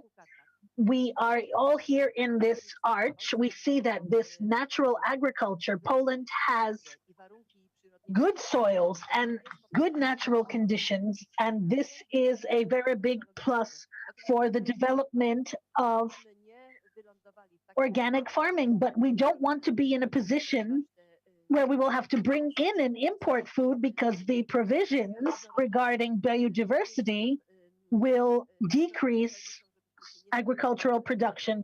We don't want to be an importer, because right now I believe we are an exporter.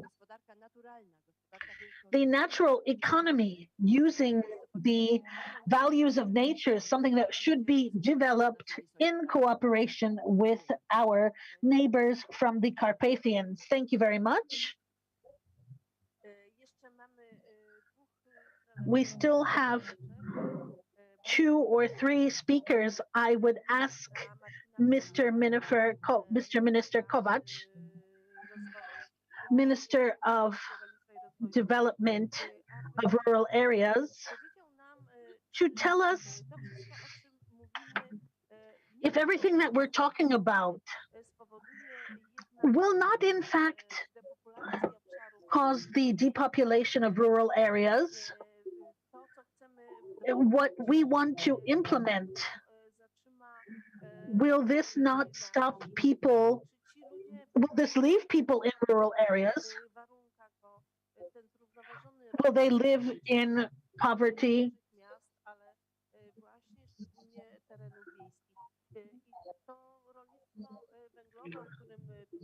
This carbon farming, which we talked about, carbon agriculture, is this an opportunity to improve the profitability of production, increase income of the farmers?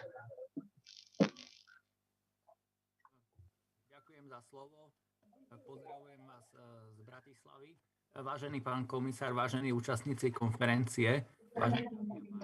Mr. Commissioner, dear participants, ladies and gentlemen, I'm very happy that I can participate in today's conference of Europe of the Carpathians.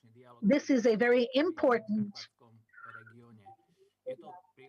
occasion to develop our cooperation in the region of the Carpathians. It's also an opportunity to share experience and to cooperate on good integrated solutions, because we have to face a lot of challenges as the Carpathian region and other regions. Slovakia identifies with the fact that the European Green Deal has the opportunity to become the basic instrument of transformation to maintain sustainability. This is the export of food products, lowering risk connected with climate change. New energy is a risk. This is a big risk, because there will be other climate requirements that will refer to all of the farms. The costs will be lower, but they will require a high level of use of managing or developing space without assistance. And this is for the rural population. This is to their detriment and to the detriment of biodiversity. We need to remember about the meaning of small farms, small agricultural holdings, when we talk about these environmental objectives. How big is this potential for the development of these areas? This is also connected with shortening this supply chain. And we see that this new source of income. Today, for example, we talk about this carbon to limit the carbon farming. If we want to become fully aware of this carbon farming, we need to look at it in a wider perspective. We're talking about soil.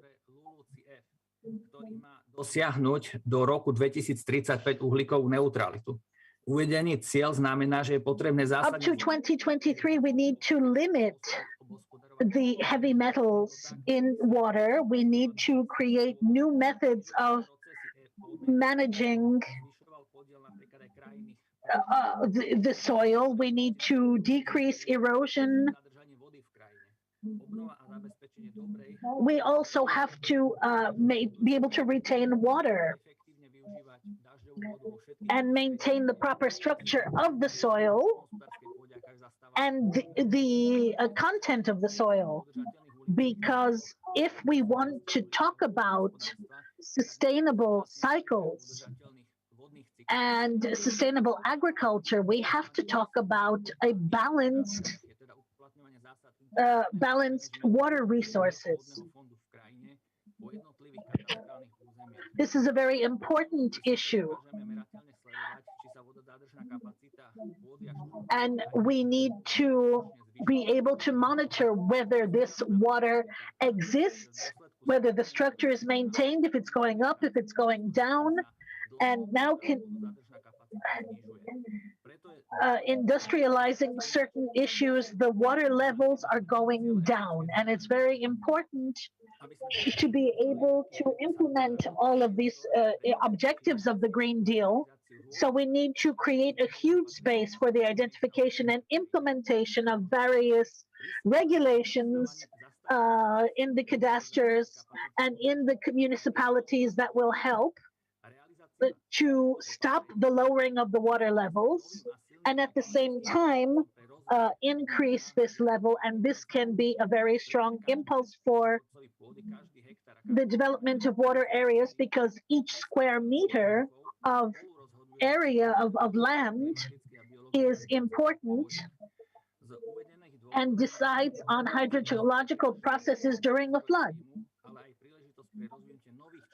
We need to create new sources of income for farmers and new activities, new work, new jobs, and securing not just production on the land. We also have to make sure that this is adequate to each other and effectively develop this mechanism of this agriculture management. When we look at levels of CO2 as poison, we need to, with this carbon agriculture, we need to manage, we need to deal with this. Slovakia is starting to lower the emissions of CO2. We would like to send our warmest regards to all of the conference participants. Thank you very much. Dziękuję bardzo. Mamy jeszcze pana ministra. Bardzo przepraszamy, że tak długo czekał na... Mr. Minister, I'm sorry you had to wait so long to take the floor. My request as such is to refer to the declaration of 2020 that was signed by the ministers of agriculture of Estonia, the Baltic states, Poland, Czech Republic, Romania. How far were all of these doubts dissipated in the recent years? And how many problems do we still see, and how many do we still have to solve in terms of the common agricultural policy?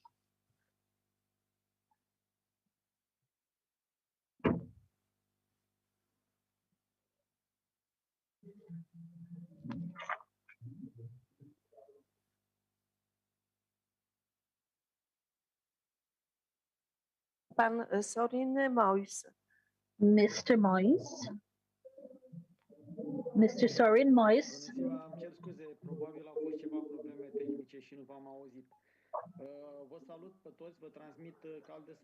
My apologies, there were some technical difficulties. I did not hear anything. I would like to transfer my regards from the Ministry of Agriculture and Rural Development.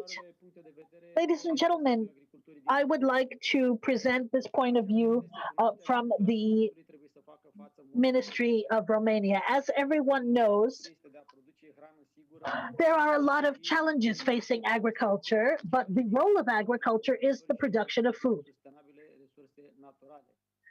And also in a way that is going to maintain natural resources and is going to be friendly to the environment. And we need to ensure an adequate amount of food for the citizens of the European Union. There are certain standards regarding the use of pesticides and fertilizers. Through the National Strategic Plan, Romania wants to support lots of generations of agriculture. They want to strengthen the environment through strengthening the entire agricultural environment. We want to undertake interventions that will allow us to lower the threat of agriculture or farmers to external threats that would threaten their income. So we want to take actions such as how to use the soil, the use of chemicals, and using things that are safe to the environment. We want to control pollution. And we need to control other factors and other assets that are used in farming. We also need to attain all the goals that were set earlier on, that is, provide citizens with food. And we understand that the EU is exercising an ever more restrictive approach to farming. As far as intensive farming is concerned, we need to provide we need to make sure that organic farming is more attractive to farmers, but Romania needs more young farmers. That is a problem that is being faced by the entire EU. And those young farmers should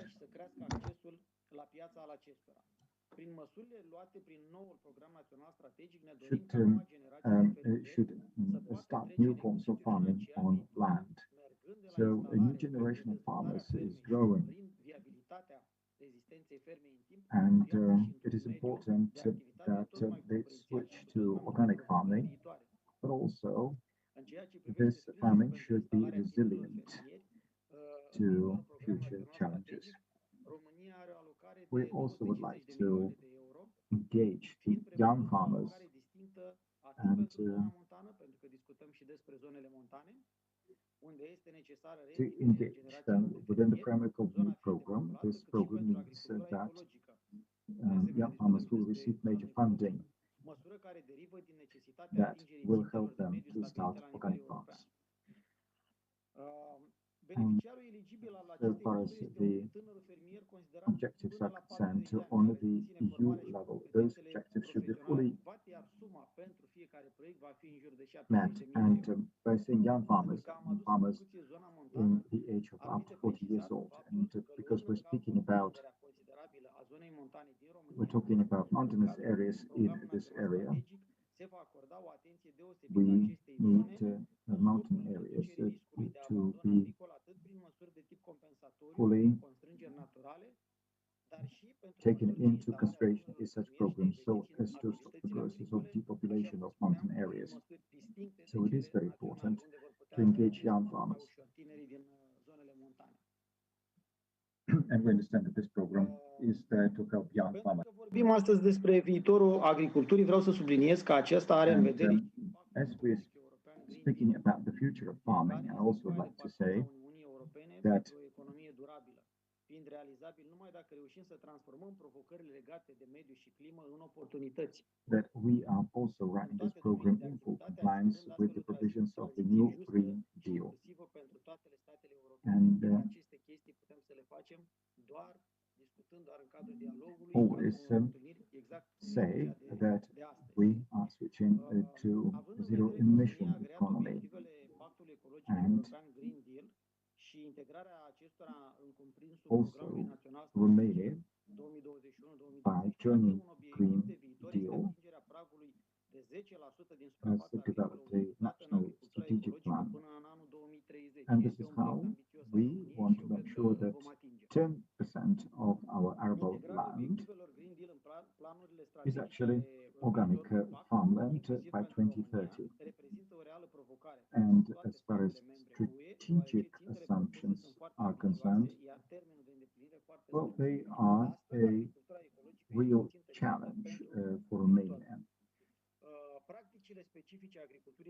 Organic farming is a clear goal for the future.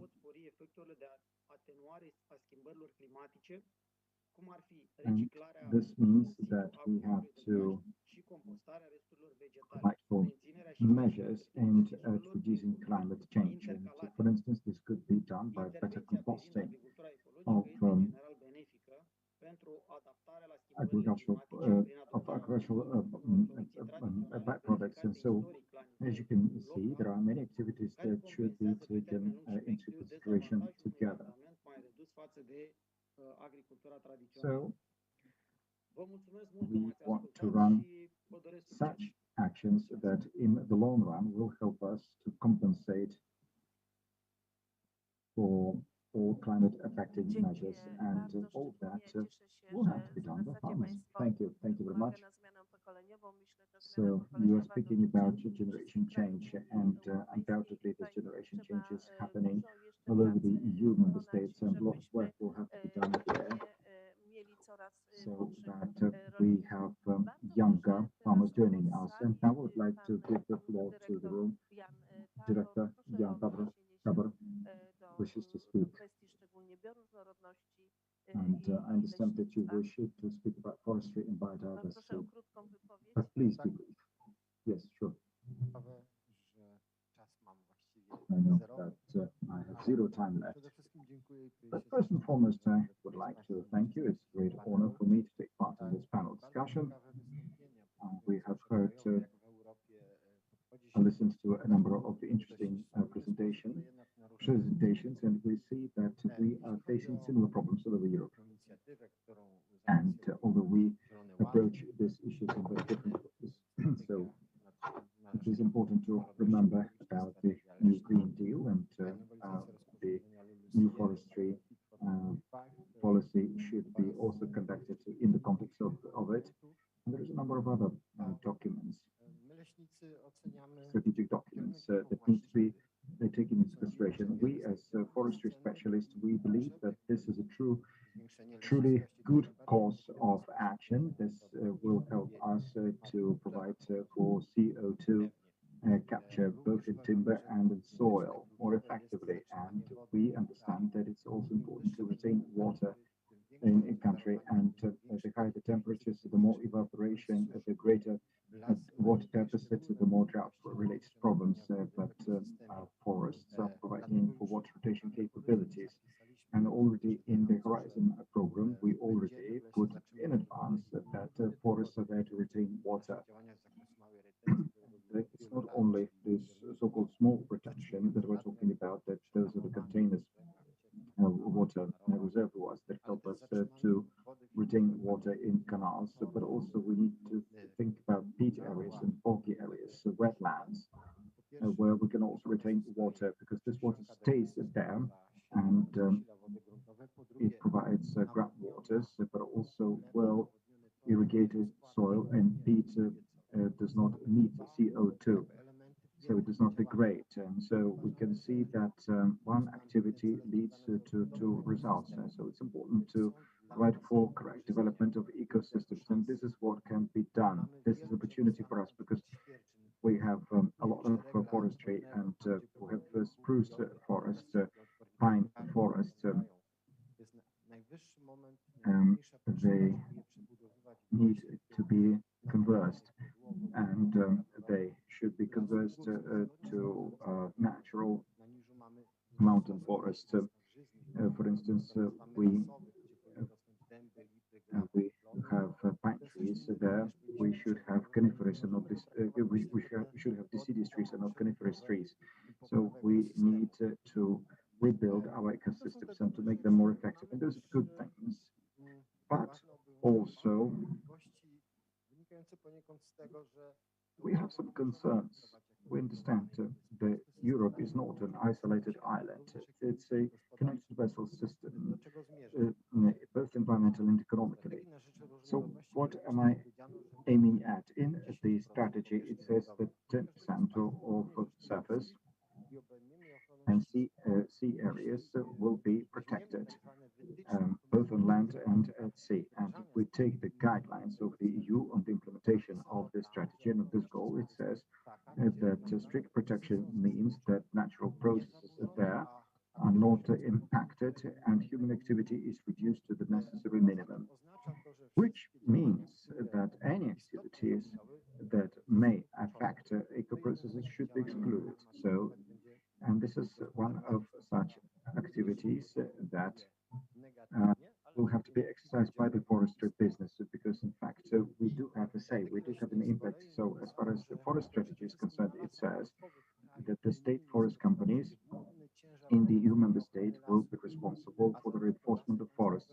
So, the state forests companies will take part in the implementation of such goals, but then we need to take into consideration another circumstance that 80% of forests in Poland are the state forests, but in Portugal nearly 3%. In Germany, 50% are state forests. So those countries where the share of state forests is the largest will do the most, and they will be responsible for most of the work. And so countries like Poland will have to do a lot. Countries like Poland, Romania, Hungary. For historical reasons, they have a very high share of state forests. They used to be communist countries, and this is where activities will be run most extensively. And also in the guidelines, those countries that have the best preserved forest ecosystems will be indicated for the implementation of goals. And again, we are facing a circumstance. And this beautiful Carpathian region means that we have the best preserved forest systems in the entire EU. That's the most natural area, which means that we will have a leading role to play, and it means that we need to assume that 50 to 60 to 80% of forests will need to be covered with the strict protection. But that means that the total collapse of small companies in the timber industry. That means that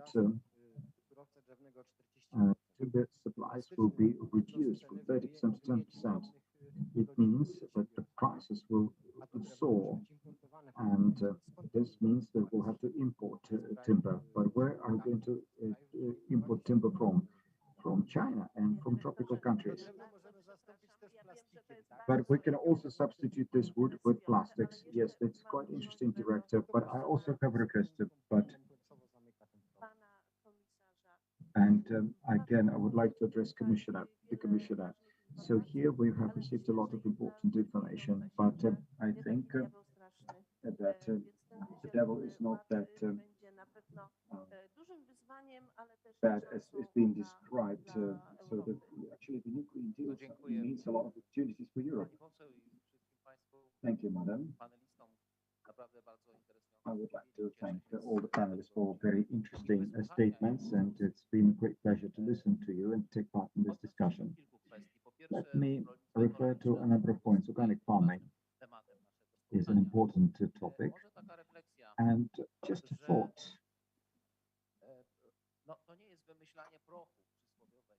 We're not reinventing the wheel.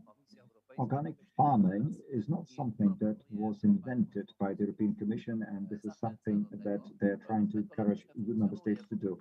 Organic farming has been out there, both within the EU and beyond the EU for years.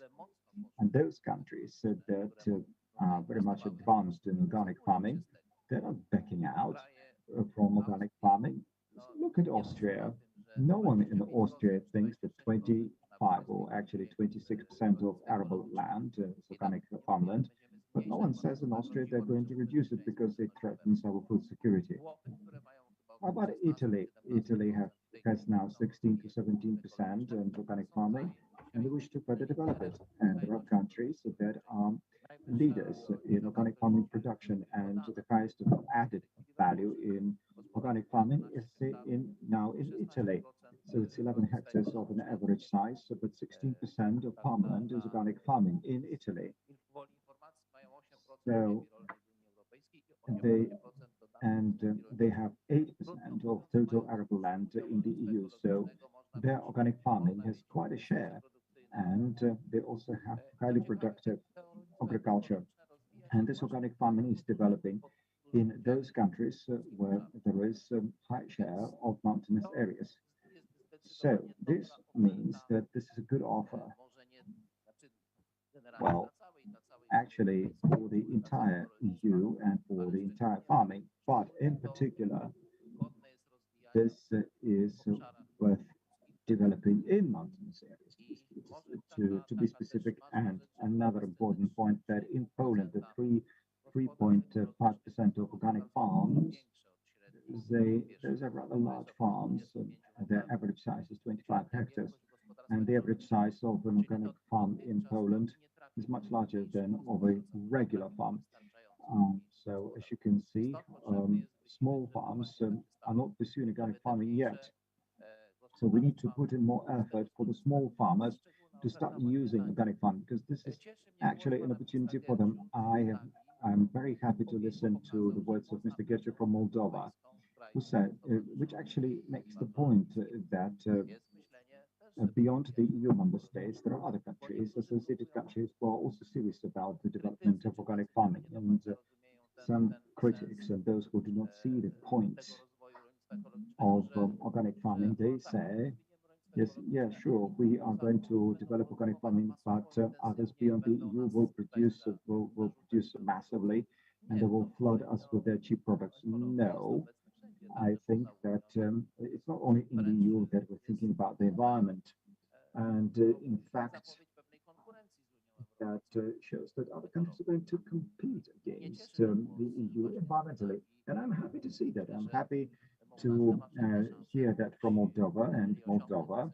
if they attain their goals and they do wish you all success, undoubtedly Moldova will have a possibility of exporting their food products to the EU, organic products to the EU. And as I also like to the statements by Minister Irkish Bergman and by Minister Kovac, who were saying that, of course, we have good goals, but they should be implemented in a wise and efficient manner, which is true. The development of organic farming may turn out to be a success story or a total failure if it is done irresponsibly. For instance, if we start developing organic farms, but we do not develop processing industry, do not develop markets, and do not promote organic produce, then nothing will succeed. But as far as the development of organic farming is concerned in the EU, that's the EU plan, and I'm responsible for the development of the document. The document was published, has already been published, and this is in that document. We start not with the farming, we start with the market, we start with promotion, we start with education and convincing the consumers that such organic products have value. Now, as far as the forest strategy is concerned, there were many voices here, but it also refers to the common agricultural policy, and I would like to be clear on that. The forest strategy is very much different than the original version of it, and I had a say in the development of the policy, and I was trying to, as much as it was possible, to reach a compromise, so as to take into consideration the needs for sustainable forestry development, and on the other hand, the forests play a very important economic role. Have I been able to reach the balance or not? We'll see, but we are very attentively listening to experts, and their strategies, their political documents, and implementation of strategy means that we need to have legal acts, and those legal acts will have to be approved by the European Parliament and by the member states. So of course the discussion is still there. So the strategy is a political plan of the European Commission, but that is not the end of the discussion. Quite on the contrary, now it's going to be translated into specific legislation. And we need to do impact assessment. We need to define some legal terms that are necessary. I would like to thank Minister Czerka and Mr. Tabor for addressing attention to this, because undoubtedly this needs to be taken into consideration. So, ladies and gentlemen, once again, I would like to thank you. We need this discussion, and I think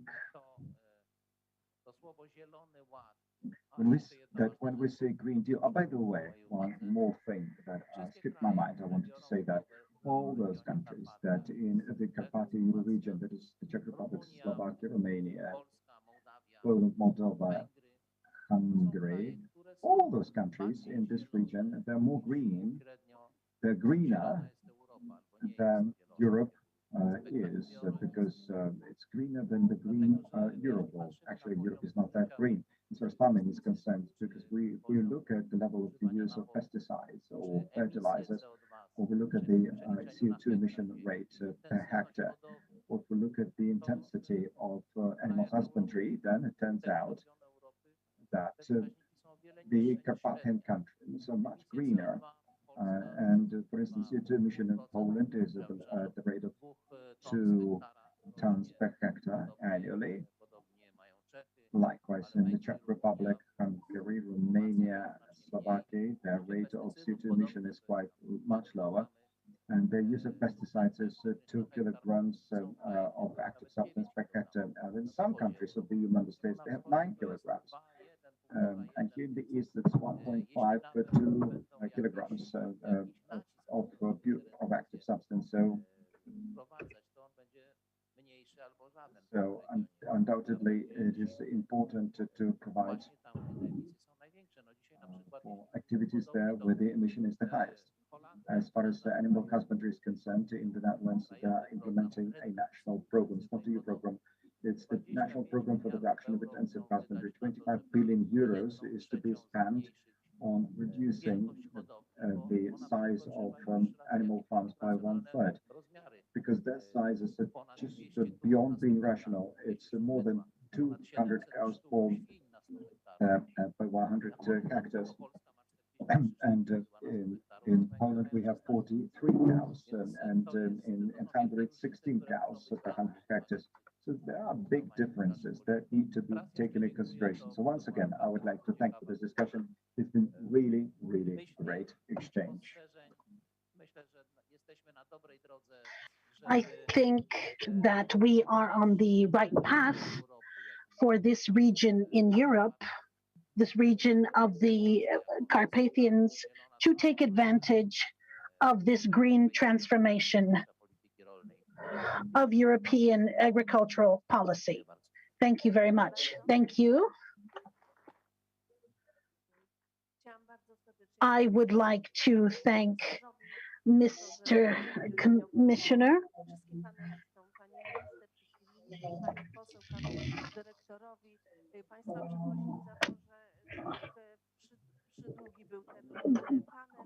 This panel was very long, but it was very interesting, and I don't think you were bored. At least I hope not. A very important issue. The UN has announced the decade of family farming.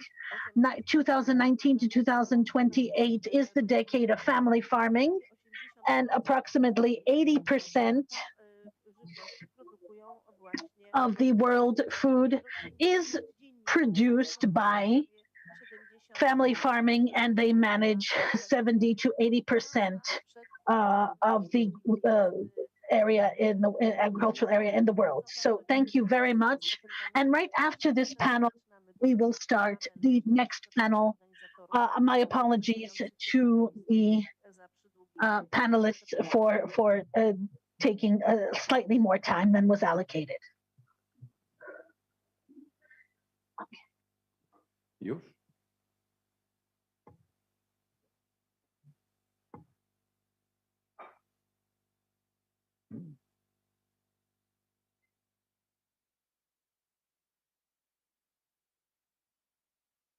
A już. Już? Dobry wieczór Państwu. Ladies and gentlemen, good evening. We will be moving directly to the last panel, the panel devoted to the development of economies that was touched by the economic crisis of 2020, especially in the Carpathians. In the recent years, we have been witness to the largest pandemic of approximately 100 years from the time of the Spanish flu. And we were also witness to the largest economic crisis from the times of World War II. This economic crisis touched, we can say, the entire world. The EU, the European economies. It was something that was unforeseen, something that in the economic terms is called the black swan. We are slowly coming out of this crisis. All of the countries, European countries, they have accepted special programs that will allow not only to leave or exit this crisis, but also to go back to the former path of development. And this is what we would like to talk about today, what it looks like, not just in Poland, leaving this economic crisis or coming out of this economic crisis in other countries, and how public funds are used to combat this crisis. And here I mean EU funds. We will also look at other economic aspects, the issues of inflation, which has touched, we can say, many developed economies, European economies, also including the Carpathian one. Ladies and gentlemen, I invite you warmly, and at the beginning, we will have the pleasure to listen to a message from Madam Commissioner Ferreira, responsible for cohesion and for reform. So I invite you to listen to her message. Dear colleagues, distinguished guests, the Carpathians are well known throughout Europe for their outstanding natural beauty and for the rich diversity of their wildlife, from bears and wolves to beech and pine forests. But as you know, mountain life can be challenging and access can be difficult. Access in terms of transport, access to public services such as health and education, and access to good quality jobs.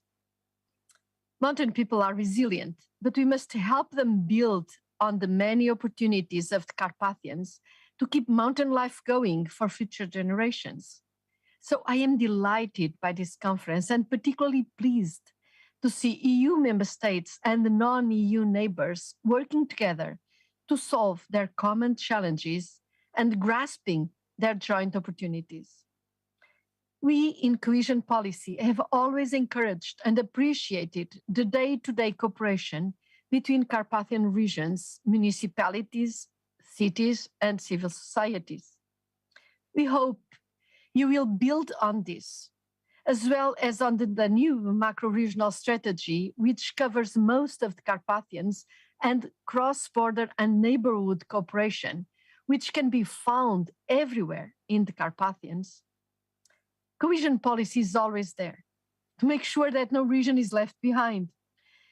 In the COVID crisis, we mobilized 23 billion euros of emergency funding to make emergency medical purchases, from ventilators to ambulances, and to keep businesses and employees afloat with emergency grants.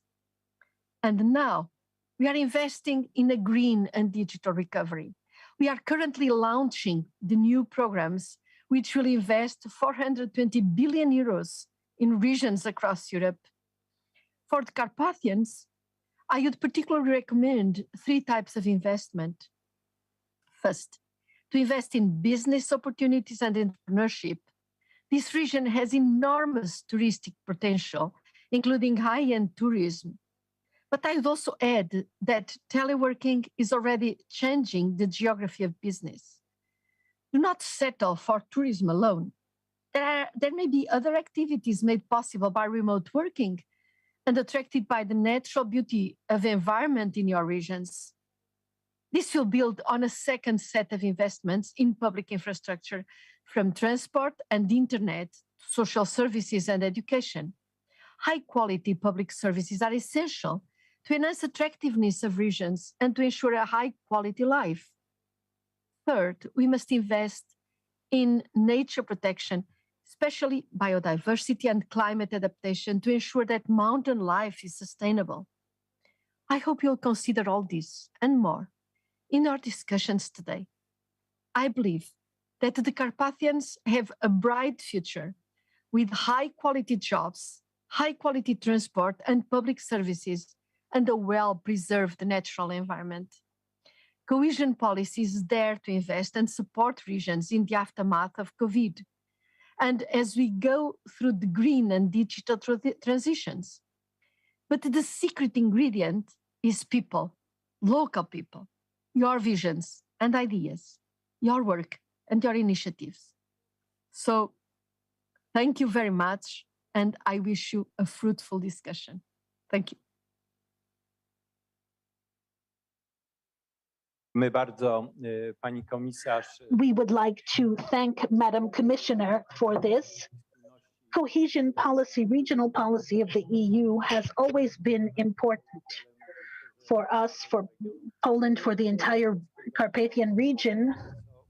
And what we have been able to achieve in the recent years has been thanks to the support of regional policy. And this is what we are talking about at all of the meetings of Europe of the Carpathians. I would like to refer to what Madam Commissioner mentioned. This assistance that is flowing to the countries of the EU. The crisis, this very big attempt this effort that's being made, because we have the largest budget ever, 1.8 billion euro. A huge part of this budget is coming to our countries, to Poland, and here I will mention the very difficult negotiations from the position of our country, conducted by Prime Minister Mateusz Morawiecki, very successfully, if I may add. And one more thing I would like to refer to. It's true that part of the Carpathians are covered under existing macro-regional strategies, but we, as Carpathian countries, we will be striving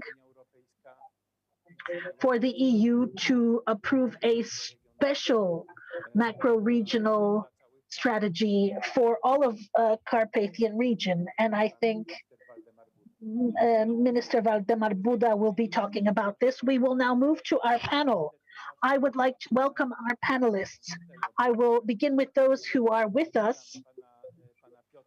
Mr. Piotr Arak, Director of the Polish Economic Institute, Mr. Jan Chudacki, Honorary Consul of Poland to Slovakia in Prešov, Mr. Zygmunt Berdechowski, Chairman of the Economic Forum Program Council in Poland, and we know that we have with us Mr. Ministers, Jan Sarnowski from the Ministry of Finance. Mr. Minister, welcome. And Waldemar Buda, Secretary of State in the Ministry of Development, Funds and Regional Policy. Welcome, Mr. Minister. Mr. Mikhailo Khari, Director of the Center for Transformation of Ukraine. Welcome, Mr. Director. And Mr. Władysław Ortyl, who will participate in the discussion, and Mr. Martin Szewsk from the John Paul II Catholic University of Lublin. Ladies and gentlemen, we will begin because we have a slight, and I will emphasize slight delay. We still have one ceremony after this, so I will ask the panelists to be concise in their statements and for them not to last more than 5 minutes, so please keep watches in hand. We will start with Piotr Arak, and I will ask for a perspective. How, on the one hand, did the crisis look and the economic crisis caused by it that touched us deeply in 2020. I remember that the GDP in Q2 caused a drop in 20% in certain countries, and this resulted in a huge drop in economic growth and then rebuilding. A very successful, effective rebuilding. The rebuilding of the economies was at various levels in various places, and right now we are at the stage of coming out and managing with a new problem that has become the consequence of these processes. A very high inflation. Piotr, may I ask you for this perspective, taking into account our Carpathian countries? Thank you very much. Thank you, Mr. Marshal Kuchcinski. Thank you. Well, yes, we are the victims of our own success. I'm talking about the global economy. There was about 20 economies that did not note a recession. The global economy had a negative indicator of economic growth. And there were several, Taiwan, China, Lithuania, our neighbor, had a positive economic growth. Several African states,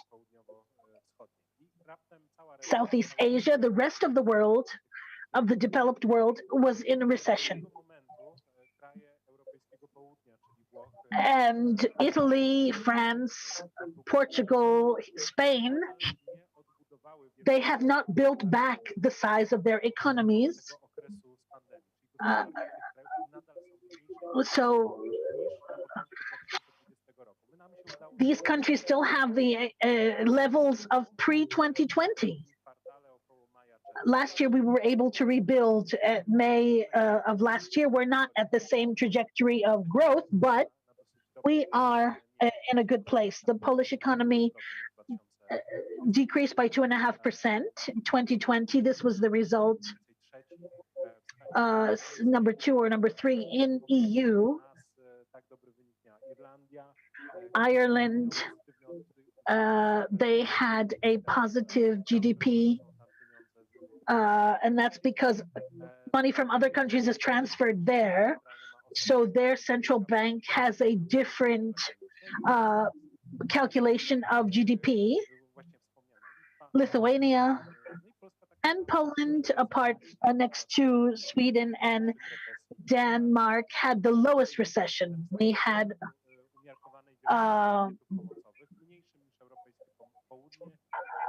assistance packages smaller than Southern Europe. That's why the economic result is as it is, but what characterized our assistance in 2020 was that it was non-returnable. So this meant that business in the subsequent years in other countries will be repaying their loans.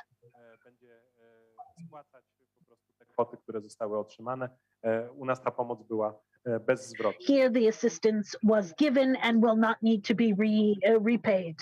So we had a recession in Q2, in Q3, a positive result, Q4 much better, and we still had lockdowns and the economy was managing pretty well. We looked at consumption on a weekly basis. We were transferring data to the Council of Ministers. The situation looked rather well. And this led to something that in the global economy was connected with these bottlenecks, because the economies, the Western economies, Eastern economy, East European economies, as well as China, their production capacities were insufficient. no one could foresee that these economies would come out so quickly. This is the biggest economic crisis since World War II. So this resulted in the fact that we had less microchips, less microprocessors, less was delivered, less was booked, and the amount of freight, cost of freight increased, was sometimes 20 times larger, and rare metals, precious metals, their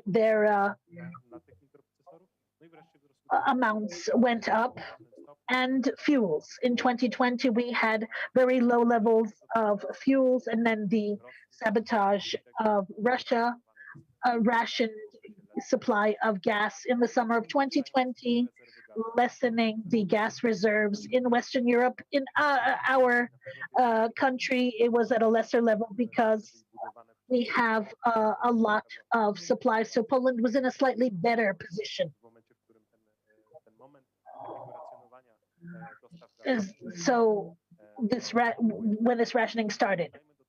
And to this scenario, we should add that the ETS certificate prices that are subject to market rules are purchased by investment funds. They're hedged by financial institutions because they're very profitable.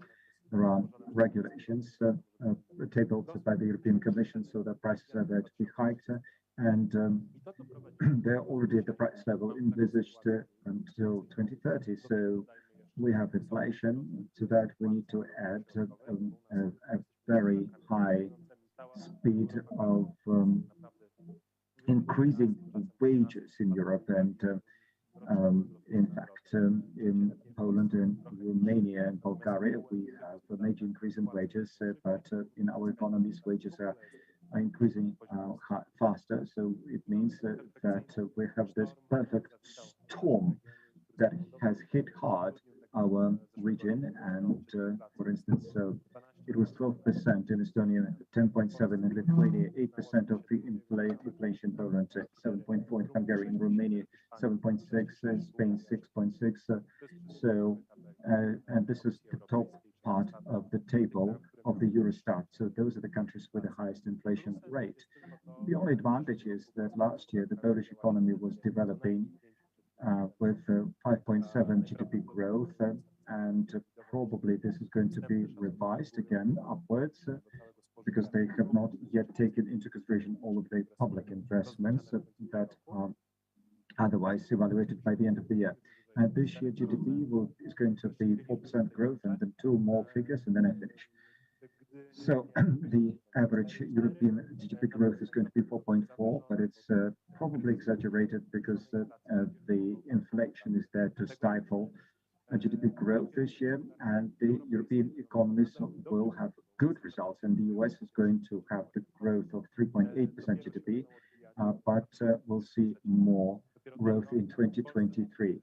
And in Poland, it's going to be 4.7% of GDP growth, according to our forecast, and other European countries are going to have increased inflation, and the EBC is also thinking what to do in this situation.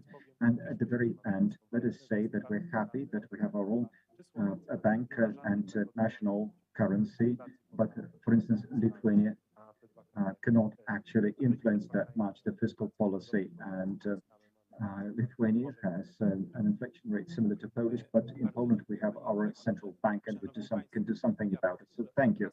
So the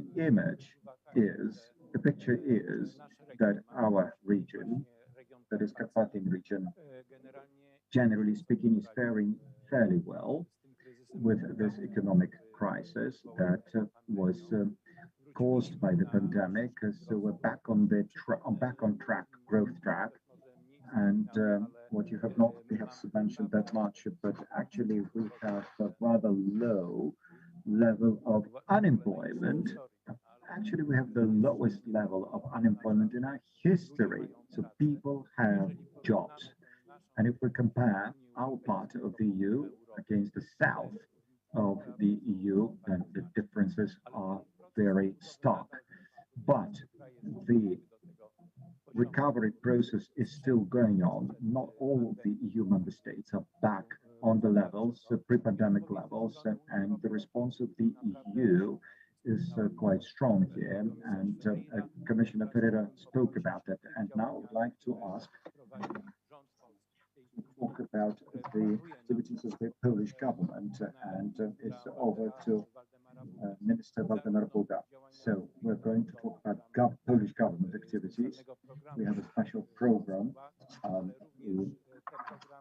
so-called Polish New Order, and there are some programs that will be supported by the EU, that is the cohesion policy, but also the national recovery program. So, Minister, if you could please speak about all of that in the context of the Carpathian strategy. So, what can we say about this in the context also of the EU strategy? So, Mr. Buda, over to you.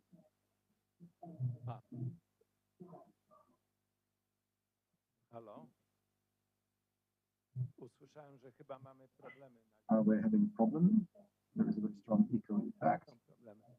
Yes, we're having problems with connection, so we'll be back to Mr. Waldemar Buda later on.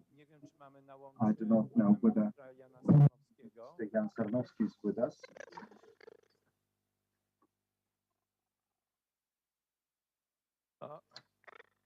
Not really, Minister. We see you. We still need to wait a little bit, and we will give the floor later to you. But Mr. Jan Sarnowski first. So let us talk about the problem that Mr. Arek spoke about, that is to say that European economies and also Carpathian economies have been hit hard by inflation, but inflation was caused by recovery measures. So it's actually, there is nothing special about it. So we have expected this inflation to come. Perhaps we have not expected the inflation rate to be as high as it is, but still we see that Poland and other Carpathian countries are responding to this strong inflation pressure. So how does it look like in Poland? I'm afraid the sound quality is not intelligible. Interpretation is not possible.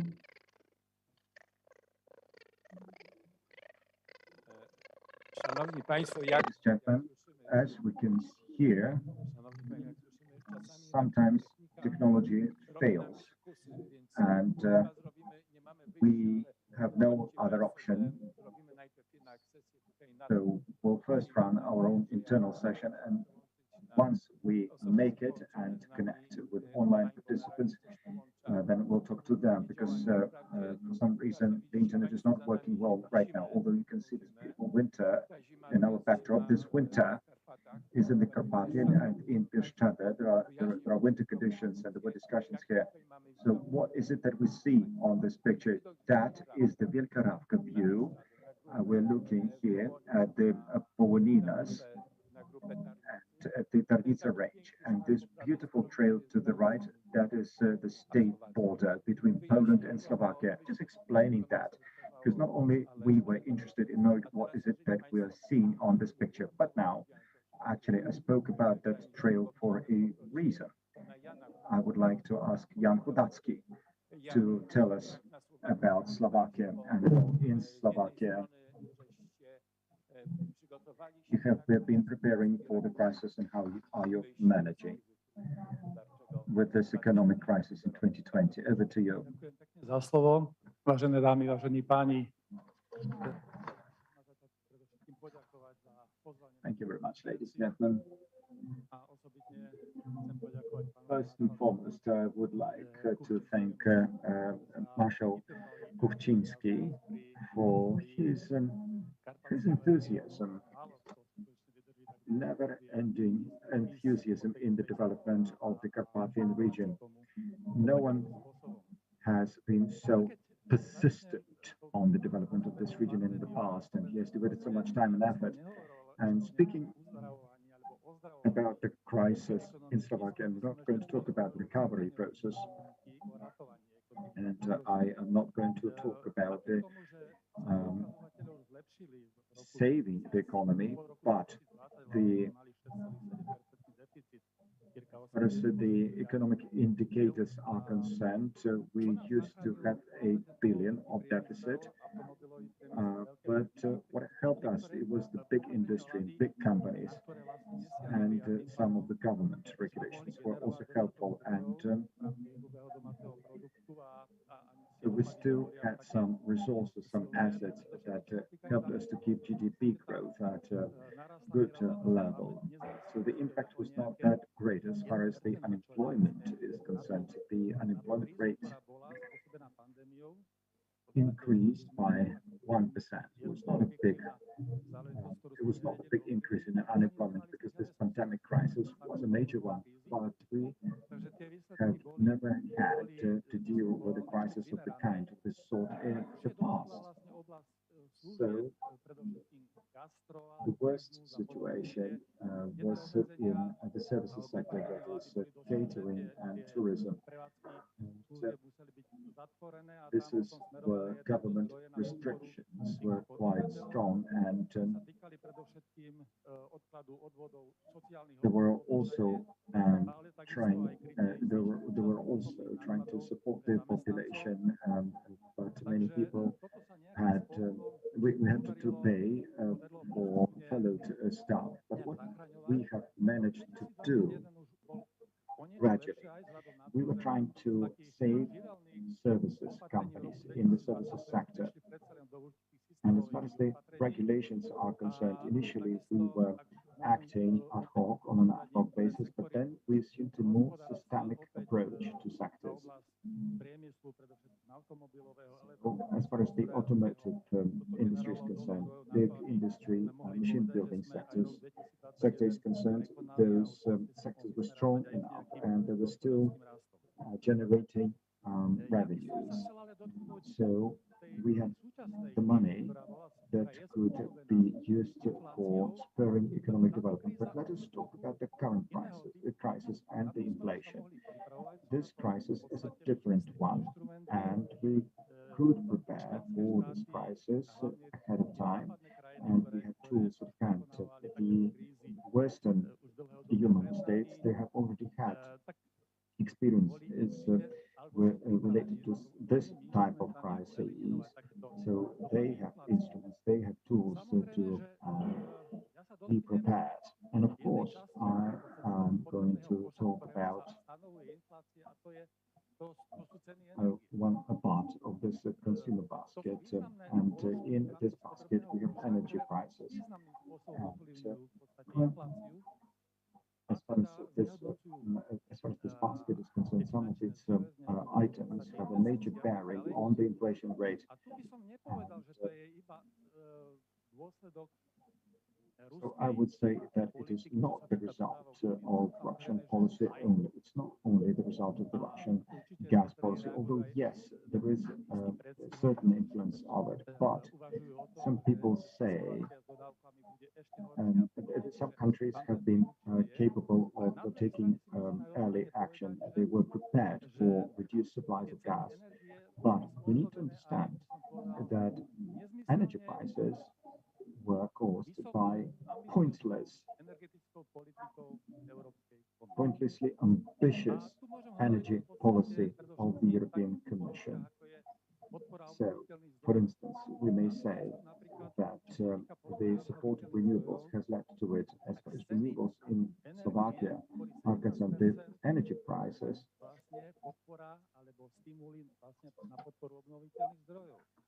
17% of funding was going to support the renewables, so as to reduce the emission level.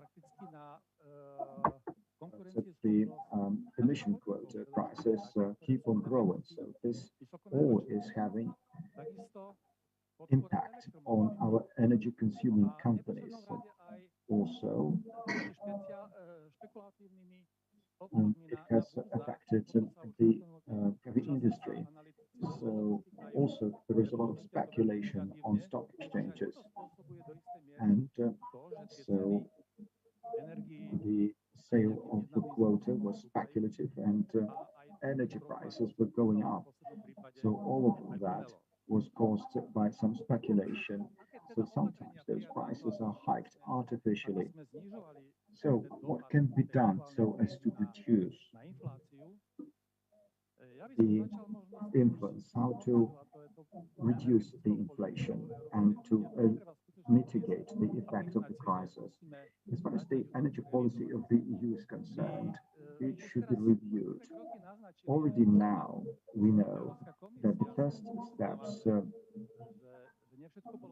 have shown us that the European Commission admitted that not everything was good. For instance, we need to rethink our policy with regard to the nuclear energy and also to the energy that we generate on the basis of coal, for instance. And just like Poland did, Poland has reduced the tax on value added on some types of products. So perhaps something like that could be done as well. So such measures can be used. So we perhaps reduce VAT so as to stifle inflation in our region. Thank you. Thank you. So you said one very important thing, that in the countries of our region, we have a major share of industry. And this industry has helped us to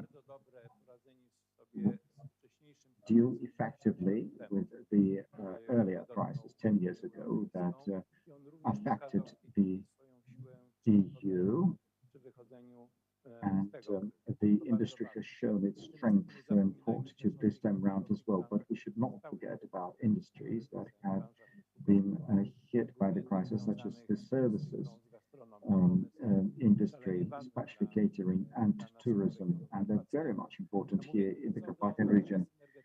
And as far as the energy sector is concerned, here we may dispute a point or two. I do agree with Jan that the influence of the EU policy on energy prices is just huge. And if in the past, in the European Commission, they were assuming that the level of quotas at the level of 25 to 30 euros per ton would be the expected level that would help us to run effective policy. But now we have a situation where the prices are at the level of 80 to 90 euros per ton, and some say that this is not the all-time high yet. So this level is quite detrimental to our region, and also it affects our economies, and it affects the standard of living of our citizens. But Jan, I would disagree about gas prices. I absolutely think that what is happening with gas prices, it actually affects other prices as well, because gas is used by chemical industry, and gas is imported in the energy sector and also in the households. So undoubtedly, this is the pure effect of geopolitics and Russian politics. Let me remind, for instance, that indeed, first those prices dropped significantly, then they started going up. But those prices rallied as a result of the Russian policy, because Russia uses gas not only to play on the competitive market, but also then this is a geopolitical tool, and gas prices in the US are much, much lower than in Europe. So we must know about it. But, ladies and gentlemen, I hear that Minister Buda is with us online, so perhaps I'm not going to repeat my invitation. But again, Minister, over to you. Witam Państwa bardzo serdecznie. Mam nadzieję, że mnie widać, Minister, słychać chociaż troszkę. thank you very much. I do hope that you hear me. I would like to congratulate you on the organization of this event. And today, under the circumstances of COVID, despite the organizational difficulties, you have been capable of organizing an event of such magnitude. And I would like to commend Marshal Kuchcinski on his success. But moving on to the main topic. Indeed, the situation is that the state has taken a test. We had a challenge, and the question was, so what shall we do? How should we react? How would the state react? So the challenge, we're facing a huge challenge as far as the Polish economy is concerned. And for instance, for us, what was really important was the level of employment. And actually, we have passed this test successfully, and those countries, and in Poland in particular, we were quite active. We were very active on the labor market, and between 2019 and 2020, we increased the number of the employed. This shows that the instruments employed by the Polish state worked. So the so-called financial shield worked. The Polish, we also use such tools as a temporary release from the social insurance premiums payments and so on and so forth. That cost us a lot. We paid 100 billion zlotys for such measures, but then it has worked. Otherwise, we would end up in a very different situation right now, because otherwise we would have severed supply chains, and it would have led to a much more difficult situation. But today we do have consequences anyway, because the financial shield and this economic kind of postponement is led to inflation. Some people have inflation and record unemployment. We only have inflation. So we are working and have, as I mentioned, low unemployment.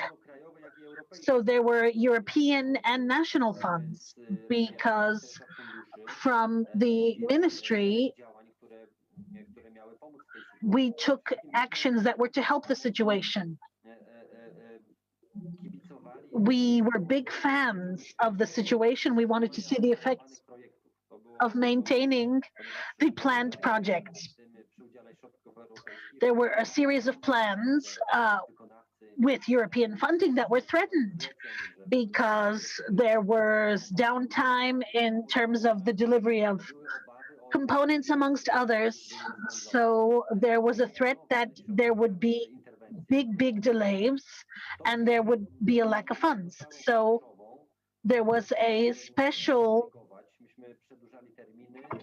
act, and certain things were mitigated. We made certain procedures more flexible, and we were able to go unscathed through this period.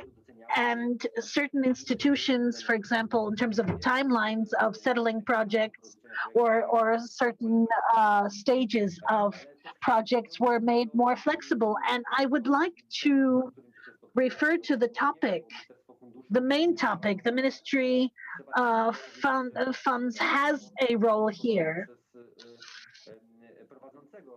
And this was started by Mr. Jerzy Krasiczyn, who was engaged in the process of building a good climate in the area of the Carpathians, and then an institutional approach, this entire process that was to lead us to an intensified cooperation, even institutionalized cooperation, of all of the countries that are part of Europe of the Carpathians.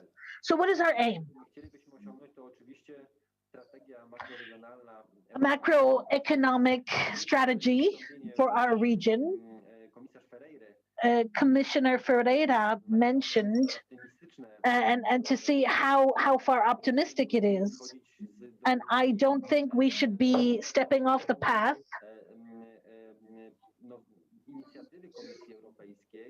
And we should follow the initiative of the EC to prepare materials, concepts for the Carpathian strategy. We are undertaking intragovernmentally negotiations, contacts with all countries that are interested in this strategy to have a positive lobbying to react to these decision-making entities so that we can appoint these strategies. The fifth macro-regional strategy, because it's visible that this will to cooperate is there between regions. The intensity of meetings, parliamentarism. So the will to cooperate, having the common denominator of the Carpathians, this is very visible. And we need to help this enthusiasm. We need to use instruments that will be strengthening this cooperation even more, and that will give us an added value, because we know that this is not an entity that only will allow us to communicate, but also exchange ideas, added value, and various aspects from the infrastructural aspect shows that strengthening cooperation is possible. And it's not competition to the 3 C's, because you have to look at this jointly. There is synergy between this wider format in relation to Europe of the Carpathians, but this would be a fantastic tool, a formula that would give a possibility for an effect that, from the point of geographical point of view, economic point of view, could be seen as a region that cooperates more than other regions around, because we could use this opportunity or stop.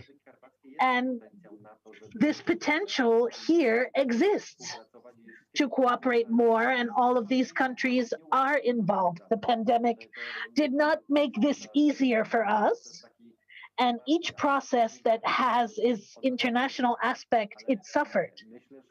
But these types of conferences, the parliamentary teams, they bring us together to this aim to strengthen cooperation. The Ministry of Funds, the Prime Minister, his engagement in this process, if there will be a moment where the Prime Minister will be able to be engaged in these official discussions of the... Będzie w tej sprawie dyskutował. Dzisiaj musimy... He will do so. Today we have to show the bottom-up movement. I don't want to go into too many details here, but we're still missing certain pieces of the puzzle that have to be brought into one. Then we will be able to exert pressure on the decision-making entities to bring out this level of the strategy at the EC level. So we have to engage certain partners who are engaged in political issues. We have Romania, a very important partner in the Carpathians, and we need a wider cooperation in this aspect.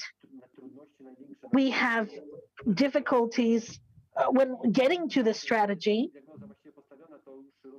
and when the diagnosis is made, solving this problem will be much easier. I don't want to extend this.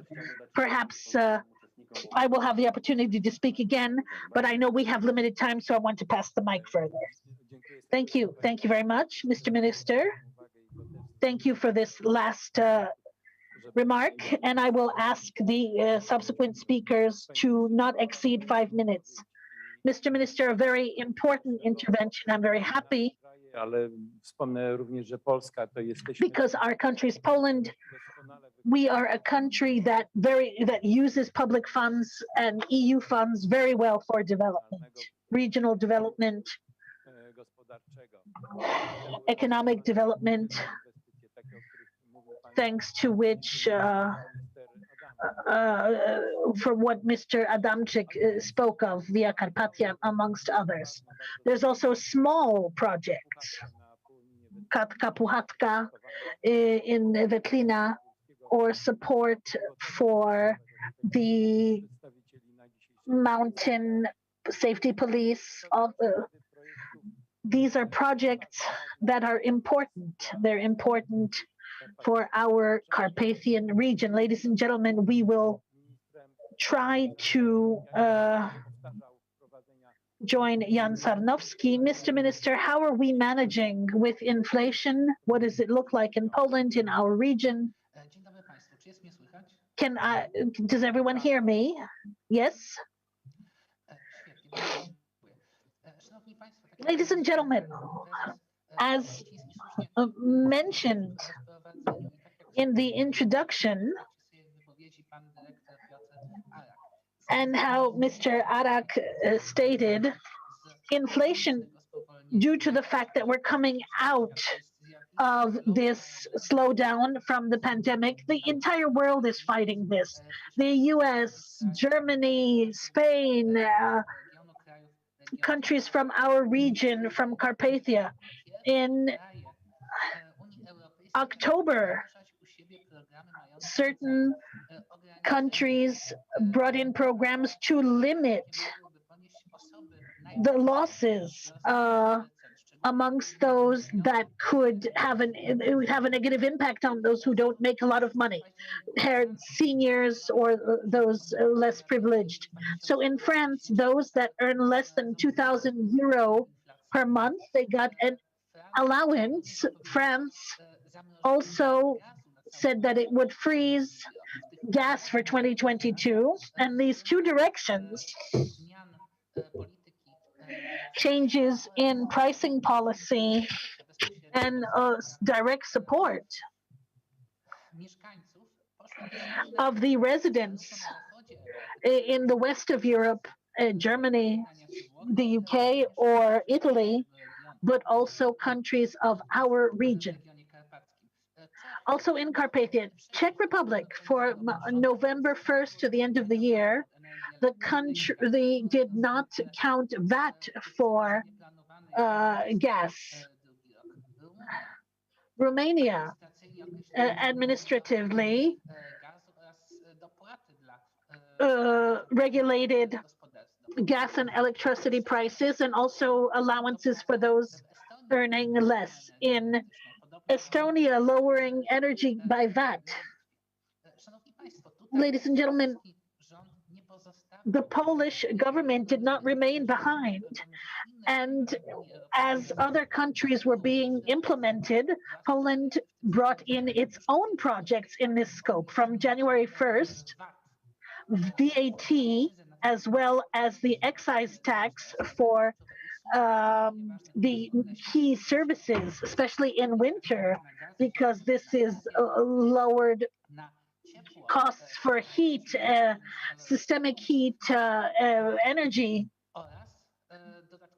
and additional solutions of direct support. So an allowance, and almost 7,000 households will be able to take advantage of this. At the end of January, there is a second anti-inflation shield, so lowering of VAT on certain products. So not just energy, but also 3 new categories: food, 0% VAT, for fertilizers, and lowering of VAT for fuels from 23 to 8%. And this is a project that will be implemented until the end of July this year.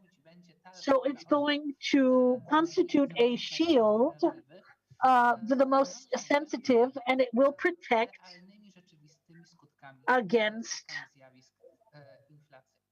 inflation. One thing are the solutions that we could pay less for products of first need, but what else is important is that as much money can stay in the pockets of our consumers. So there's a tax reform 17 billion zloty, and this is also more funds in the pockets of Poles, those earning up to the national average, and this as of January 1st. Over 8,000 employees and 8 million employees and 8 million seniors. So we have confirmation of this. In January, 95% of beneficiaries of Social Security got higher payout. This is more than 8.2 million people. This is approximately 850 million zloty that have made their way to their pockets to protect them from difficulties resulting from rising prices. And managing inflation, looking from the strategic point of view, this is building a protective system to stabilize the first and most important needs and to protect this development and come out of the demand crisis. And here we have two forms of action actively used, not just by Poland, but also countries in the region, looking after the competition to not create excessive barriers to business. And secondly, implementing a series of pro-investment funds, bringing in tax reliefs, as well as lowering the costs of implementing investment projects in our region and increasing access to data on the amount of taxing income on future investments. And countries in our region are the leaders. Slovakia, Hungary have these complex information services for large investors. And as of January 1st, the possibility to apply for a 590 investment agreement. Mr. Minister, my apologies, but we're really, really short on time. And I would like the remaining speakers to be able to take the floor. Thank you for your statement. Thank you, because it shows that our countries in our region have managed very well with the crisis, and they are implementing the anti-inflation shield.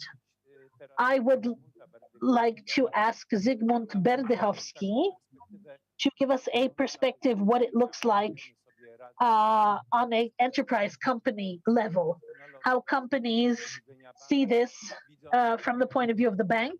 We see this. I'm talking on behalf of Bank Pekao SA, how we're helping companies go through this difficult time of the pandemic, not just large, but also small and medium SMEs as well.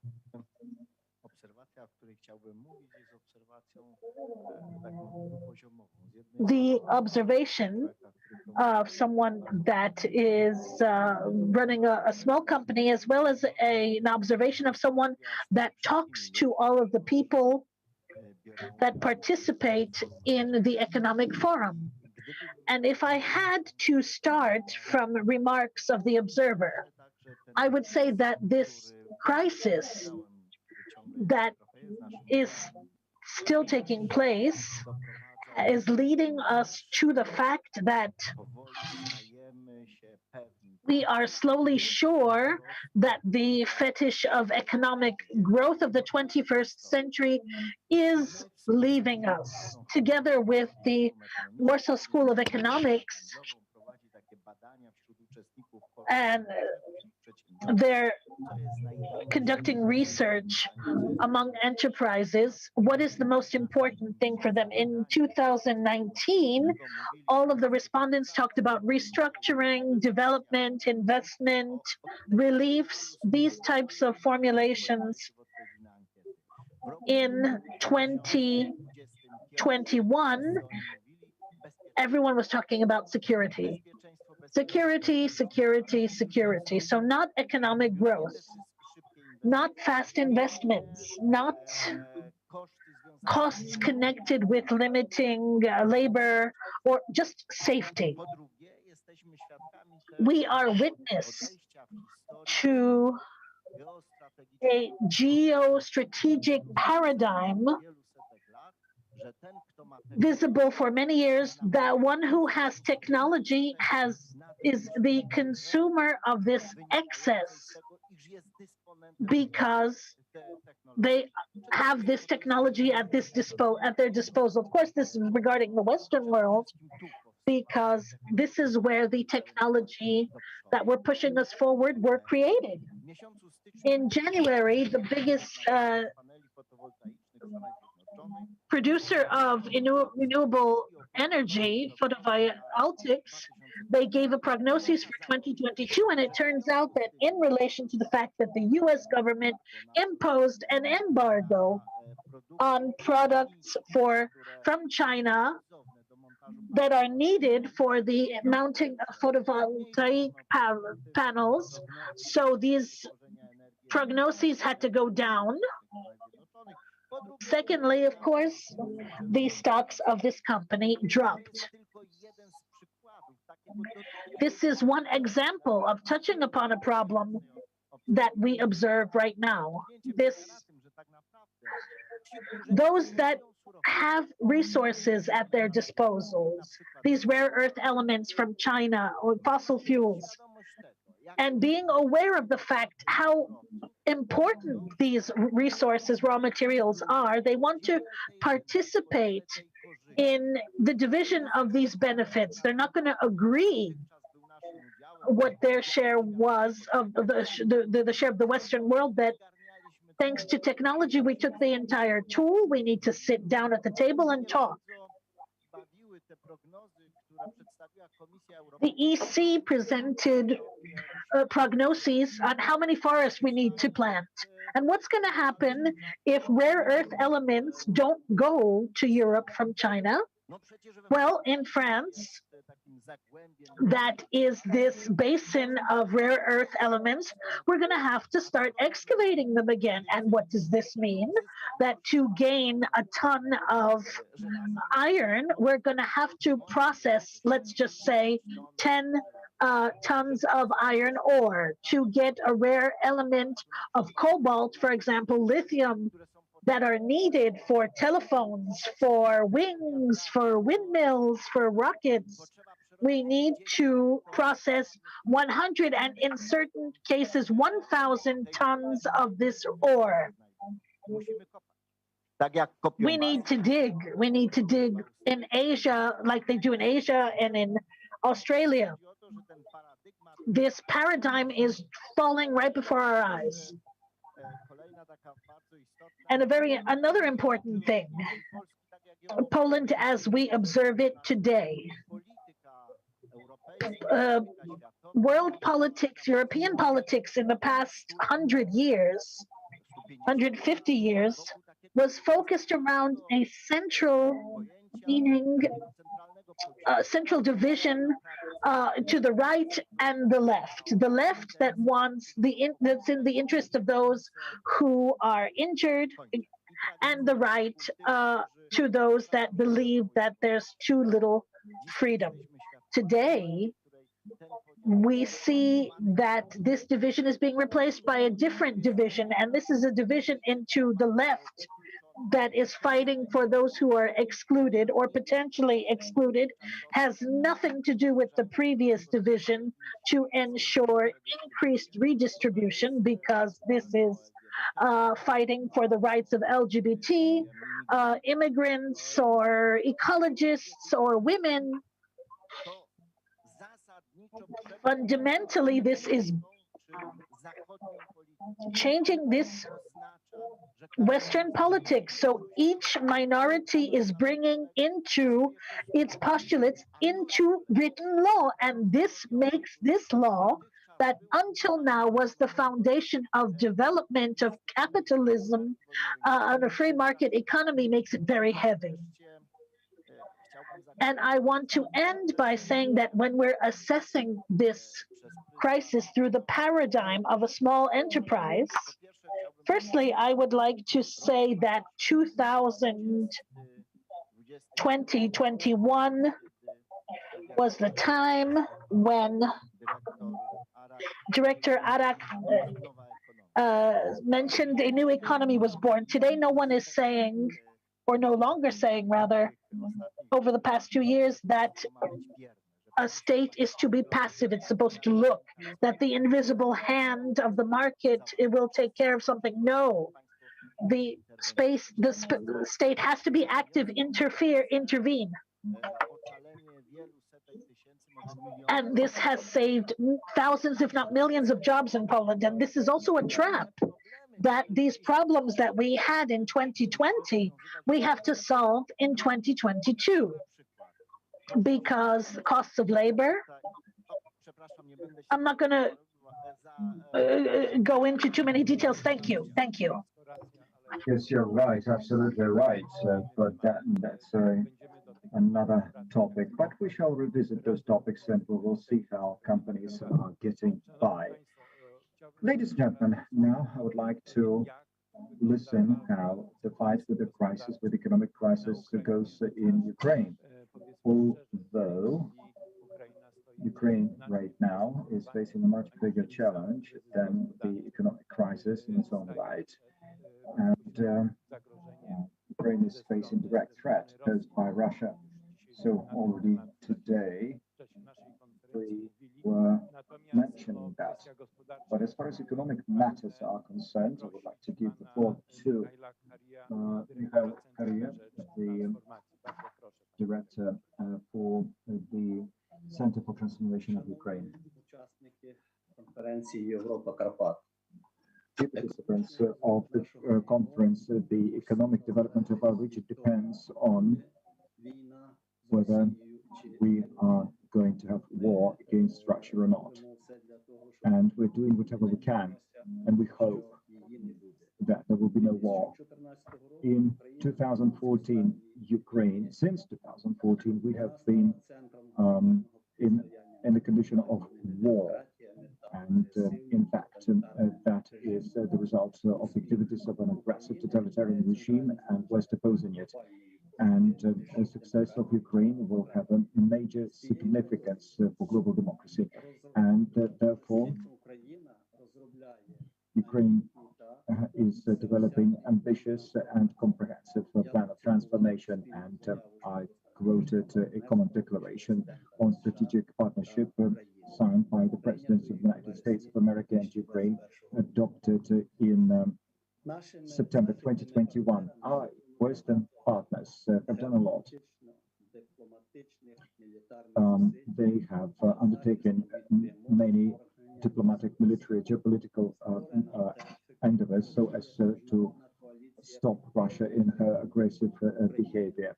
We have our Western partners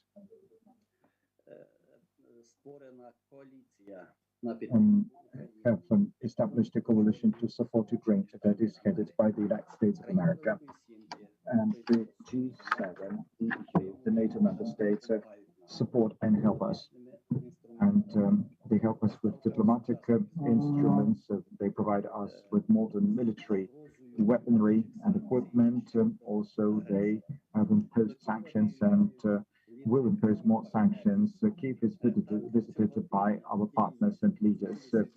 So in Kyiv this week, we're going to have visits paid by the Prime Ministers of Poland and Great Britain. We are going to have the top officials of the Netherlands and Turkey visiting us, and soon we're going to be visited by the President Minister for Foreign Affairs of France. Also, we are going to receive the Chancellor and the Minister of Foreign Affairs of Germany. So this strong support, geopolitical support, gives us a possibility to focus on the joint vision of the strategy and plans of transformation of Ukraine. And therefore, we are planning first to create a fund of support for Ukraine, similar to the fund established by to the G24 fund that was established by the 24 countries by the World Bank and International Monetary Fund. It was established in 1989. Second, the Entrepreneurship Fund, similar to the Polish-American Fund of Entrepreneurship. 3, we will develop a joint and comprehensive transformation strategy. We are also working on the establishment of the coalition of strategic research centers in Kiev and Warsaw and Washington and in other capitals. I apologize, we are having very strong acoustic disturbances. We are planning to establish offices with those analytical centers, and those analytical centers will work out of Washington and Kiev. And Poland is our closest neighbor. And other neighbors are important strategic partners with the US, UK, EU. They can be part of this project, this process, excuse me. This is present in Ukraine, and this regards other Carpathian states. And we need to be together. Thank you very much. Thank you to Mr. Kuchcinski for inviting me to participate in this undertaking, and I am sure that together we will manage well together.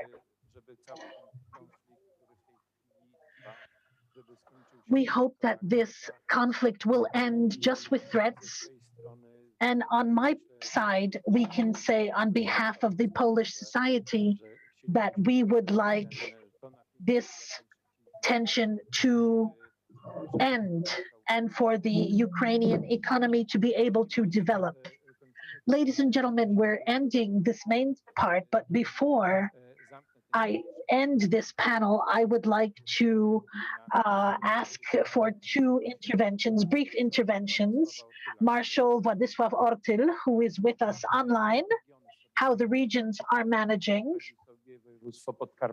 how Subcarpathian region is managing, and how it is preparing for these big plans that Mr. Minister Buda mentioned.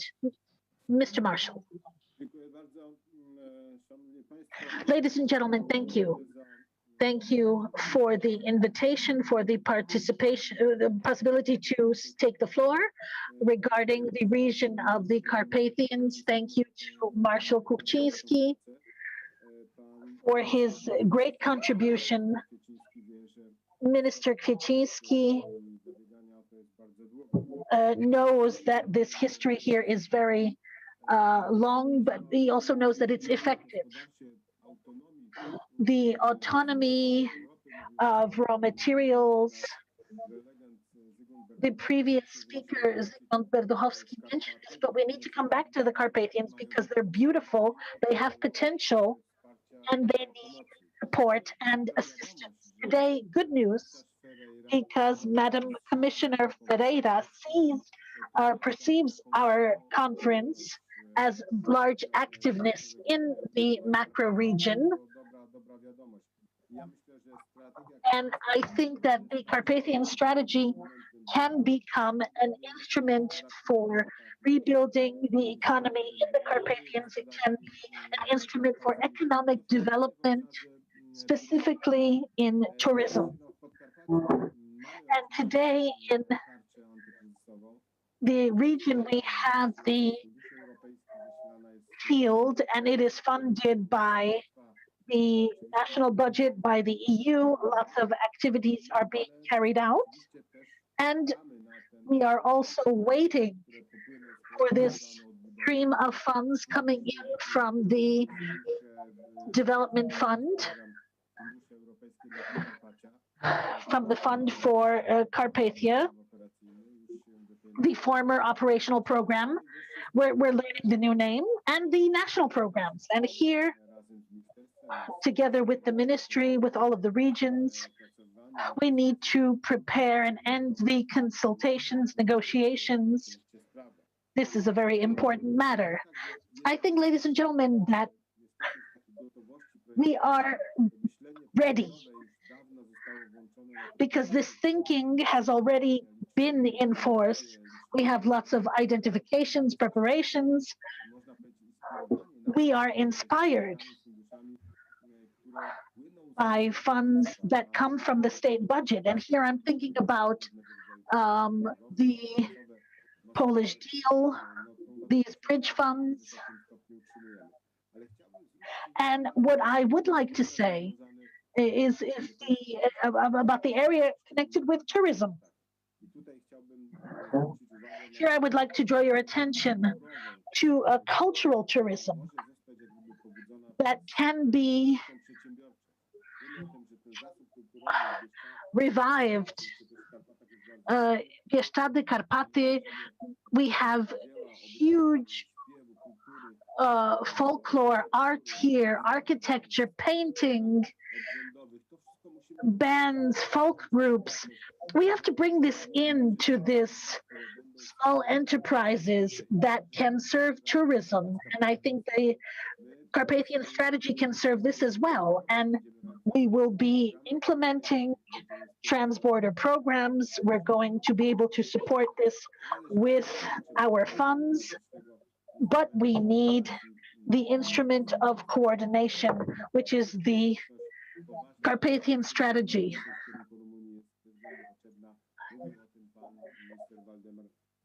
Waldemar Buda mentioned this, and I think it's all ahead of us. Thank you for allowing me to take the floor and to listen to the messages that have been given today. Thank you. We are keeping our fingers crossed for this new financial perspective, ladies and gentlemen. And the last speaker today, Marcin Szewczak from the John Paul II Catholic University. I will stand here to be able to see all of you. I'm happy that I'm speaking as the last speaker. I have a conclusion, and I would like to leave this as homework for all of us. For several years, I have been conducting research in terms of regional development, local governments, and from this research, we see that from some time, we see a depreciation of an important instrument, the Euroregions. Euroregions, in terms of Central and Eastern Europe, they don't function in the scope that they could function in, and their potential is not used.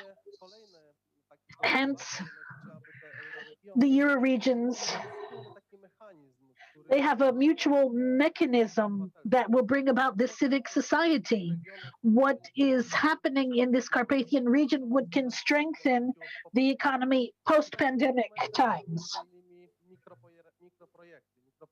Micro projects that will allow us within the framework of the Euroregions will manage the funds,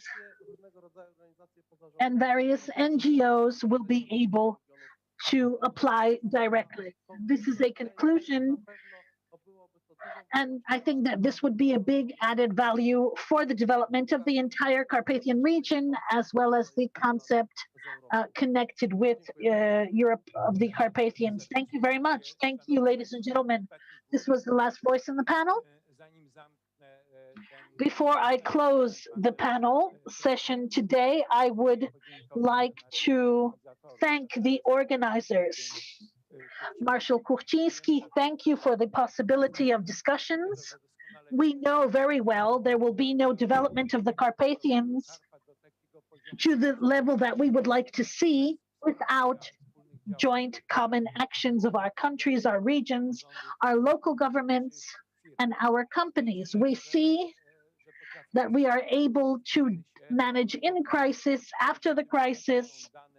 Microeconomic data can attest to this.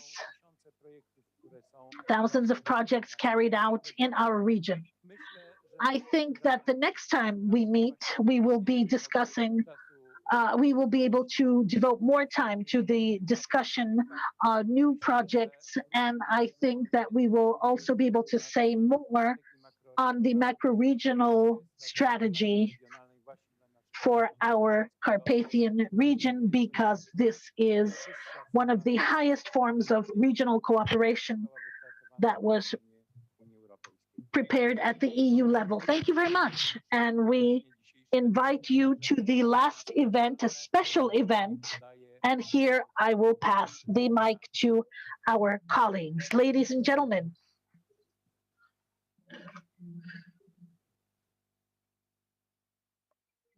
Thank you very much. The time of debate and the content-related part has come to an end, but for today. But this doesn't mean that the program has been exhausted. Right now, thank you to the auditorium, the virtual auditorium as well. Please stay with us, and we would like to invite you to a special event that will take place here in the Bastion. So I would like to ask you all to move there.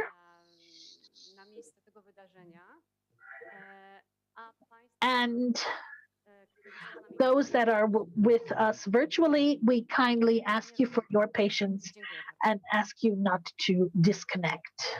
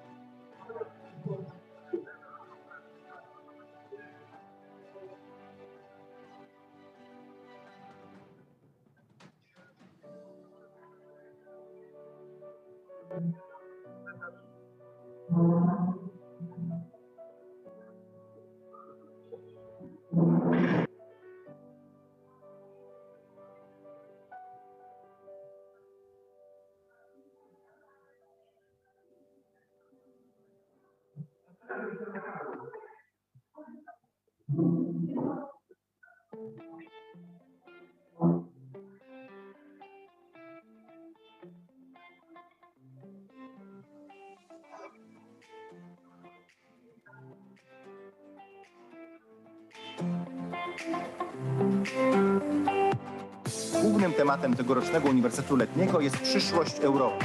Będziecie dyskutować o Europie waszych oczekiwań, marzeń i ambicji.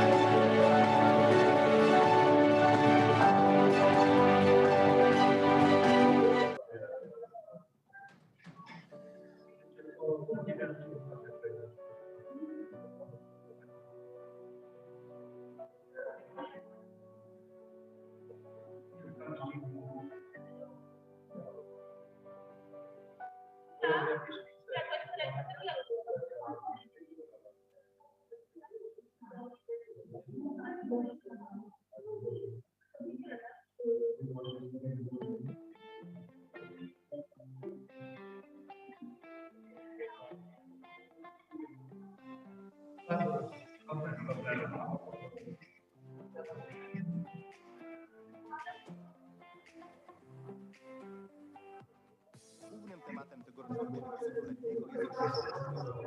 Możecie dyskutować o Europie waszych oczekiwań, marzeń i ambicji.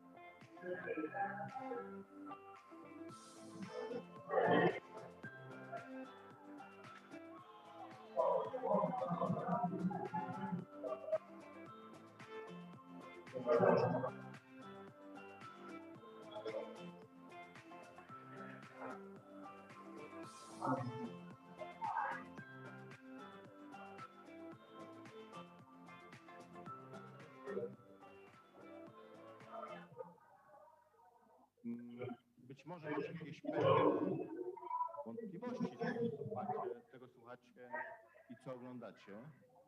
Jestem w cywilu, jak Państwo widzicie, ale jestem słuchaczem Radia Wnet już od wielu lat. Z jednego powodu. Panie redaktorze, panu województwo.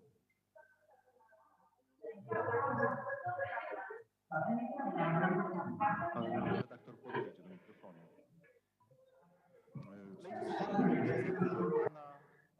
Informacja improwizowana, ze źródła, czasami improwizowana, ale nie w tej chwili.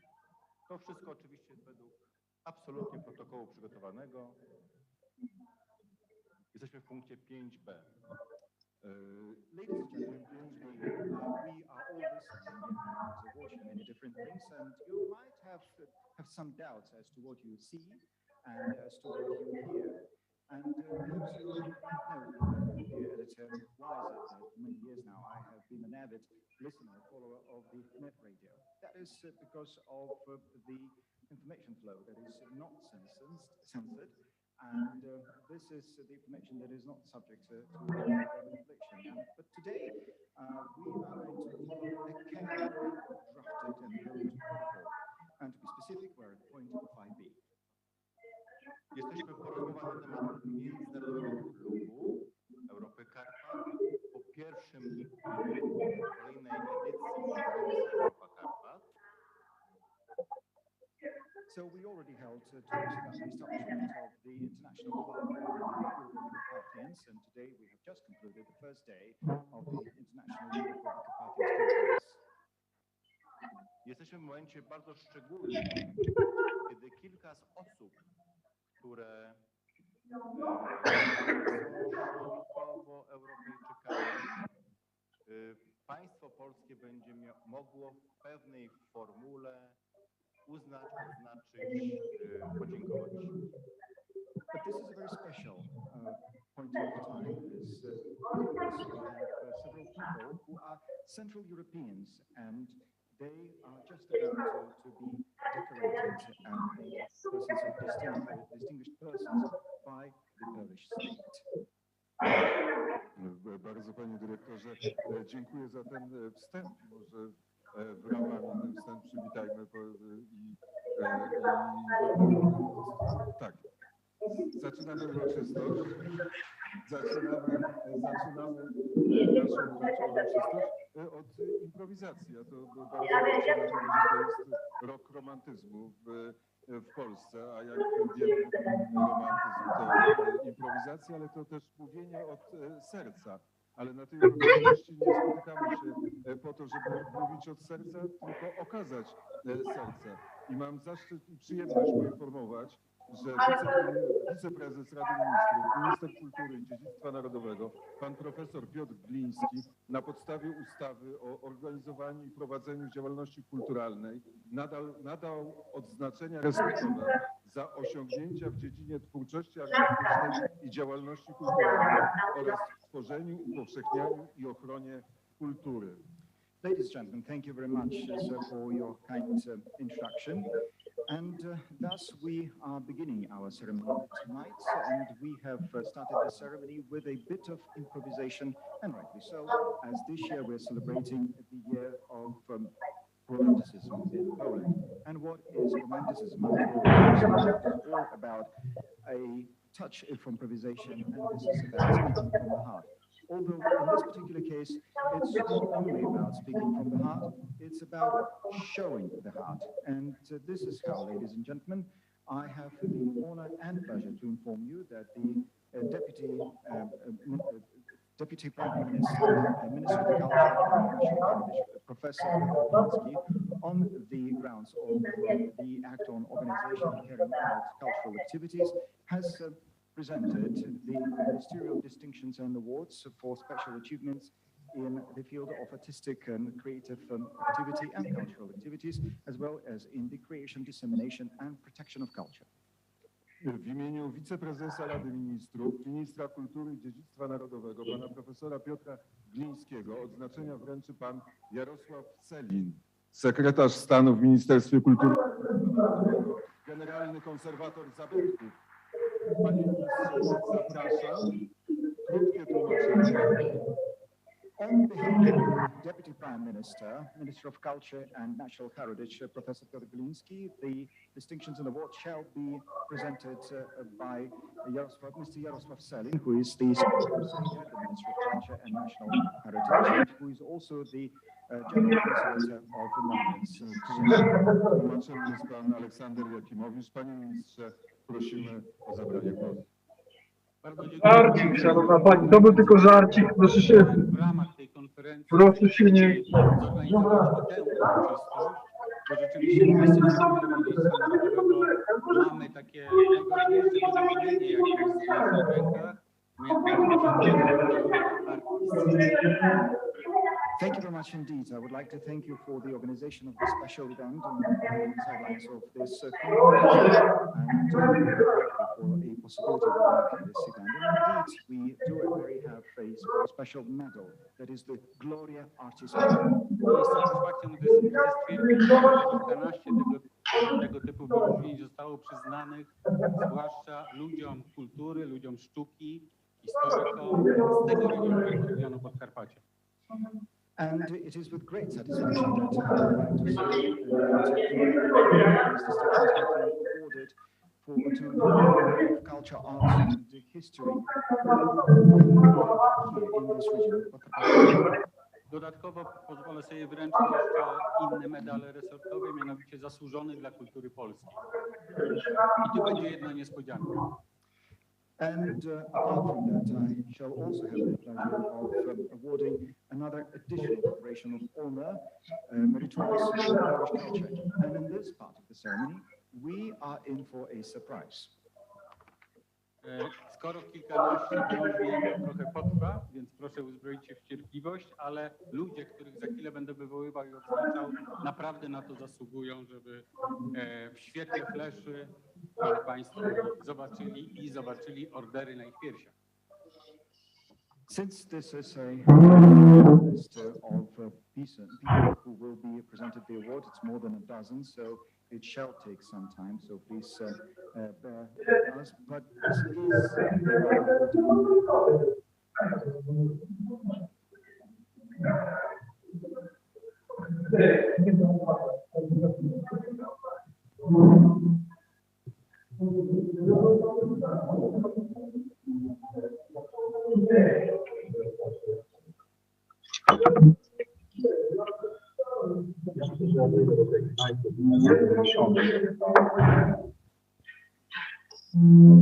Okej. Aha, wy też jecie tutaj, tak? Ja oglądam palę.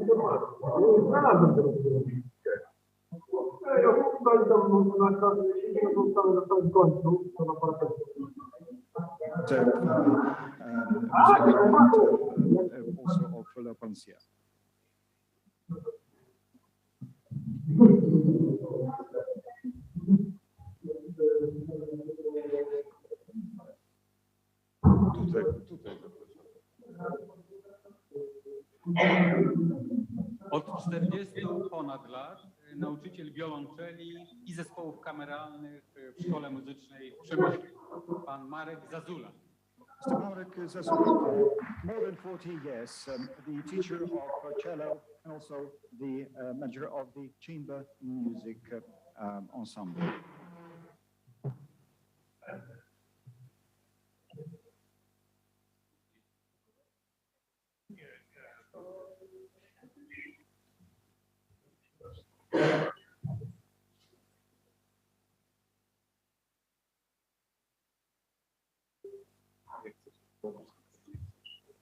Dyrektor Muzeum Archidiecezjalnego w Przemyślu. No, myślę, że od miesiąca mój współpracownik, bo mam zaszczyt pełnić obowiązki od miesiąca generalnego konserwatora zabytków, a więc konserwator diecezjalny, ksiądz Marek Wojnarowski. Reverend Marek Wojnarowski, the director of the Museum of the Archdiocese, and I should say that for a month I claim him to be my co-worker since I'm the General Conservator of Monuments and Feast days. The Archdiocese, Reverend Marek Wojnarowski. Szanowni Państwo, z wielką satysfakcją przyjąłem też informację, że wśród osób dzisiaj obecnych mamy postać szczególną, która z Polską związana jest od lat 60. W 1956 roku w Budapeszcie uczestnik powstania węgierskiego, kurier i pośrednik polskiej i węgierskiej opozycji. W pierwszej połowie lat 90. ambasador Węgier w Polsce, nagrodzony przez ministra kultury zasłużonym odznaczeniem zasłużony dla kultury polskiej, pan Akosz Engelmajer. Panie ministrze, a ja zapraszam panią ambasador. Poproszę o wygłoszenie krótkiego przemówienia pani ambasador Ursula. Pani ambasador, zapraszam do... And I'm very pleased to announce that together with us in this room, we also have a person who has been with us for Poland since 1960s. He took part in the 1956 Budapest uprising. He was the courier, he was the person who was very much engaged in establishing the links between the Polish and Hungarian opposition. He served as ambassador of Hungary to Poland in the 1990s. So he has been military Polish culture. And I would ask Ambassador Kovac to make a brief speech. Szanowny Panie Ministrze, Panie Ambasadorze, Panie Marszałku, Panie i Panowie, Pan Akosz Engelmajer jest rzeczywiście legendarną postacią relacji polsko-węgierskich. Nie tylko legendarną, bo rzeczywiście czynnie walczył w rewolucji 1956 roku. Ta rewolucja jest naszą wspólną polsko-węgierską rewolucją, ale także dlatego, że w latach 80. założył Solidarność polsko-węgierską. Już słyszeliśmy, że w latach 60. przybył do Polski, gdzie poznał panią Krystynę i dzięki niej drugą ojczyzną Akosza właśnie stała się Polska. I Akosz Engelmajer stał się pierwszym ambasadorem w wolnej Polsce i jest dla nas, młodych dyplomatą, najwspanialszym przykładem. Od niego wiemy, co to znaczy etos służby państwa, co to znaczy budowanie relacji polsko-węgierskich rzeczywiście z czystym sercem. I nie zapomnijmy, że Akosz Engelmajer ma niesamowity zbiór, ponieważ od lat 70., 80., kiedy już miał pewne źródła finansowe, zbierał wspaniałe hungaryki, które znajdowały się w Polsce. Były to mapy z XVII wieku, pocztówki, kartki i na dzień dzisiejszy powstał wspaniały zbiór, który jest też częścią kultury polskiej i węgierskiej, który wkrótce będzie można zobaczyć w Przemyślu, więc bardzo się cieszę, że ta legenda jest wśród nas i doceniony również przez Polaków. Dziękuję bardzo. Yes, indeed. We are very happy that together with us we have Minister Ambassador Engelmajer. He is a person of legend. He is a legendary person, and indeed he was the active participant of the 1956 revolution. That was our joint revolution. And back in the 1980s, he also was establishing links between the Polish and Hungarian oppositions. In the 1960s, he met Krystyna. This is when Poland became his second homeland. And Ambassador Engelmajer, in fact, is the first ambassador of Hungary to free Poland, and he is an example to follow for us, young diplomats. He gave us an example of the ethos of service in the state. He also showed us what it means and how it is to develop Polish-Hungarian relations.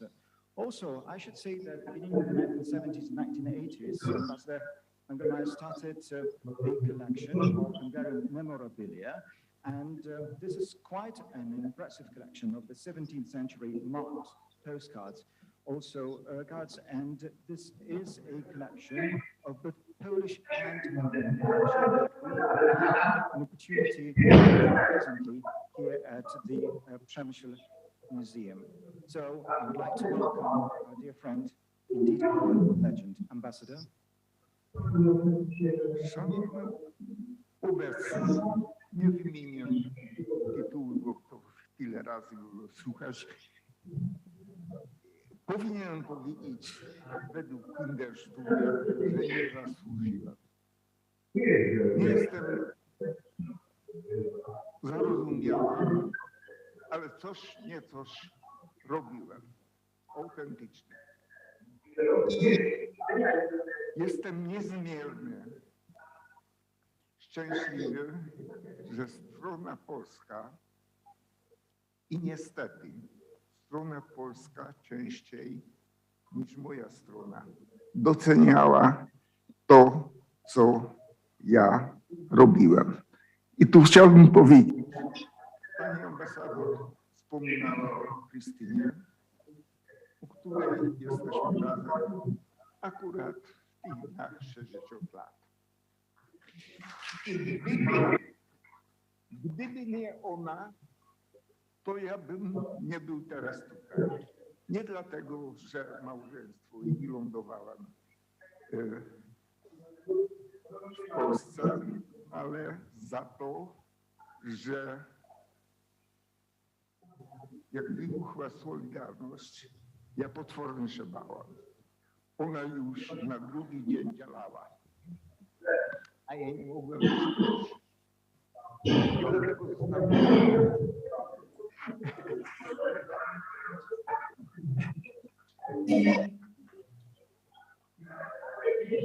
Poza tym prowadziła dom, wychowała dzieci,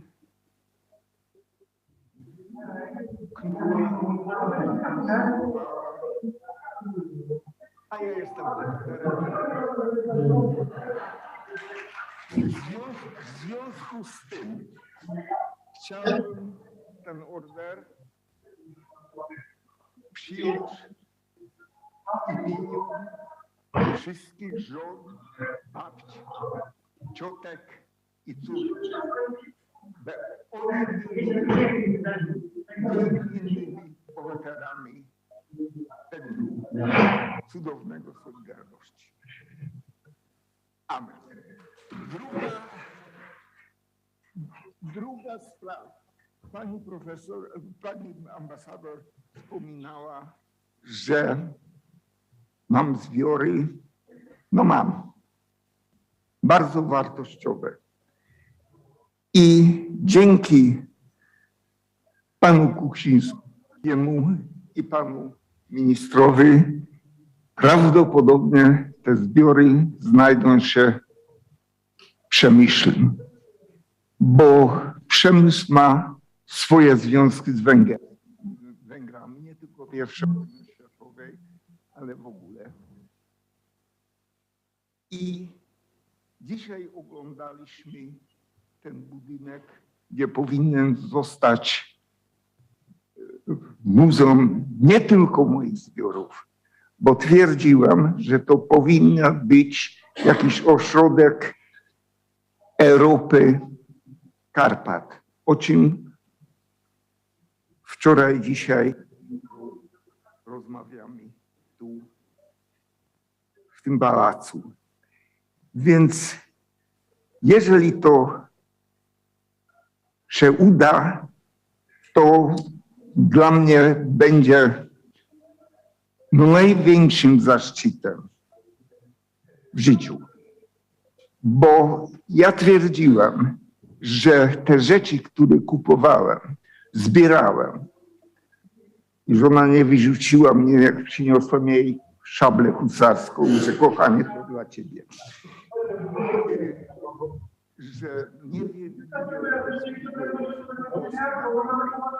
twierdziłem, że to jest część kultury materialnej polskiej, bo ja to znalazłem w Polsce.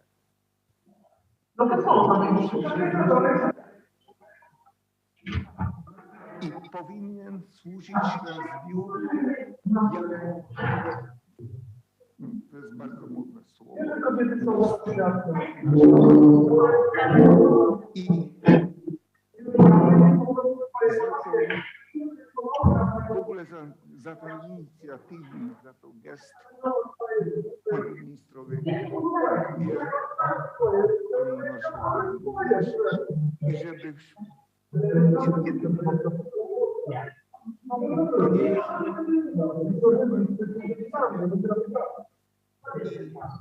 ja mówiłem, że to będzie największy zaszczyt mojego życia. To jest pismo, książeczki, której panie marszałku.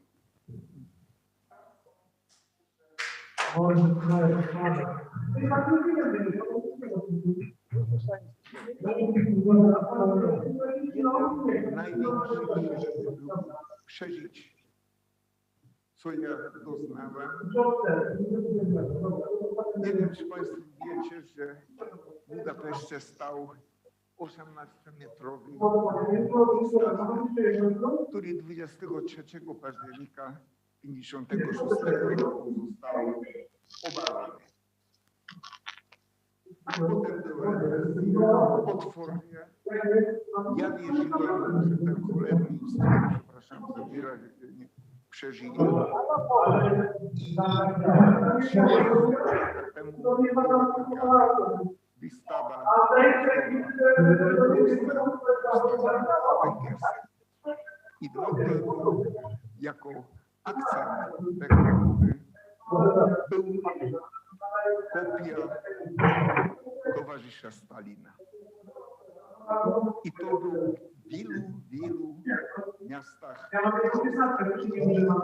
I ja dożyłem, że ja tu mogę śmieć przy butach Stalina. I zadzwoniłem do mojego przyjaciela, rozmawialiśmy jeszcze na moich latach i mówię, stary, są u mnie buty Stalina.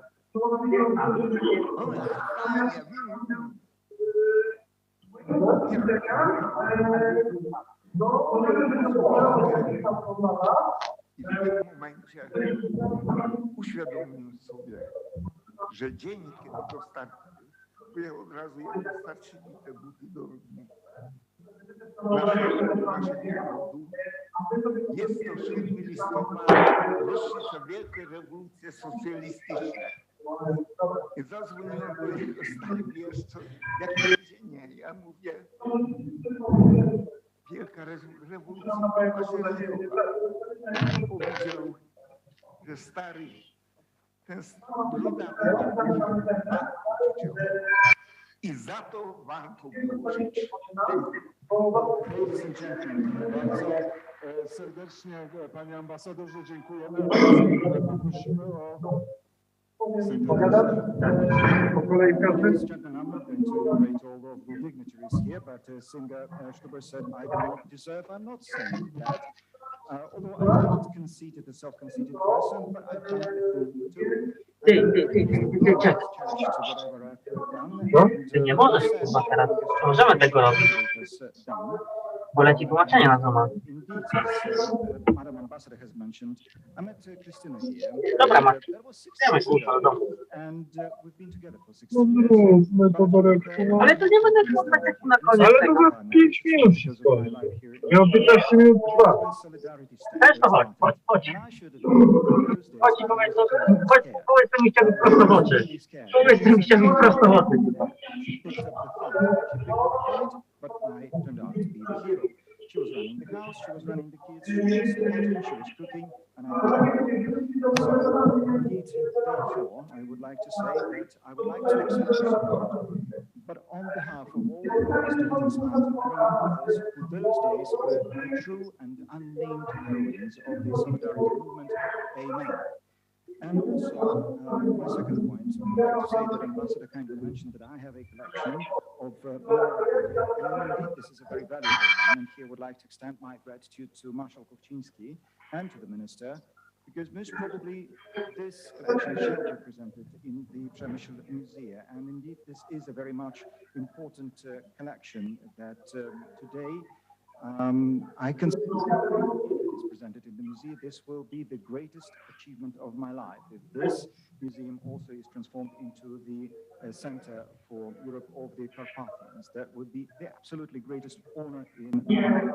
I was working on this collection. We were collecting things, and my wife presented me a horse sable. I said, no, I would not send it from Poland to Hungary because it was acquired here. It was procured here in Poland. It's a part and parcel of Polish material culture, so it must stay here.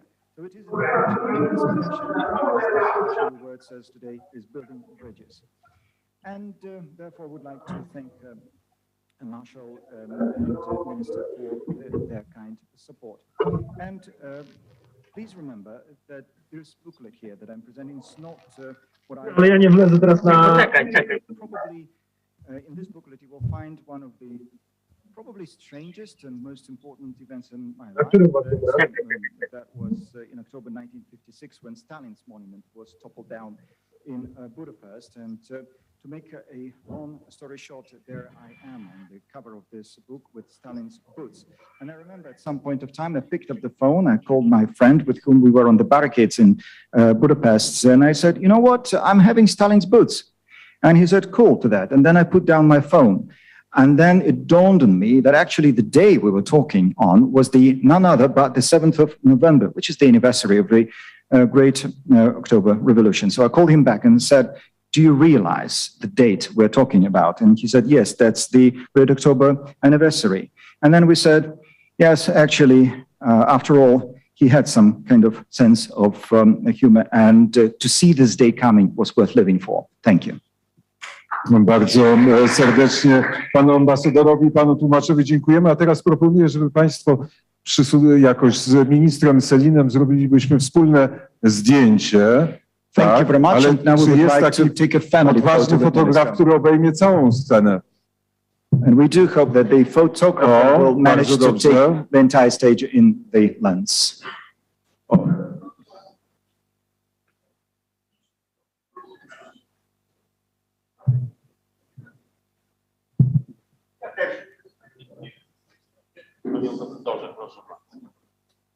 Tak, tak, tak. Bo macie...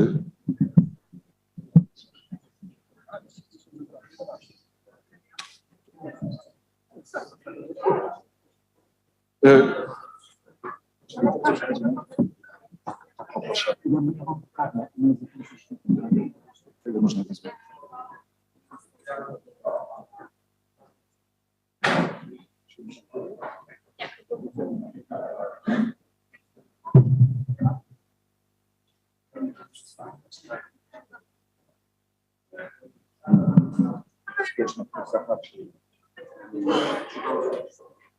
Dobrze. Bardzo serdecznie dziękujemy. Thank you very much. Gratulujemy i o brawa prosimy. Congratulations and round of applause.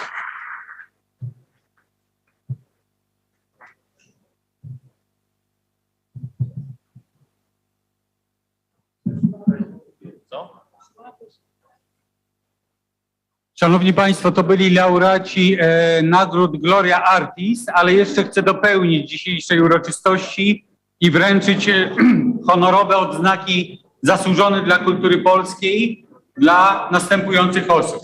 Ladies and gentlemen, that has been the ceremony of awarding of the medals for merit. And now we will move on to the next part of our ceremony, which is the presentation of the Declaration of Honor, meritorious for Polish culture. Odznakę zasłużony dla kultury polskiej otrzymała pani Zofia Bator. Zofia Bator. W imieniu pani Zofii Bator odznaczenie odbierze syn Jan Bator. Son of Mrs. Bator, Mr. Jan Bator will collect the award. Tutaj proszę. Odznakę zasłużony dla kultury polskiej otrzymuje pan Andrzej Cieszyński. Mr. Andrzej Cieszyński, the Declaration of Honor Meritorious for Polish Culture.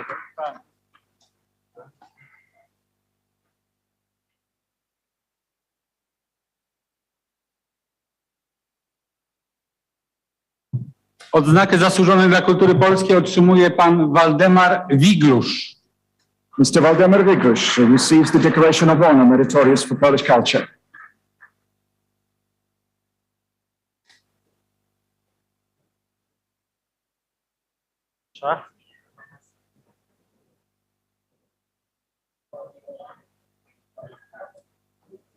Odznakę zasłużony dla kultury polskiej otrzymuje pani Iwona Bobko. The Declaration of Honor Meritorious for Polish Culture is presented to Mrs. Iwona Bobko.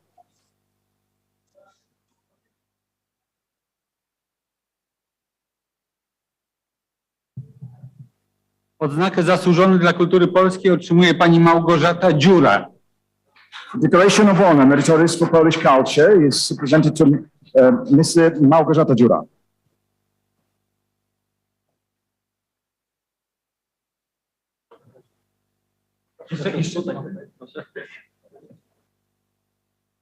Odznakę zasłużony dla kultury polskiej otrzymuje pani Bożena Figiela. Bożena Figiela receives the Declaration of Honor Meritorious for Polish Culture.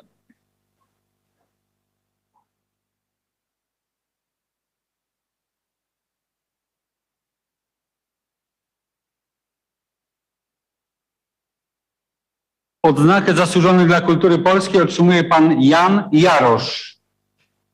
The Declaration of Honor Meritorious for Polish Culture is presented to Mr. Jan Jarosz.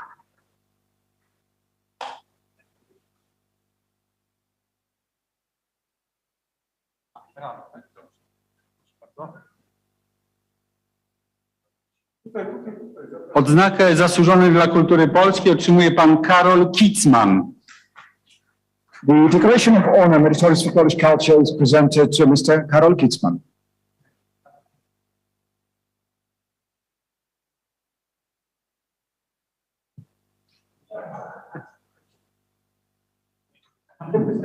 Proszę bardzo. Odznakę zasłużony dla kultury polskiej otrzymuje pani Katarzyna Trojanowska. The Declaration of Honor Meritorious for Polish Culture is presented to Ms. Katarzyna Trojanowska.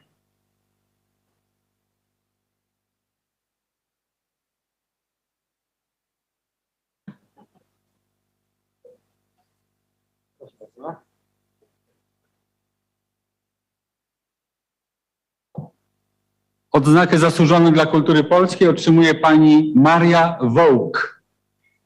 Ms. Maria Wołk is presented the Declaration of Honor Meritorious for Polish Culture. Tak, pani Marii nie ma.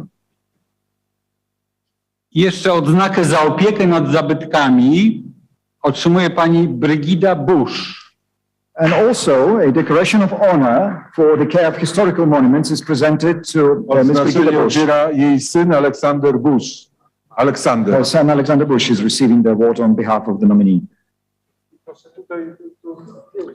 Jeszcze mam zaszczyt wręczyć dyplom ministra kultury i dziedzictwa narodowego dla pana Andrzeja Koperskiego. I have honor and pleasure to present Mr. Andrzej Koperski with the diploma of the Minister of Culture and National Heritage. Dyplom to trzeba przeczytać. Za długoletnią pracę w Muzeum Narodowym Ziemi Przemyskiej w Przemyślu oraz za działalność na rzecz krzewienia wiedzy w dziedzinie archeologii i zabytków ziemi przemyskiej. Dla pana Andrzeja Koperskiego. To Mr. Andrzej Koperski for many years of service at the Museum of Przemysl region for spreading the knowledge on archaeology and for extending care and protection of the monuments of the region. Teraz czas na zdjęcie, ale to jeszcze nie koniec. And now the time for a family photo, but this is not the end of the ceremony yet.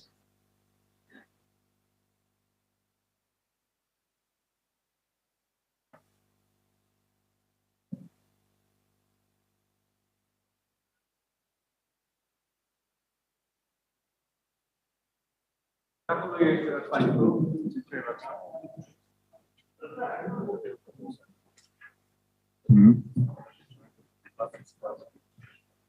Bardzo, panie ministrze, bardzo serdecznie Dziękujemy. I teraz mała improwizacja. Zaprosiłbym na scenę pana marszałka Marka Kuchcińskiego, jeśli to jest możliwe. Tak, zapraszam. Thank you very much, ladies and Zaczęliśmy od improwizacji i skończymy na improwizacji. Pana ambasadora. I opowiemy krótką historię dwóch przyjaciół, którzy dzisiaj po wielu, wielu latach się spotykają, a współdziałali razem w latach 80. Ja mogę wszystko pokręcić, ale pan marszałek wszystko wyprostuje i opowiemy historię. A może panowie opowiedzą krótką historię? So we started with improvisation and we're going to conclude the meeting with improvisation. And if I may, I would like to give the floor to Marshal Kuczynski, who is going to tell us a story about a friendship of two people that started in the 1980s. And here they are meeting today together. So perhaps gentleman or Marshal would kindly present us the story. Proszę, mogę mówić, tak? Tak. Proszę Państwa, kilka refleksji poświęconych tamtym czasom Solidarności. To chyba nie jest przypadek, że pan Akos Engelmajer otrzymuje odznaczenie tutaj w Krasiczynie i inni państwo również w obecności szanownego grona. Ladies and gentlemen, indeed, just a few thoughts and reflections on the events from the Solidarity Times 1980s. And it is no coincidence that Ambassador Akos Engelmajer is receiving this award here in this distinguished company of persons. Dlatego, że 40 lat temu, w latach 80.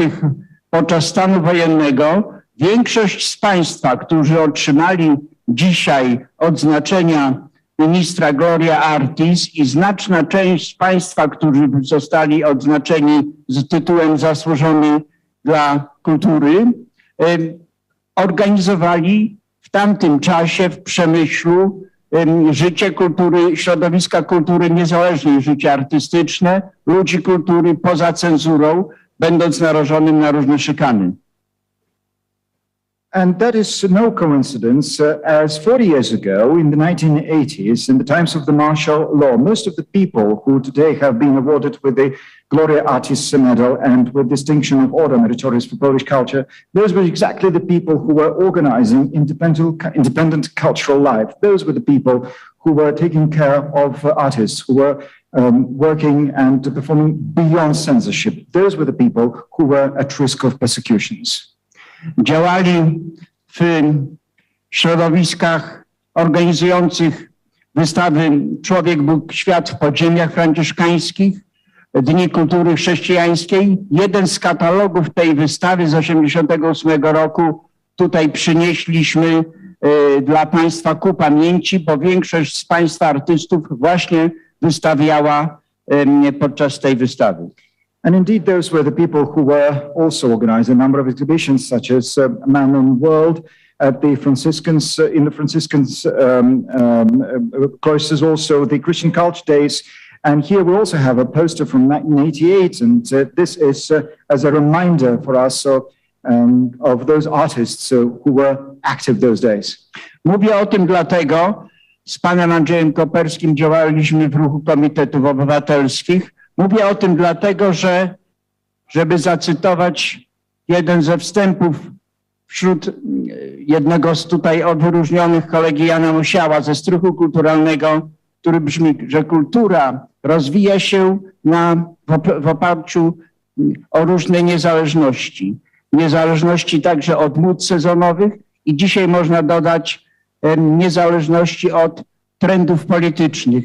I zawsze artyści, ludzie kultury zostawali sobą. Tak jest do dzisiaj. Dlatego gratuluję Państwu serdecznie, składam uniżone ukłony i widać, co łączy dodatkowo Węgrów i Polaków w tym względzie. And indeed, as I met Mr. Andrzej Koperski, we were active together in the civic community movement. And I'd like to quote here Jan Musiał, who said that culture is developing on the basis of many different independencies. So culture is independent of seasonal trends, and in fact, culture is independent of political trends either.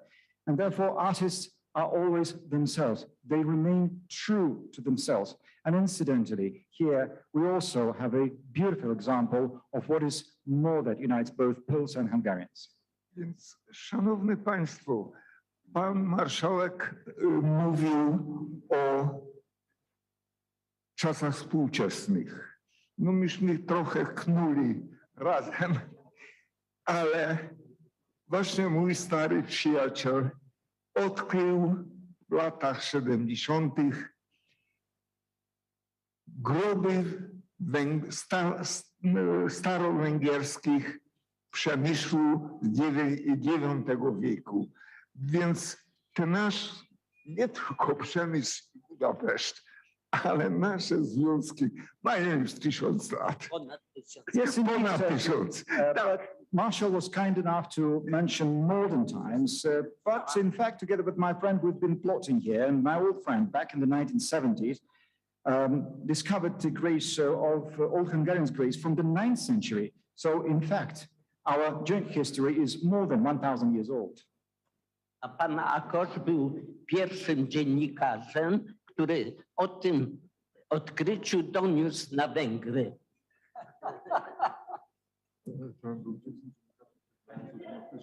And he was the first journalist to speak of this discovery in Hungary. I bardzo panom serdecznie, marszałku, ambasadorom serdecznie dziękujemy. I teraz na samo zakończenie uroczystości, bardzo uroczysta chwila, dyrektor Jan Jarosz nam o tej uroczystej chwili opowie. Thank you very much, Marshall. Thank you very much, Minister and Ambassadors. And now I'd like to give the floor to conclude this meeting to Director Jan Jarosz. Szanowni Państwo, Panie Ministrze, oto jest też... Szanowni Państwo, Panie Ministrze, bo to też jest do Pana Ministra będzie adresowane. 112 lat temu powstawało w Przemyślu Muzeum Narodowe Ziemi Przemyskiej. Był to efekt wielkiego patriotyzmu mieszkańców miasta Przemyśla. Jednym z założycieli i filarów tego muzeum był Kazimierz Maria Osiński. Jego podomek, pan Andrzej Rysiak, jest dzisiaj z nami obecny, który chce przekazać na ręce pana ministra, ale też przy okazji na ręce nasze muzealne niezwykłą pamiątkę. Jest to... Panie ministrze, zapraszamy. Indeed, Minister, 112 years ago, the Museum of the Przemysl region was founded, and that was an act of great patriotism. And one of the founders was Mr. Kazimierz Rysiak-Jasiński. And together with us, we have Mr. Rysiak, who will present a very unique artifact to Minister. Minister, please join us on stage. Panie Marszałku, Panie Ministrze, Państwo ambasadorowie i przede wszystkim Panie Dyrektorze, chciałem w imieniu mojej rodziny podziękować za zaproszenie, wspaniałą uroczystość i przekazać skromną pamiątkę, taki artefakt. Jeden już jest w Muzeum Szabla mojego pradziadka, a tutaj jest troszkę mniejszy też taki buzdygan, który będzie naszym zaszczytem, jeżeli wzbogaci Muzeum Narodowe nasze Przemyśla. Your Excellency, Marshall, on behalf of my family, I would like to thank you very much for the invitation to this meeting. And with your permission, I would like to present you with this small token of memory that was passed on generations by my great-grandfather. Szanowni Państwo, ja to odbieram tylko dlatego, że od niedawna minister kultury i dziedzictwa narodowego jest współorganizatorem Muzeum Narodowego Ziemi Przemyskiej. Zdecydował się na współpracę z marszałkiem województwa podkarpackiego na wspólną odpowiedzialność za to muzeum i natychmiast jako współorganizator tego muzeum przekazuje ten obiekt dyrektorowi muzeum. Bardzo proszę. Thank you very much indeed. And I do accept this gift since the Ministry of Culture has become recently one of the co-organizers of the National Museum of the Przemyśl region in cooperation with the Marshal of the Podkarpackie Voivodeship. And hence, this is our joint enterprise. So immediately, as a co-organizer of this museum, would like to immediately and instantaneously hand over this gift to the director of the museum. Thank you. Dziękuję bardzo, panie ministrze. Dziękuję również panie Andrzeju, panie redaktorze, również dziękuję. Mam nadzieję, że pracownicy muzeum nie uznają tego jako narzędzie przymuszania do pracy. Panie dyrektorze, proszę to trzymać w biurku na wszelki wypadek. Na wszelki wypadek bardzo serdecznie dziękujemy. Ja tylko małe postscriptum. My jesteśmy sąsiadami z Saskiej Kępy, z Warszawy. Prawie przy jednej ulicy mieszkamy. Panie ministrze, panie marszałku, wszystkim nagrodzonym serdeczne gratulacje. Bardzo serdecznie dziękujemy i ciąg dalszy nastąpi. To nie jest jak w tej piosence, że dalej nie ma już nic. Dalej jest na pewno coś. Wszystkiego dobrego. Indeed, thank you very much, Minister. Thank you, Andrzej. I do hope that you will not accept it as a managerial tool. I'm your neighbor, by the way, from Warsaw, from Saska Kępa, but thank you very much. Congratulations to all of the winners. But we're concluding this meeting, and it's not like in that song that there is nothing to follow. There is a lot to follow. Thank you.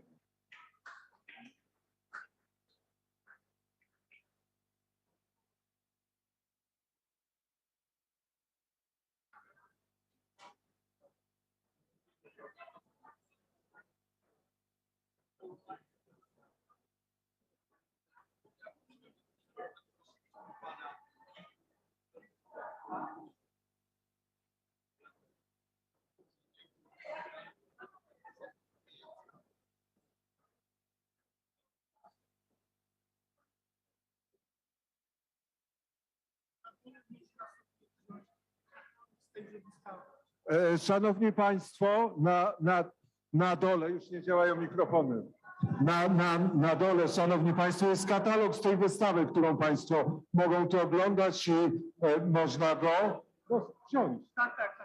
Tak, i można go zabrać ze sobą. Na dole jest katalog. Katalog jest na dole, na dole, na dole, na dole, na dole. Co? I lampka wina. I lampka wina.